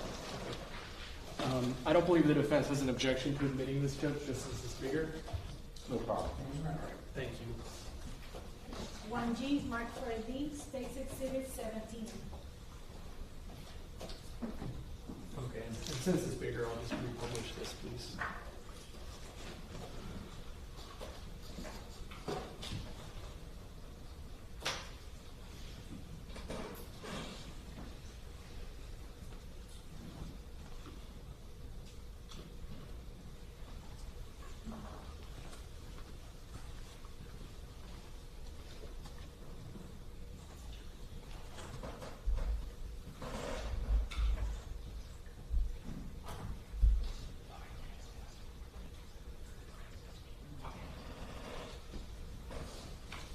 I'm going to try to get you out of here soon, ma'am. Just a few more questions.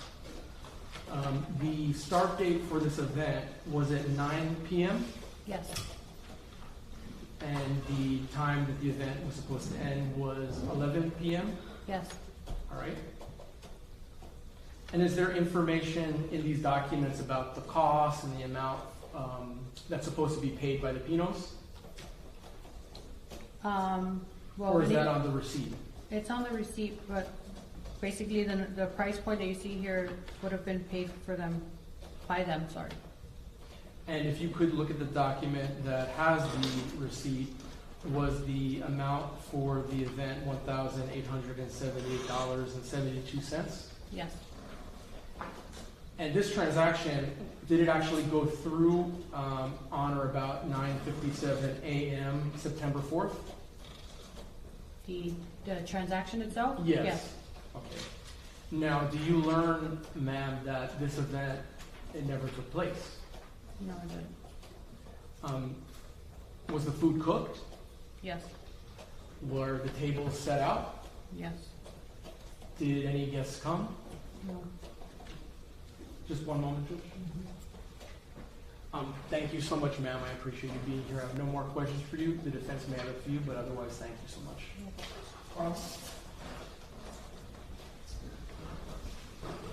Good afternoon, Mr. Araceli. My name is Mark Shapiro.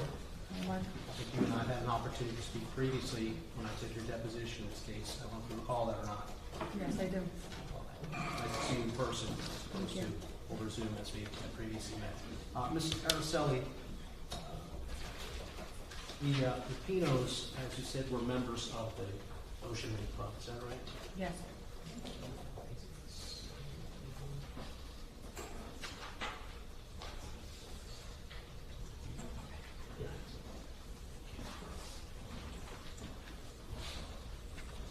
And members of the Ocean Reef Club, they have certain benefits, one of them being a member to begin with. Is that right?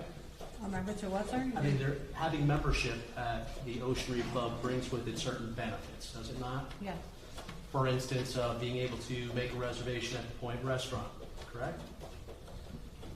The Point isn't a restaurant, but yes, they have an ability to make reservations at a restaurant. Well, where the banquet was to be taking place, they have the benefits of membership by being able to reserve that space, invite guests, and enjoy the food and beverages that the guests would be provided, correct? Yes.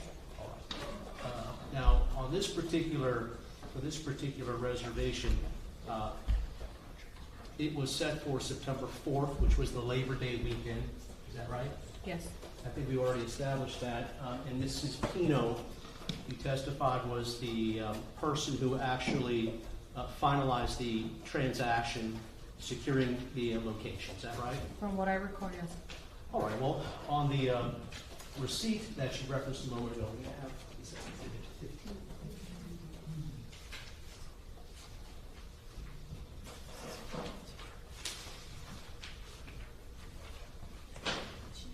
Oh, all right.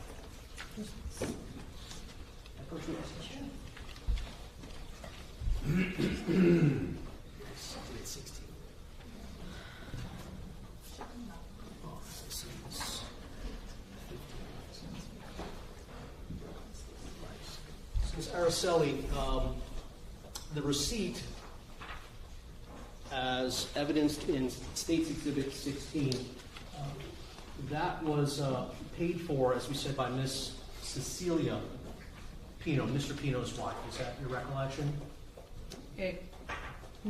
What do you mean by paid? Well, I have a receipt here. I thought that the state asked you when you answered their question about who it was that planned for the event. Oh, yeah, right. Who coordinated the event? Yes, her. That was Mrs. Cino? From what I recall, yes. All right. And that receipt for payment in State's Exhibit number 16 has a date stamp of September 4th, 2022, right? Yes. Is that correct? Yes. And I think I recall you saying that the time that the receipt was paid for was at 9:57 a.m.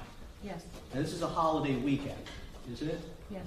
So in order to reserve a space for a banquet or a holiday weekend, I would imagine typically it's not such an easy thing to do on such short notice. Do you agree with that? Yes. And that's the case at Ocean Reef Club as well, right? It could be, yeah. Nevertheless, the reservation was made and paid for in advance of the actual event, which was going to take place later that night. Yeah. So, Ms. Araceli, being members, well, let me ask you this, right? Had the host of this scheduled banquet, Mr. and Mrs. Pino, arrived for the banquet later than 9 o'clock, they were late getting to their own banquet, would they have forfeited any part of the payment that they made for the space? I'm not understanding the question. Sure. There wasn't any risk to the Pinos that their banquet or party would be spoiled had they been late to the banquet that night, right? No. In other words, the room was paid, the space was paid for, Yes. correct? They had between 9 and 11 o'clock to enjoy the space, right? Yes. And if they were a few minutes late, even, there was no risk of loss of anything. Is that right? Yeah. And it's also true, if you recall, that the time slot that the Pinos set and reserved that night between 9 and 11, they were going to be that was the final time slot for September 4th, 2022, wasn't it? So that even if they got there a little late, they could have stayed a little past 11 because there wasn't another party pushing them out. Isn't that true? Yeah. Likely. So there wouldn't have been any stress for anyone if they thought for a moment that they might be 10 or 15 or 20 minutes late to their own event. Is that right? Yes.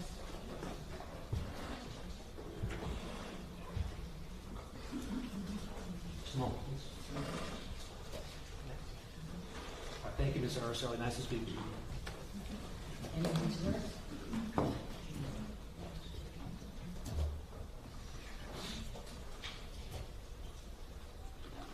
Just very briefly, Judge. Okay. Ma'am, you've testified and the documents show that this event was from 9 p.m. to 11 p.m. Is that correct? Yes. Did you ever tell George Pino or Ceci Pino, don't worry about it, you show up whenever you want? Did you ever say anything like that? No. Okay, thank you, ma'am. All right, witness is excused. Yes, thank you, Judge.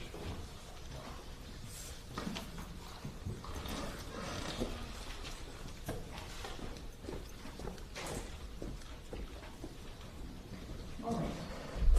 Ladies and gentlemen, we're going to take our mid-afternoon, a little comfort break. We have some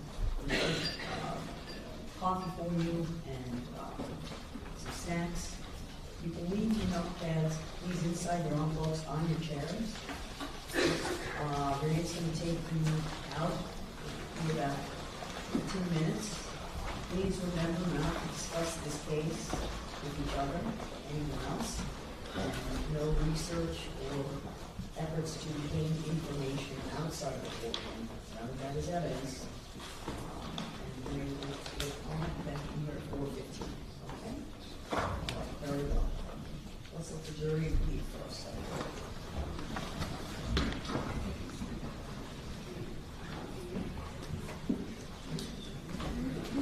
All rise, follow me. Keep your envelopes.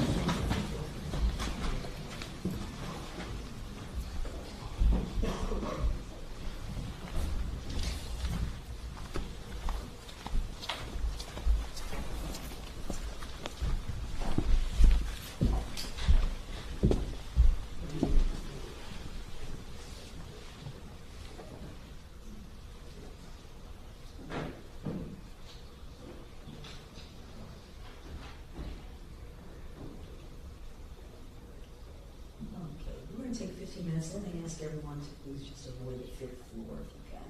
The rest of the building is fine. Just keep them up in one area. All right? Very good. Thank you. 15 minutes.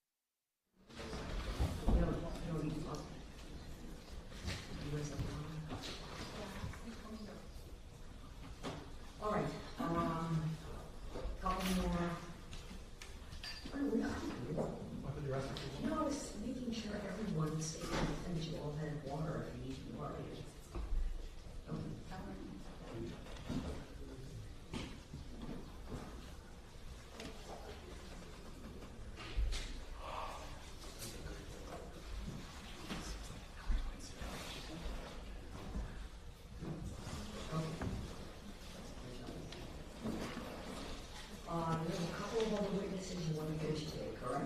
2 more, please. 2 more, and you should be able to hopefully be complete maybe before 6 o'clock. I think so. Okay. Try our best. We'll do our best. No rush, but we have this full day. And then will be coming in.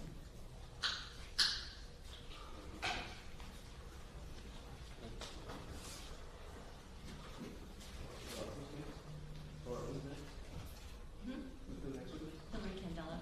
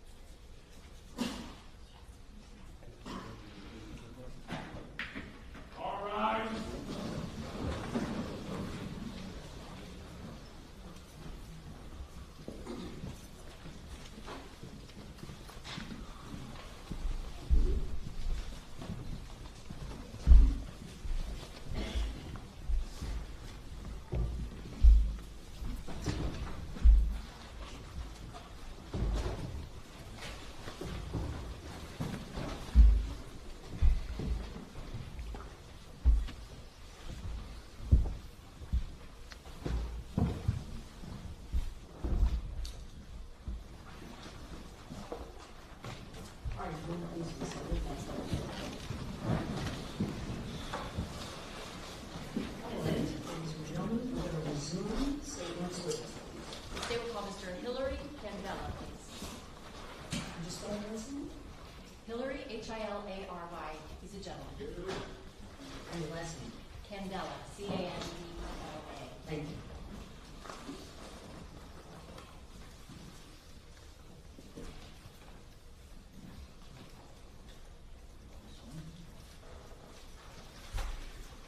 All right, so would you please step over, face the clerk, raise your right hand and be sworn.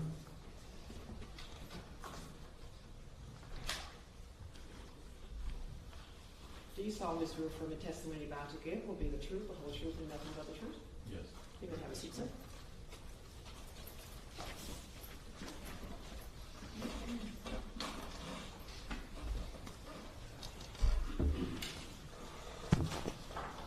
And so just keep your voice loud because the microphone is in one direction and yours in another. Thank you so much. Good afternoon. Would you please introduce yourself to the members of the jury? My name is Hillary Kendall. What do you do for a living? Insurance. Mr. Candela, I want to take you back to September 4th, 2022, the Sunday of the Labor Day weekend. Do you recall if you were on a boat that afternoon? I was. Who were you on a boat with? James Gassenheimer. Who's he? He's a friend of mine. Okay. What does he do for a living? He's a lawyer. Were you all, what brought you two together that day? James had just become a member of Ocean Reef. I used to be a member of Ocean Reef with my parents as a child, and I was Hold on thinking. one moment. Judge, do you know if I close that door?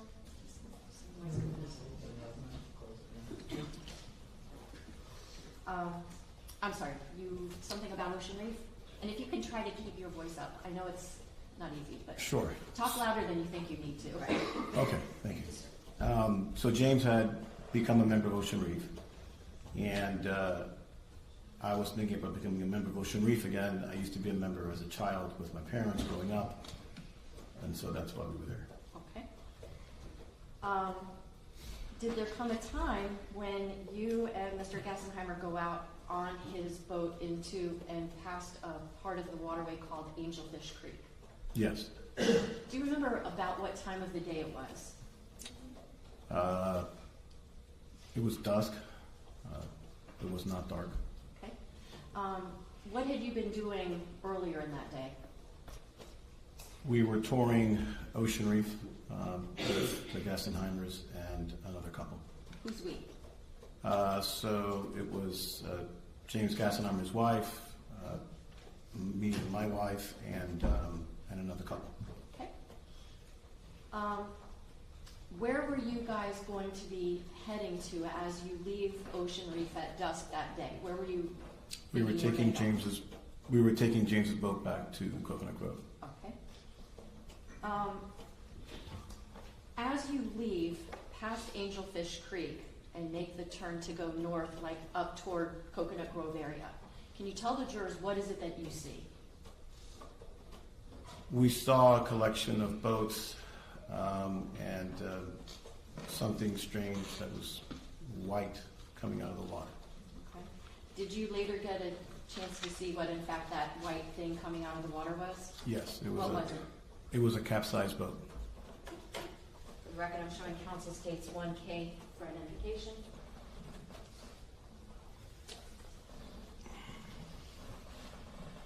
I'm showing you 1K for identification.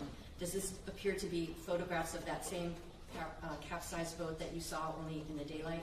Yes. At this time, I move states 1K for identification and evidence. No objection. Without objection. State Exhibit 1K, previously marked identification, will become State Exhibit number 18.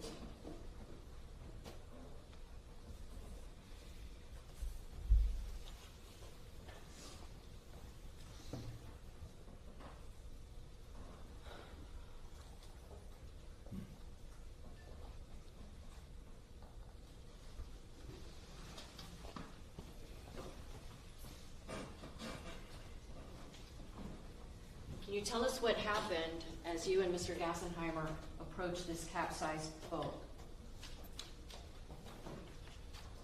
There was a lot of yelling to slow down, that there was a missing 17-year-old girl, and as we slowed down and we began to drift north, we were heading in the direction of the capsized boat. Okay. Do you see if there's any people in the water at that point in time? I did not. Were there other boats that did have people on them? Yes. Did some of those people that were on boats appear to be teenage girls? I believe so. That boat was a little further in the distance. Was that boat a larger type of a boat? Yes. Did it have a platform at the back of it? Large platform, yes.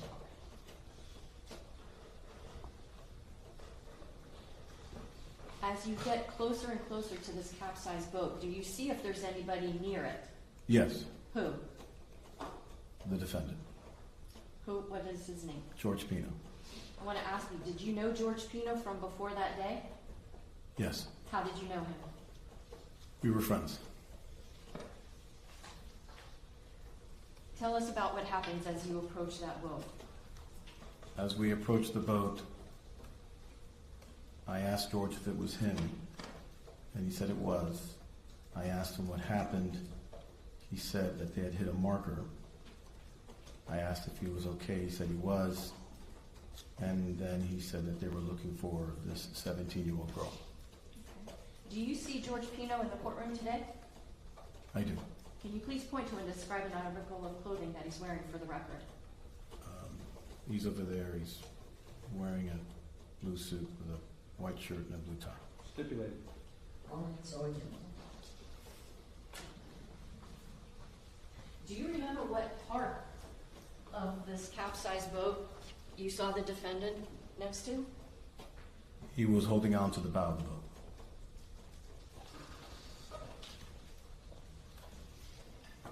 Do you see where the bow of that boat would be in either of these photographs, which is in State's Exhibit number 18? Yes. Where?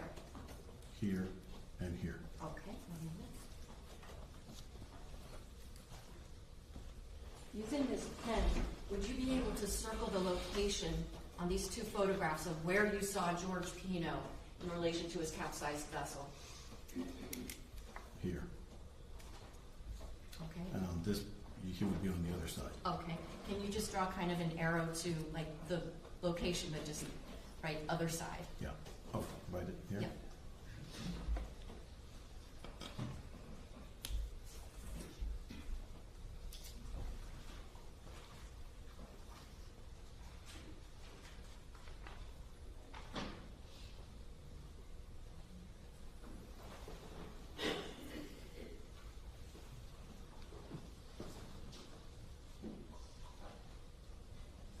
In the lower photograph where we see all the damage, is that the port side of the boat or the starboard side? That would be, I know it's tricky because it's upside down. yeah, that would be the starboard side. Okay. And so you saw him on the port side front of the boat? Mhm. Is that yes? Yes. Okay. Sorry. That's okay.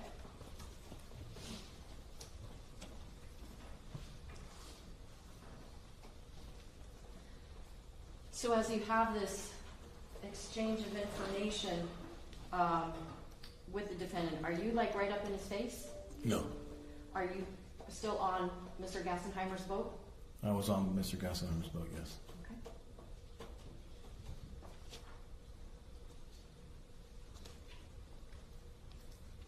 Now, when you see the defendant holding on to the front left side or the port bow of that vessel, let me ask you something.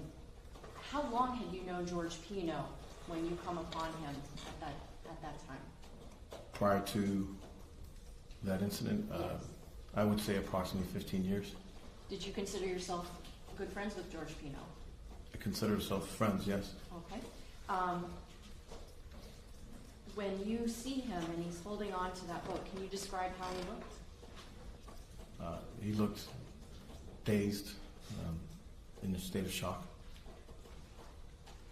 Now, as people are calling out saying that there's a 17-year-old missing, do you say anything to the defendant?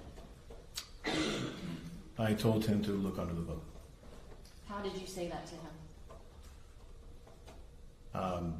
As best you can recall, even though we're in a courtroom, can you please try to recreate the manner in which you spoke to George Pino from Mr. Gassenheimer's boat? So I was standing towards the bow of Mr. Gassenheimer's boat, and as I looked around, the water looked fairly clear, might have been 6 feet deep. At that moment, it dawned on me she probably was not in the area because she would have been found by that point. So she must be under the boat. And so I told George to go look under the boat. He didn't respond initially, and then I Hold on, let me ask Okay. something. Did you say to George Pino, go look under the boat? Yes. No. Did you say it this way, go look under the boat? Oh, no. How did you say, go look under the boat? I yelled at him to go look under the boat. You can turn away from the microphone. Can you yell for us the way you yelled to George Pino that day? Yes. I said, George, go look under the boat. What was his response? He froze. Okay. What did you do at that point? And then I yelled a second time. Can you yell for us now, in this courtroom, the way you yelled at the defendant to look under the boat? And then I yelled more loudly, George, go look under the boat. If not, I will. What happened at that point in time? At that point, he said, okay, and then he took a breath and went underwater.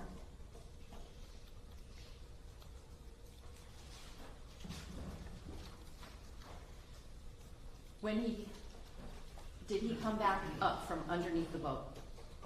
Yes. Did he have anybody with him when he came back up from underneath that boat? He had Lucy. Tell me about who is Lucy? Lucy was the 17-year-old missing girl.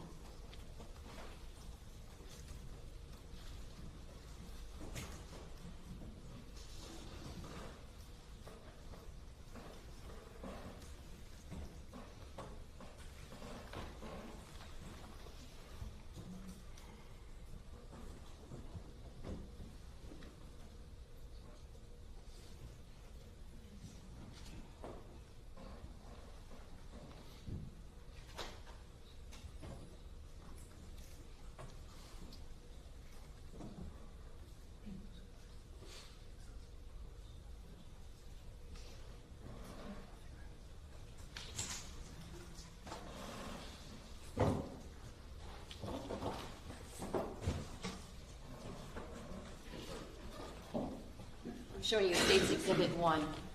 Do you recognize who this person is? Yes, Who is it? Lucy Fernandez. Did you ever know Lucy Fernandez when she was alive? No. Did you know her parents?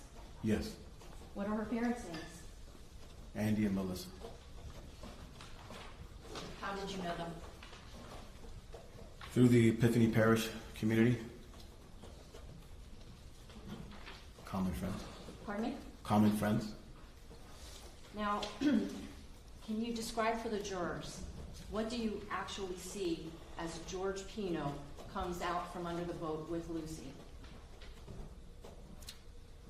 As George comes out of the boat with Lucy, there was a small boat nearby that he was trying to swim to. And then we turned in that direction so that we could help. And that's when James Gassenheimer tells me that he knows CPR, and he jumped out of the boat, and I took control of his vessel. And where did James Gassenheimer go once he jumped off the boat? He swam towards the boat that George swam towards, and he got on the boat and began doing CPR on Lucy.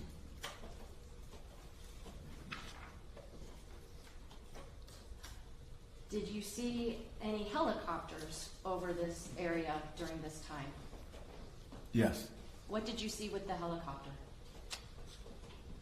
They had a rescuer from the Coast Guard on a cable. He was dropped into the water. He swam over to the boat. He got onto the boat, and then he took over for the CPR. Does that boat remain in the same place? Or let me rephrase that. Does Lucy remain on that small boat? Not for the entire duration, no. Okay. At some point, is she transferred to another boat? Yes. Okay. And did you see that boat leave? Yes. Did you follow that boat? No. What did you and Mr. Gassenheimer do once Lucy had been transferred and was escorted away from that location? We heard a cry for help that there were two girls that needed attention. Did Mr. Gassenheimer come back onto the boat? Yes. Who actually piloted that vessel in the direction of where allegedly there was more help that was needed? James Gassenheimer.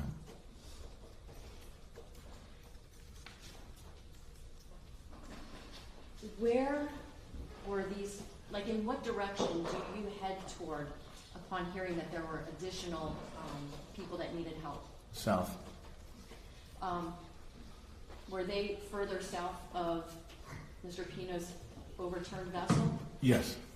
Did you see that boat, or do you remember if you saw that boat when you first were coming up toward where you found George Pino? Yes. At that point, when you saw that boat, did you know that there was anybody in need of medical care? No. Can you describe what that second vessel was that you wound up going to with Mr. Gassenheimer? It was a large vessel, I would say over 50 feet. It had a blunt bow. I call those style boats Van Dutch boats. Okay. It was very wide, had a large bow and a large platform deck. And just in case somebody here doesn't know what a platform deck on a boat would be, can you describe that for the jurors?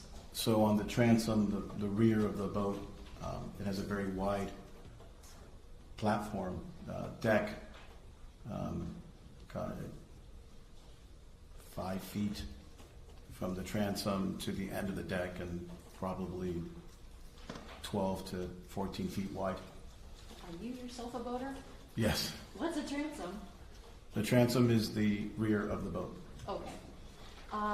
As you approach this large vessel and are getting closer to it, do you recognize anybody that's on that boat? Yes. Who is it that you see on that boat that you recognize?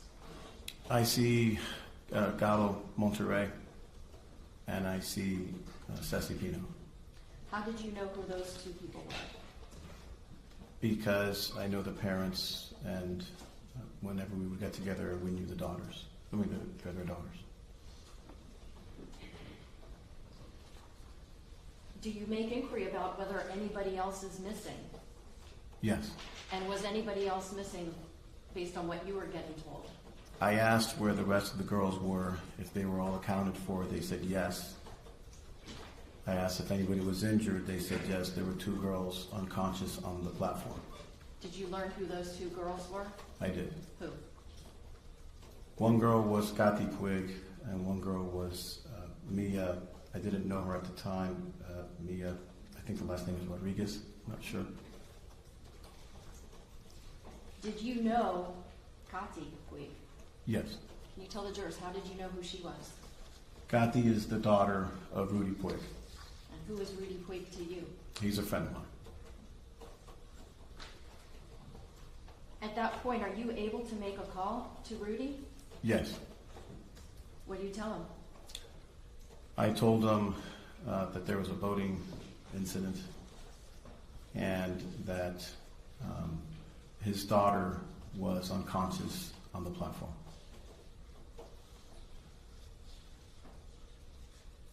At some point, does a police boat make its way to that large boat with the big platform? Yes.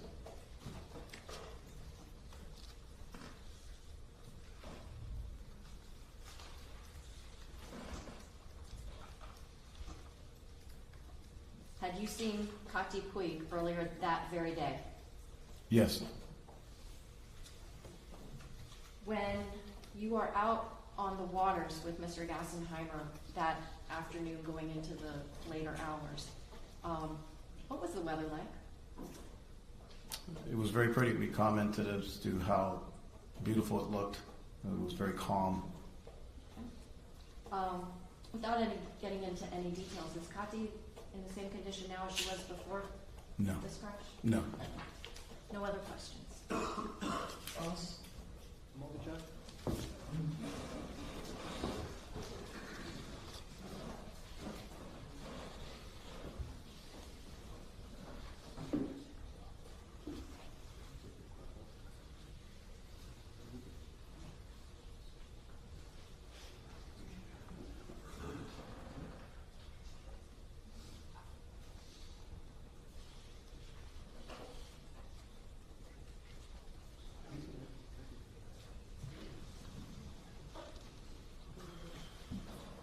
No questions, Judge.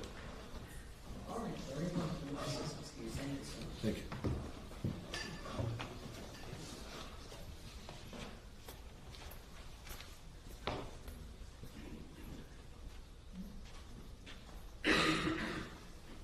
All right, state your next witness. Yes, Judge, thank you. The state calls Robert Bruto, Spell the last name. Brutto.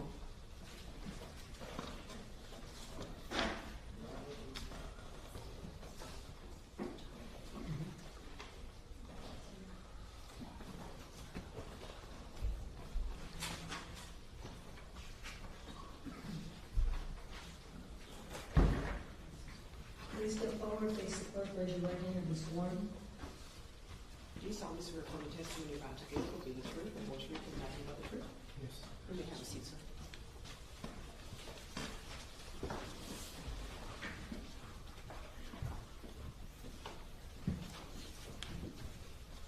Please keep your voice low and clear into the microphone. It's turned a little bit, so you might have to speak up. Okay. May I proceed, Judge? Yes? Good afternoon, sir. Good afternoon. Can you please introduce yourself to the members of our jury here? My name is Robert Bruto. I'm a retired Miami-Dade police officer. Mr. Bruto, when did you retire from the Miami-Dade Sheriff's Office? November of 2024. How long did you serve? Approximately a little over 31 years. Congratulations on your retirement. Thank you. What unit were you working for at the time of your retirement? The Marine Patrol unit. How long did you serve as part of the Marine Patrol unit? Approximately 20 years. Before working for the Marine Patrol unit, were you a road patrol officer? I was a road patrol officer for 6 years. I was a auto theft detective for approximately 5 years, and then finished the last 20 as a Marine Patrol officer. As a Marine Patrol officer, did you receive specific training? Yes.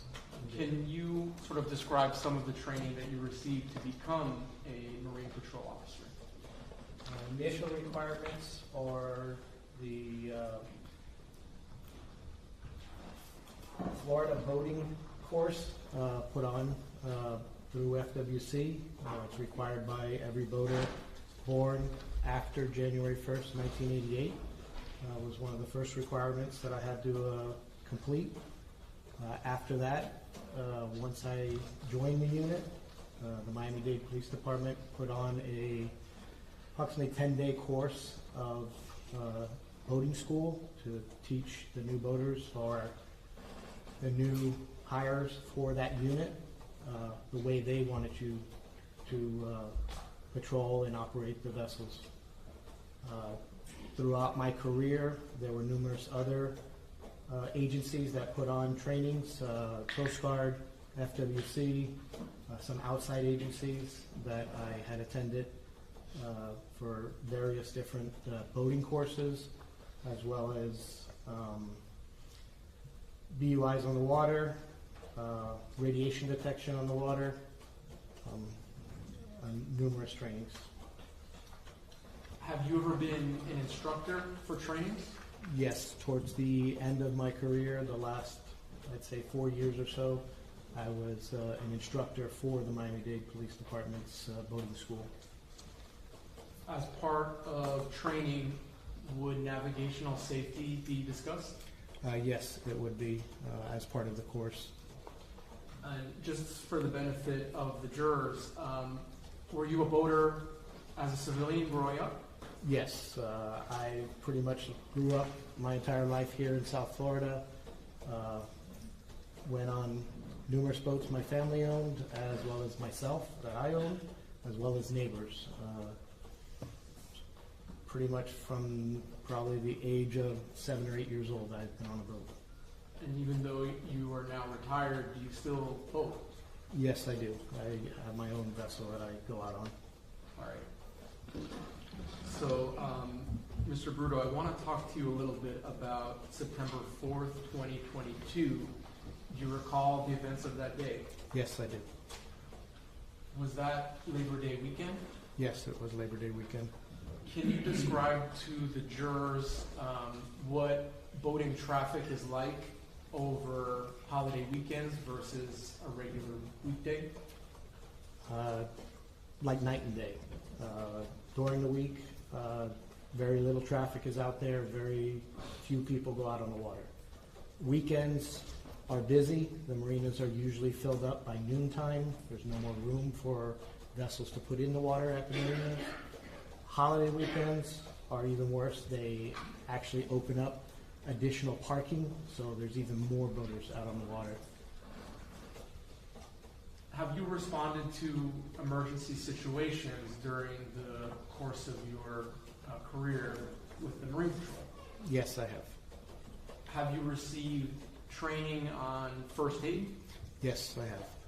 Have you received training on emergency response? Yes. Can you describe some of those trainings to the jurors and what you learned? Through the department, they put on a CPR course and a refresher course every year through trained instructors that we must pass and go through. CPR, first responder, first aid, as well as the Marine Patrol itself implemented training various different types for our unique needs out on the water. So pretty much my entire career, we've been training for that. When did your shift begin on September 4th, 2022? I don't recall exactly because sometimes our normal shift is 7 a.m. in the morning till usually 7 p.m. Holiday weekends, sometimes they adjust it so we can work a little bit later in the evening. I don't recall exactly what our shift was that particular day. Can you give us just a general estimate? I would say maybe 9 a.m. to 9 p.m. Unless something happened and we would hold over. So where do you go when you are going to begin a shift with Marine Patrol? That particular day I was assigned to Black Point Marina. The county has 3 assigned marinas for the Marine Patrol unit. One in the north end, Pelican Harbor. One in the middle of the county, roughly, Matheson Hammock Park. And then the south end is Black Point Marina. Did you know that you would be beginning your workday at Black Point Marina? Yes, I did. How often had you been assigned to that area, Black Point Marina? At that point, approximately maybe 8 years. And can you give just a general description of what Black Point Marina looks like? When you first get there, it's a large parking area off to the right for vehicles with boat trailers. On the left-hand side is just for vehicles itself. When you travel all the way down into the marina, you'll come to what used to be a little guard booth that collected the money for parking fees. They no longer use that, but you pass through that, and directly in front of you are the boat ramps. Off to your left is a restaurant and the park offices. And off to the right of the actual boat ramps is a large privately owned storage facility for vessels. And is Black Point Marina on the mainland? It's part of the mainland, yes. Okay. So can you tell the jury some of the duties and responsibilities that were assigned to you on specifically this day? Mainly, we were required to patrol the heavily populated areas of the waterways, to control the speeds, the safety of the boating public and swimmers that were in the water. Black Point's responsibility is roughly from, say, 152nd Street south, everything south of there. Then Matheson Hammock would generally be responsible for 152nd all the way up to like the Port of Miami. And then Pelican Harbor would be from there all the way up to the county line. Not to say we can't go across to help each other out or further, or even into either Monroe County jurisdiction to help them out, or possibly up into Fort Lauderdale to help them out if need be. Are you wearing like a normal patrol uniform? We have the standard polo shirt that some of the road units wear as well, but we wear shorts instead of long pants out on the vessels due to the heat. It gets hot out there. It's hot. Did you have a partner on the vessel? Yes. That day was Officer Marvin Friels was Flores. Marvin Flores was my partner that day for Labor Day weekend. Had you worked with Officer Flores before? Yes, he was my regular partner during any other work day. So when you get to Black Point Marina, are you assigned a particular vessel? We were. Generally, it's the senior officer or the supervisor picks the vessel they want to use for the day, and then the next senior on down the line will pick whatever vessel they want to use. Generally, it's only 2 officers working normally on a day, and we'll just pick whatever boat best suits the conditions for that day. But on a holiday weekend, when everybody comes in, it normally goes by seniority to pick the vessels. I was going to say, you were pretty senior as far as time in. Yeah, but the supervisor kind of trumps seniority all the time. Understood. I understand that. So what was the vessel that you wound up taking? We wound up in what they call a 850 Impact. It's a boat built by Brunswick Corporation, which is a subsidiary of Boston Whaler.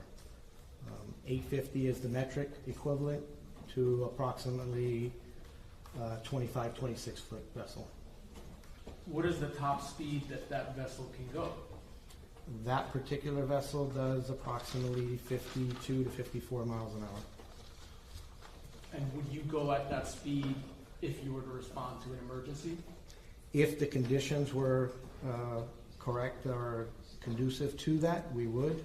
It just depends on the conditions that we were presented with, whether it be weather, sea conditions, boating traffic conditions. It just depends on the totality of the circumstances that we're in. What was the weather like on September 4th, 2022? It was clear, clear skies, a light chop on the bay, no rain, so it was a nice day out. And just to give a little bit of insight, when you say light chop, how does that affect boating? It's just the amount of wave that the wind produces on the water. Smaller vessels, it's going to affect more than larger vessels. So it just depends on the direction they're going in and which direction the boat is traveling in. Did the weather conditions or the conditions of the water, did it impede you at all in conducting your duties and responsibilities on that day? No, it did not.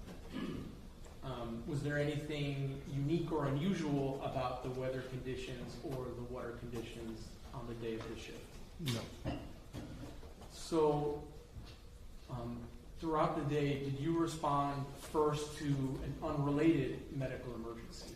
Yes, we responded as a backup unit to one of the other units that had a medical emergency. Around what time of day was that? And you could estimate. Approximately 2 o'clock in the afternoon, maybe, or 1:30 it started. So, how do you communicate with dispatch? We have our radios that are programmed, and they're programmed to a specific frequency to communicate with the dispatch. We also have our handheld radios that we carry on us that we usually put on a side frequency specifically for Marine Patrol so we can communicate with each other. We also have our VHF radios. It's a boating radio. Any boater is able to have that radio as well, so we can communicate with them or Coast Guard or each other, as well as fire rescue. That's a good point. Does the Marine Patrol unit work with other agencies in protecting the safety of people on the water? Yes, we do. Numerous other agencies. Can you just name some agencies that assist with that? Down in the Black Point area, the main one would be Biscayne National Park officers. Also, Florida Fish and Wildlife has vessels in the area. As you get further north, you have Coral Gables Police Department that has some vessels. Key Biscayne has vessels. Coast Guard also patrols the area, just to name a few. And you mentioned earlier that for Miami-Dade on holiday weekends, there's more officers working. Usually they bring in officers on an overtime basis to help out because of the amount of boating traffic there is. Do you know if that's the case for these other agencies as well? I couldn't say for sure, but the majority of them usually do. Okay. So let's talk about the unrelated medical emergency. Do you respond to that? We responded as a backup to secure the landing zone for the air flight from Miami-Dade Fire to airlift the patient out because we're out on the water. Does your vessel have a stock of medical supplies? We do. We carry a first aid kit with basic first aid stuff. We carry a backboard up in the vessel. We also carry a AED, an automatic defibrillator, on the vessel as well. What is the purpose of having a backboard? Backboard is usually to stabilize somebody that possibly could have back injuries, spine injuries. We usually put them on that board to stabilize them so they can't move and cause further injury, and strap them down to it. Fire rescue commonly uses it, even with the gurneys they use. They put people on the backboards when they suspect back injuries, neck injuries, or something where they need to immobilize the patient. Is that especially important when the patient is on a boat that moves? It would be. If we suspect they might have back injuries or neck injuries, we would want to stabilize it the best we can and strap them down, because the boat is constantly rocking in the water. And you mentioned a defibrillator, saying it right. What is that? It's a medical device that we use to not necessarily restart the heart, but regain the rhythm of the heart if it's not pumping correctly. It'll indicate if it needs to shock the person to get it back into rhythm, or if we just need to monitor them and the rhythm is okay. Were any of those type of supplies used in the unrelated medical emergency? They were used from the other boat that the sergeant had, because the sergeant and the other officers on that vessel were the ones who responded to that call, so they utilized what they had on that boat when they first responded there. Once they called for additional backup and needed us to go to the Boca Chica landing zone, we responded there and just secured the area, but our medical supplies weren't used for that. Okay, so the Boca Chica landing zone, what caused you to go there? We were asked to go there to secure the area so there would be no vessel traffic or pedestrians walking on the island where the helicopter needed to land life flight to pick up the patient. So after you attend to this unrelated medical emergency, what do you next do? We all the vessels that responded there, which was all from Black Point mainly, we all responded back to Black Point Marina. At that point, we were breaking to have a little something to eat and try and restock the vessel that used the medical supplies with medical supplies back in there, because it was such a busy holiday weekend. We want to make sure we were prepared if anything else occurred. How long were you at Black Point Marina restocking medical supplies before another call comes out? I would say 3 to 5 minutes, if that. We had just walked upstairs and just walked in the office. Did you go into emergency mode? At that point, we jumped back on the boats. The call that came out was a boat overturned with a female in the water that they could not find. So we all jumped back in the boats. We had 3 vessels working at a Black Point Marina that weekend. Our boat, the sergeant's vessel, and then a boat with divers on it. When the emergency went out, since there was a possibility of someone being in the water, instead of the divers taking their boat, they just split up between our boats and jumped on our boats, and we all responded to where initially the call went out. The vessel accident or overturned vessel was by Boca Chica Island. Did you respond to Boca Chica Island? We responded to Boca Chica Island moments before we were pulling into the harbor they have. We received additional information that the boat was possibly somewhere along Elliott Key, but Elliott Key is a very long island, approximately 10 miles long, so it didn't give a specific location, So we immediately turned southbound and started traveling down along Elliott Key to try and locate it.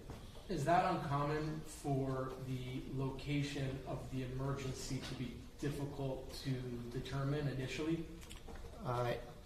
Most boaters aren't aware of the exact location of where they're at, unless you've been boating many years and know the areas. And even at that, there are some boating maps that call one area something, and on a different style map made by a different company, they'll call an area something different.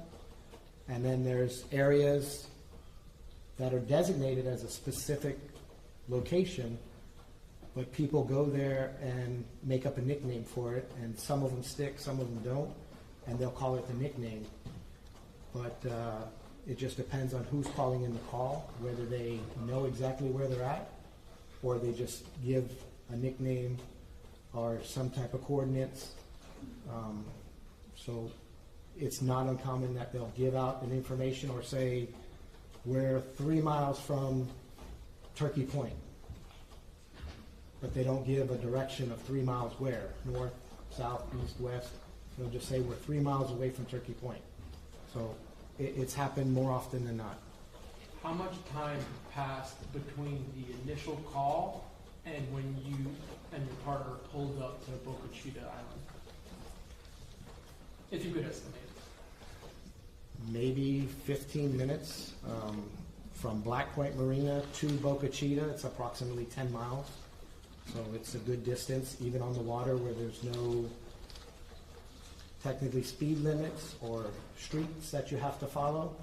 There's still wave conditions, other boating traffic, and it's just 10 miles is a long ways to travel.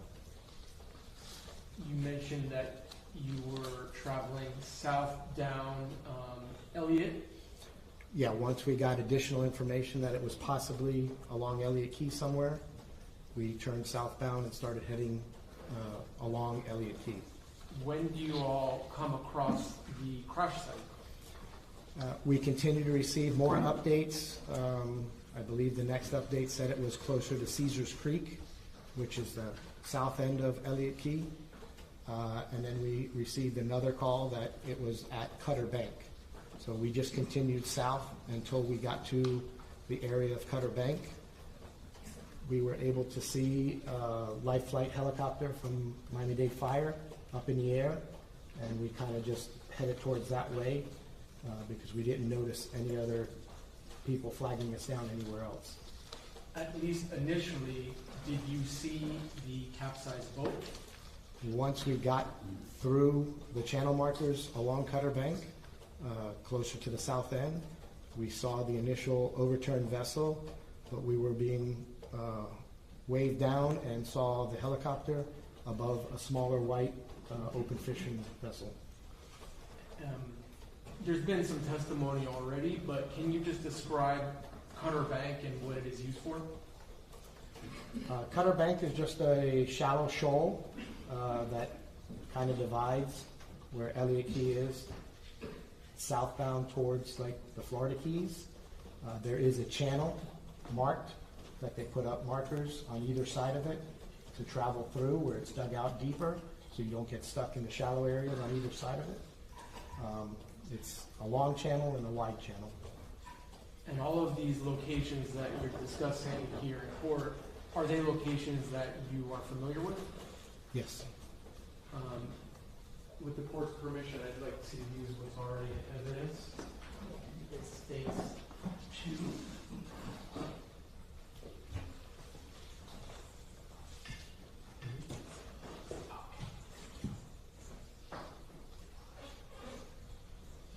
and with the court's permission, may the witness step down to help me publish this exhibit?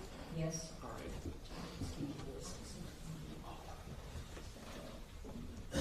And Mr. Bruto, I have a handy-dandy pointer here. So Ms. Adams is also going to assist. Can you sort of show the jury the path that you just described to get to the capsized boat? We started off at Black Point, where we were, We went out the channel and traveled over to Boca Chica, coming this way through the small cut here.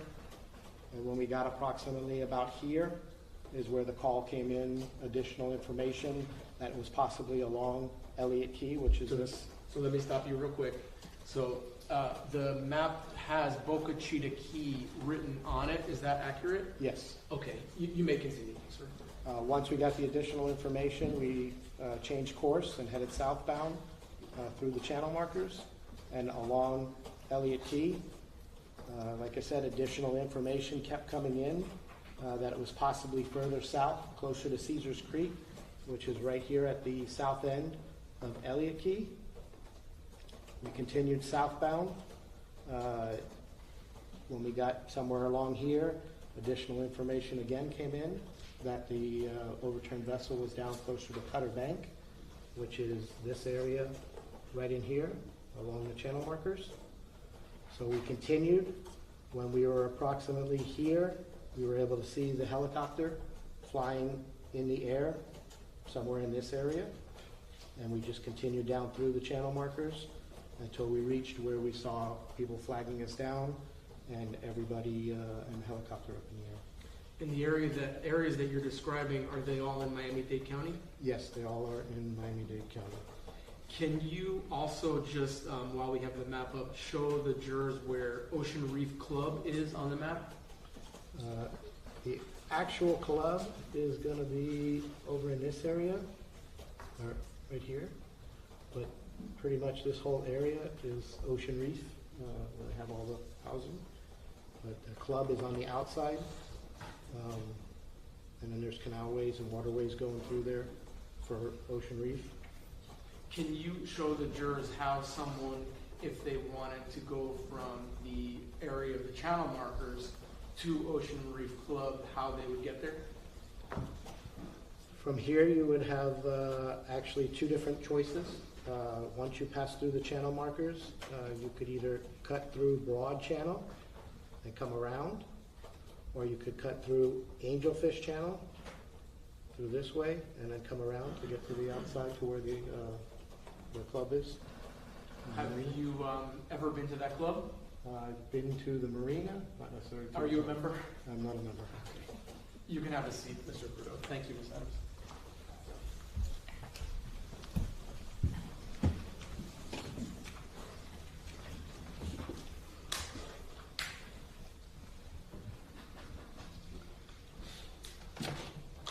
So you mentioned seeing a helicopter?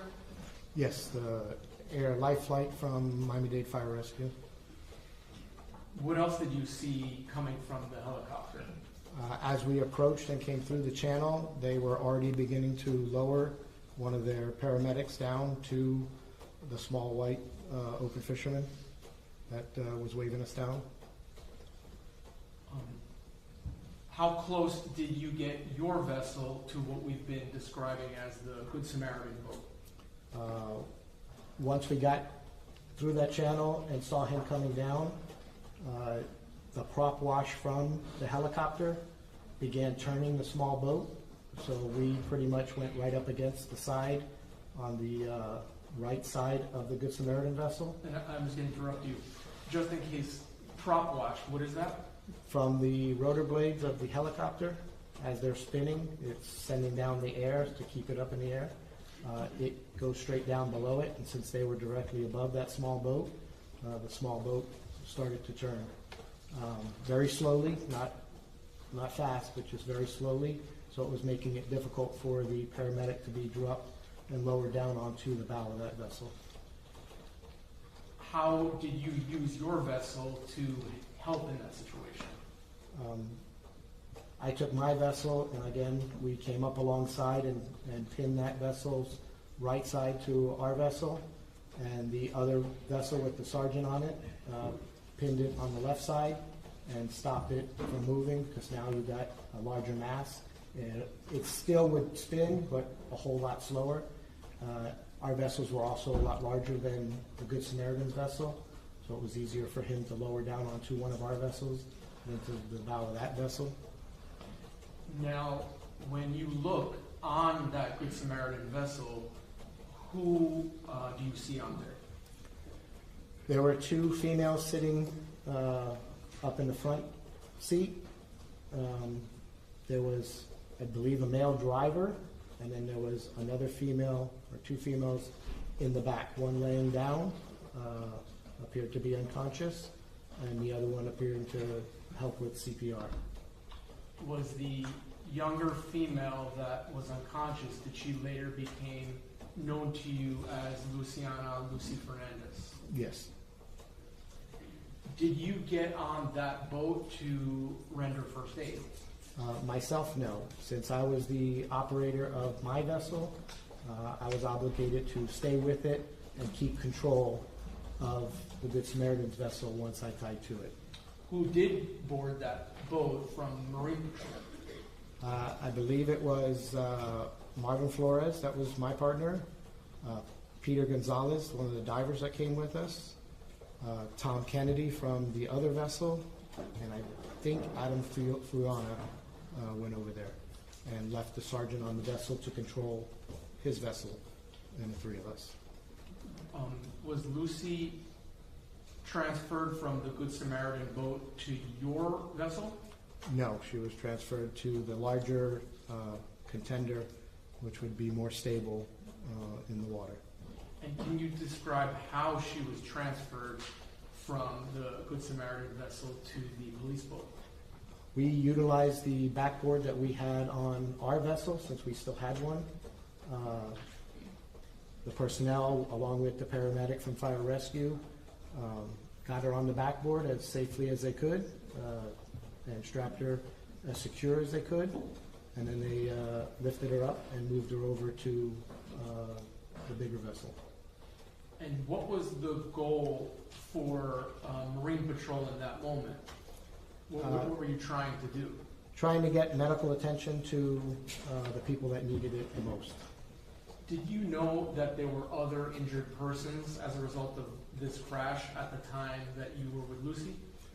Other than the two other females on that vessel with Lucy, at that point we didn't know, because we didn't get a chance to speak with anybody. Did you see any vessels in that moment nearby that may have had other injured persons? Right at that moment, we were concentrating on getting the medical attention to them. Once she was placed on that vessel and they took off to a landing zone on Elliott Key, I stood with the Good Samaritan vessel to get information from them for the report. And within seconds, another vessel approached, saying and pointing to a darker colored vessel that was further south that had more victims on it. Just out of curiosity, what was the reason that Lucy wasn't placed on a backboard and lifted up into the helicopter and flown away? Was that an option? Fire rescue, it's a very difficult thing to airlift somebody up off of a vessel, especially a smaller vessel that has the T-top, antennas, and everything in the way that could get caught on either the lifting basket. It's something that they practice on a regular basis with their fire boat. Usually their boat is moving at a slow, steady pace forward to maintain control as they're moving along with it, to airlift them off, to make it safe coming up off the back away from antennas or any obstructions that could tangle up the board. And just for the benefit of the jurors, what is a T-top? T-top is the shade covering, the aluminum pipe structure on some vessels. Some have what they call a bimini top that's foldable and could be collapsed down. The T-tops are usually rigid and are permanently mounted, so they can't be taken down. And if you need to, sir, you can refer to your police report, but who were the three individuals that went on that boat at that time? I got the information after the fact because I didn't have any information at that point, but I do know that... I could rephrase the question. Rephrase, or gentlemen, you can refresh that. Yeah, that's actually what I was going to say, Judge. If you need to refresh your recollection about the three people that went on that vessel, you can refer your report. All right, but just read it, and then you look up after you read it, and let us know what you remember. And I believe it may be on page 8.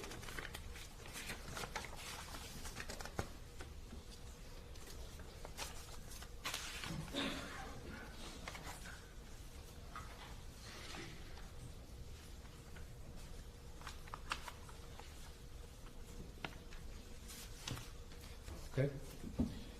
Did that refresh your recollection? Yes. And who was that? Lucy Fernandez was one. A C. Pino was a second one, an adult female. And then P. Garcia, a juvenile. Thank you, sir.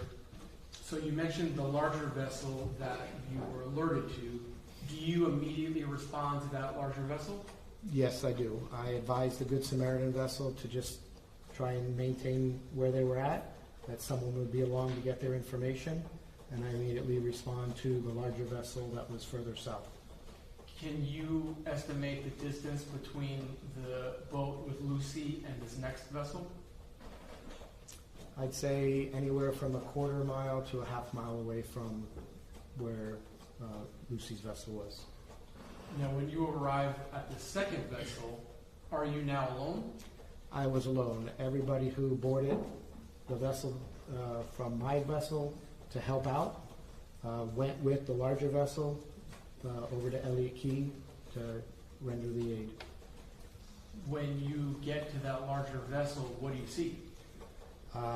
Immediately I see two females in what I describe as a rescue position that we usually do for first aid, or a fetal position you'd call it, laying on the back of either a swim or dive platform, depending on what you want to call it, of that vessel, along with a lot of other juveniles and adults in the vessel as well. Was it clear to you that those young ladies were injured? The two on the back seemed to be injured. The ones inside, I couldn't tell if they were injured or not. Do you tie your vessel to this second boat? Yes, I came up to the back of that swim platform or dive platform and tied off my vessel perpendicular to it, so I can assess their possible injuries and find out what's going on. Do you actually board that second vessel? Yes, I stepped off across to the platform and checked for responsiveness and vital signs on the two. One female on the right-hand side was able to nod and answer basic questions, but appeared to be in pain. Female on the left-hand side, she was non-responsive. You could hear the labored breathing she had, and very shallow, and her pulse was very weak. Did you have a backboard with you? My backboard went for Lucy Fernandez and went with that boat, so I didn't have a backboard with me. If you did have a backboard, would you have used it? If I had personnel to help me, it takes more than one person, especially someone that appeared to be as injured as the females were. You would need somebody to stabilize the neck, as we were taught, before you put them on the backboard to hopefully not cause any further injury. Did you learn as part of this investigation that the young lady that was unconscious... Objection, Your Honor. What was the name of the first female that you encountered? The first one was the one that wasn't responsive, which was, I later learned to be Katiana Puig. And how about the second female? The second one, I'd have to refresh my recollection. Okay. Can you do that using your 10-page report? Yes.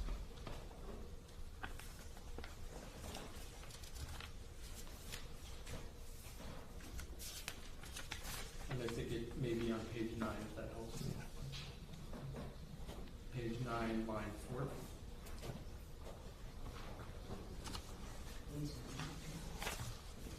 Okay? Did that help refresh your recollection, sir? Yes. And what is the name of that individual? And I, Rodriguez. Okay. Were these girls teenage girls? They appear to be young, yes. How many other younger women were on that boat? I believe approximately 9. And were there any adults on that boat when you first got there? Yes. Did you speak with them without saying what they said? Did you speak with them? Yes. Did they provide you information about what they had done prior to you arriving? Yes. Are you using your radio to try and get help? Yes, I immediately radioed back to dispatch that we needed medical personnel, possibly an airlift at that point, being we had a larger vessel, so it's more stable, to airlift at least Ms. Puig, because she was unresponsive and very seriously injured. I radioed back to dispatch as well as on our side frequency, the marine frequency, to my supervisor who were setting up a kind of triage first aid area on Elliott Key. Elliott Key, is that the ranger station there? It's approximately in the middle of the key.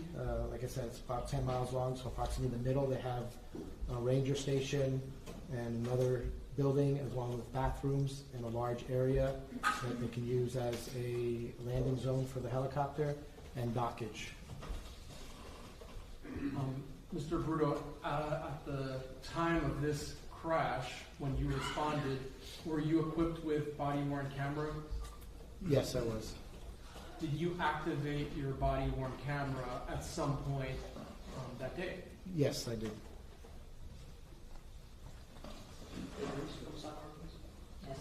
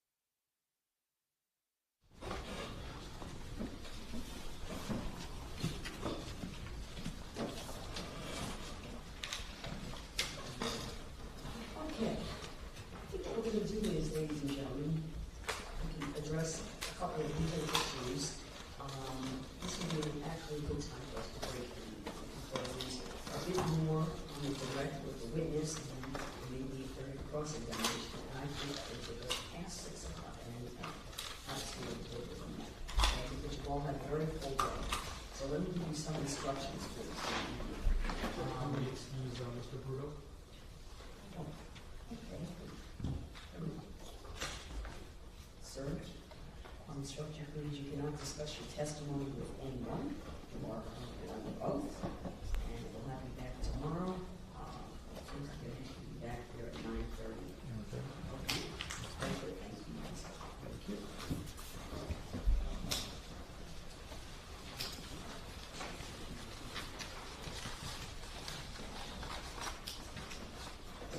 All right, ladies and gentlemen, you put your notepads. I think you're getting the routine now. Put your notepads in some envelopes and give them to Renee and leave the courtroom. Same instructions. Please be very vigilant about following these instructions. Insulate yourselves. If you think you're hearing something that has anything to do with these proceedings, ignore it. Don't listen to it. Don't watch it. Don't read it. Okay? Please don't go on social media to either post any comments or read anything or try to gather any kind of information as well. No research, no investigation.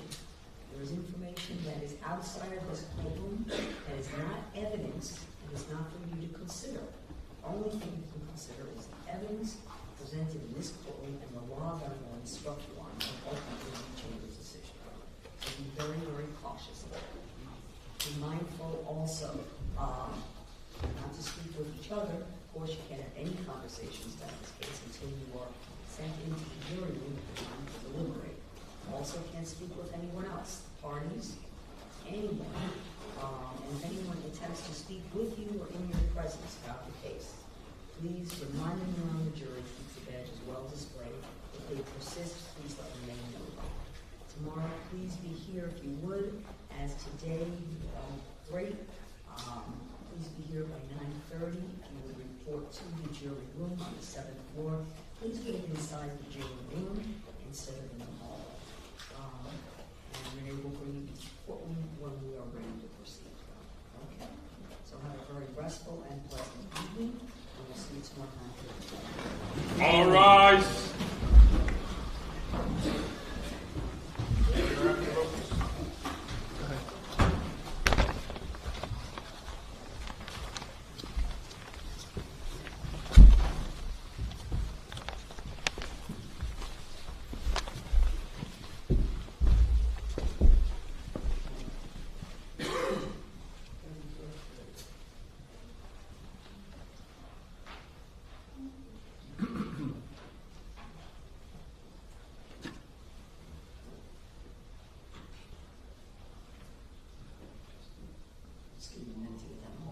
Seated, thank you.